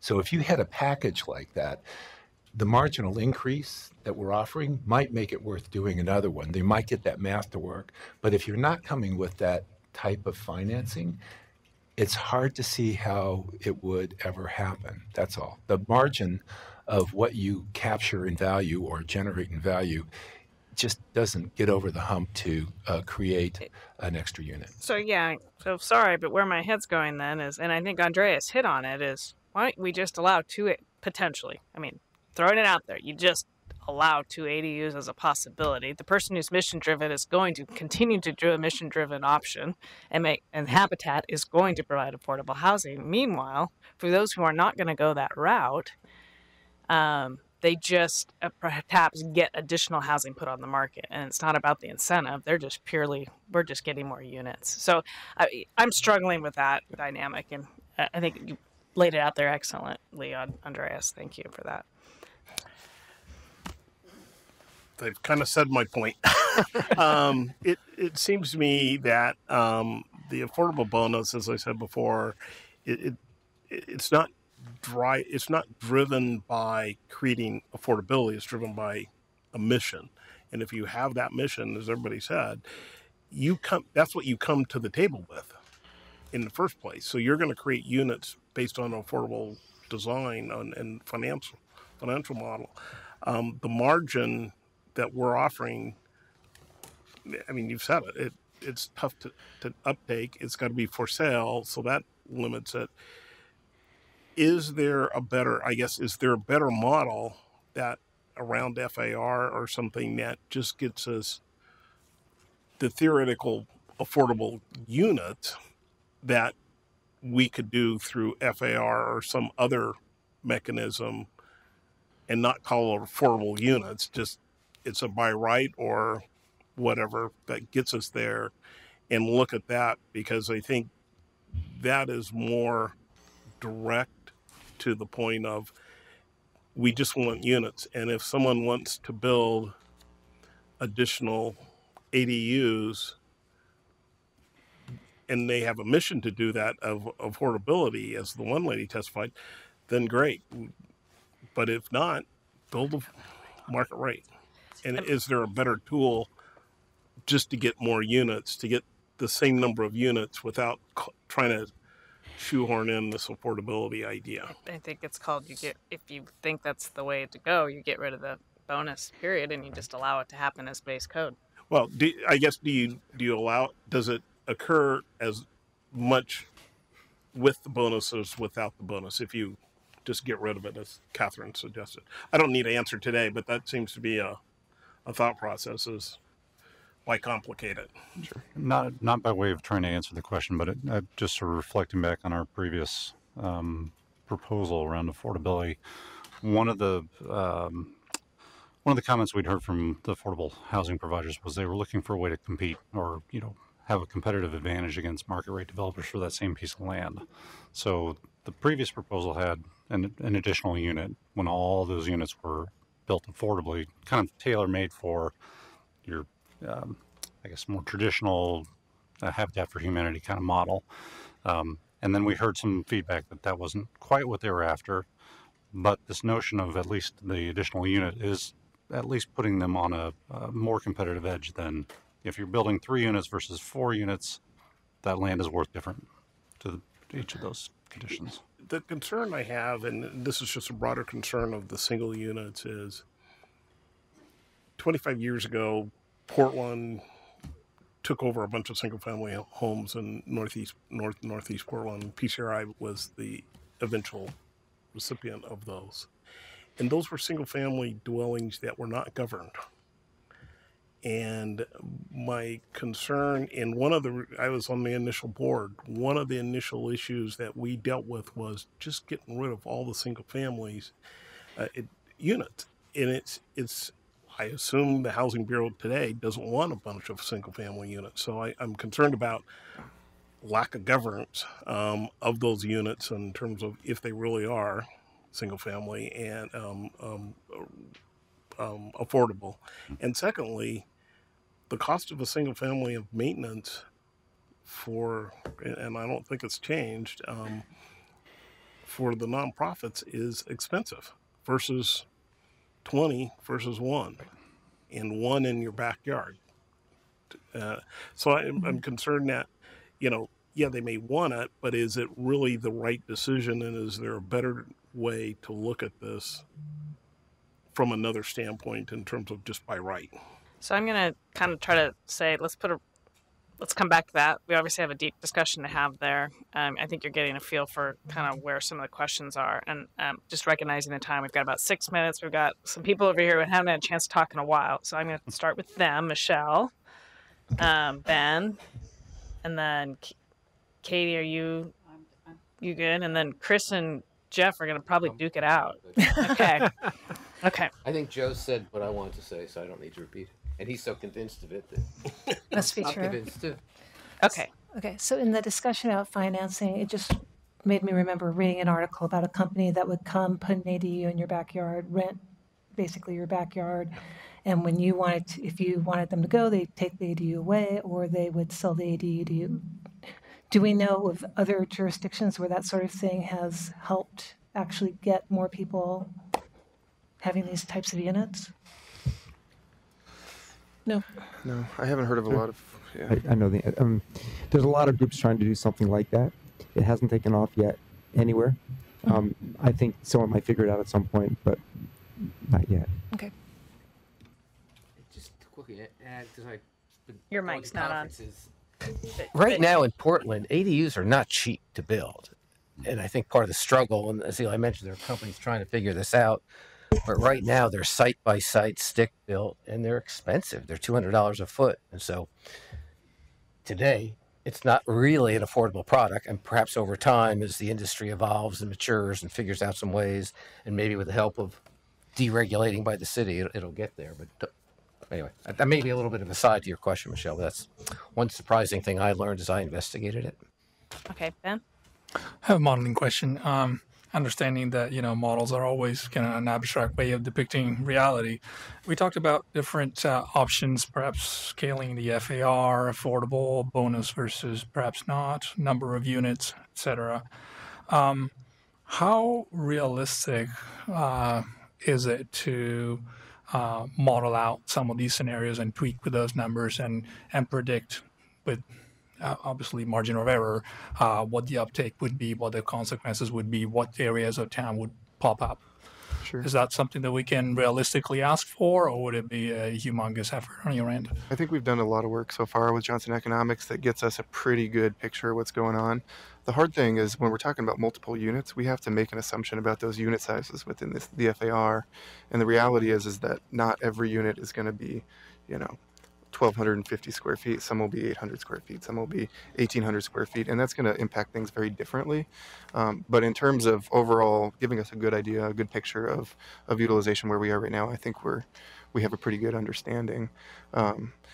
The geography question is interesting is because this is a point in time. This doesn't give us, we're not looking at rent escalations. We're not looking at price increases. We're not looking at a lot of the things that are going to affect how this will be used in the future. It wasn't long ago that we were talking, I think I mentioned last time I was here that we were talking about no development. We're not seeing any development east of 39th or east of Cesar Chavez, and that has clearly changed in the last 4 to 5 years. So market conditions change. We don't know what will happen in the future, so I think we need to set ourselves up for the best outcome in the area, in parts of town where it's not happening, to make sure that what we want to see happen in the future is going to be able to happen there. So we could see more of it depending on how the market factors are impacting this product type. But right now, I mean, this is what we know. This is we have a good sense of. Okay, but just to clarify, my question was more in regards to tweaking those FAR. Oh, the FARs. Would the model that's in your hands right now, can it be tweaked to work with these different scenarios? Yeah, a limited number of tweaking and scenarios is helpful, and the more sort of minute details in the FAR is really hard to look at. So if you all had a recommendation of, we think this makes the most sense, why don't you look at that, or we want to recommend this, we'll look at the impacts of that too. Chris? So you said before that one way to get more units is to add FAR. So if you go from a scenario where you're producing 3 600 square foot units to producing 3 700 square foot units, it's more likely to happen with the 700 square feet, but the price also goes up, right? So what about the more units? So instead of 3 600 square foot units, do 4 600 square foot units. So that goes to the mid-block triplex and the quadplex scenarios, right? Does that get us more production while keeping prices in the same range? So most of the feasibility is again driven by FAR. So you can increase the units and you'll see a slight increase in units, but overall, if you want to see utilization or increased utilization of this, it's really in the FAR. And I think you've heard a lot of that in the testimony so far as well, from folks. Right. But if I go from 3 600 square foot units to 4 600 square foot units, that's a 33% increase in FAR, right? But the price per unit, so if you increase the price FAR, per unit stays the same, right? Yep. Yeah. Okay. Yep. So I want to think about that. And then request, I think this is similar to what Ben was asking for. When we talk about scale next week, is there any way you guys can sort of score those choices for what the impact on production and pricing would be as we look at those setbacks or overall scale of buildings? Can you give us some indicators of what impact we're having on those two key variables? Yeah, so I don't think we would pose it as a score, but I think our impression is we will provide some responses and highlight some of those, at least the initial impacts to just highlight for you. I don't think we can get into the model analysis level. Yeah, we won't be able to do it on the fly. I think, looking at the goals that everybody was talking about earlier, I think it's most important to keep in mind of what the goals are that you're trying to achieve and sort of evaluate where you want to move forward relative to those goals. And I think that's the, keeping the eye on the goals is helpful at this point. So it is now 7:30. I guess what I'd request is to let us all go home at this point. If you have questions, to follow up and email to Julie tomorrow. We can certainly continue to collect them. You can even follow up another day. It doesn't have to be tomorrow. But if you've got burning questions that you just didn't get out tonight, let's go ahead and get that followed up with. And especially for our next work section on it's June 7th, right? Our next one? June 7th. So it's not next week, it's the week after that. So we'll try to get as much information to you by next week so you can take a look at it ahead of time. Tyler, unfortunately, won't be able to join us on June 7th for our scale discussion. So hopefully he has educated us all enough that we can be big people and move forward with the discussion. Yeah. I will just quickly say, looking at we're discussing FAR next week. I would love to try to understand if there's a way to do this that thinks about more building lot coverage and height instead of FAR, or at least get into our heads, what's making us think FAR is the solution. Yes. So. And in hearing your discussion, it sounds like, at least for right now, FAR is probably a good proxy for size, however we're going to measure it. So we can have this discussion on, okay, increase the FAR by this and it'll do this. Then we can translate it to building coverage and height for the discussion about which is the best tool to Perfect. use. That's fine. Yes. I've been thinking a lot about ranch houses and ranch neighborhoods. So I'd love to see something about, because whenever they show the examples, they're always these old Portland style homes, the four square. Yeah, on a lot. So what would be happening in the ranch neighborhoods, the 50s, 60s neighborhoods? I'm just curious about that. Okay. Yeah. And one of the internal conversions examples in the report that we'll send you is a ranch house and how to convert a ranch house into a duplex or triplex. And what do limitations of ADUs that look like? And in a using ranch. the formulas. Yeah. Yeah. So it has floor plans and everything to wrap your head around. Thank you. Great. Thank you, everybody. Great conversation. Great work, guys, leading us through it. We are adjourned. Thank you.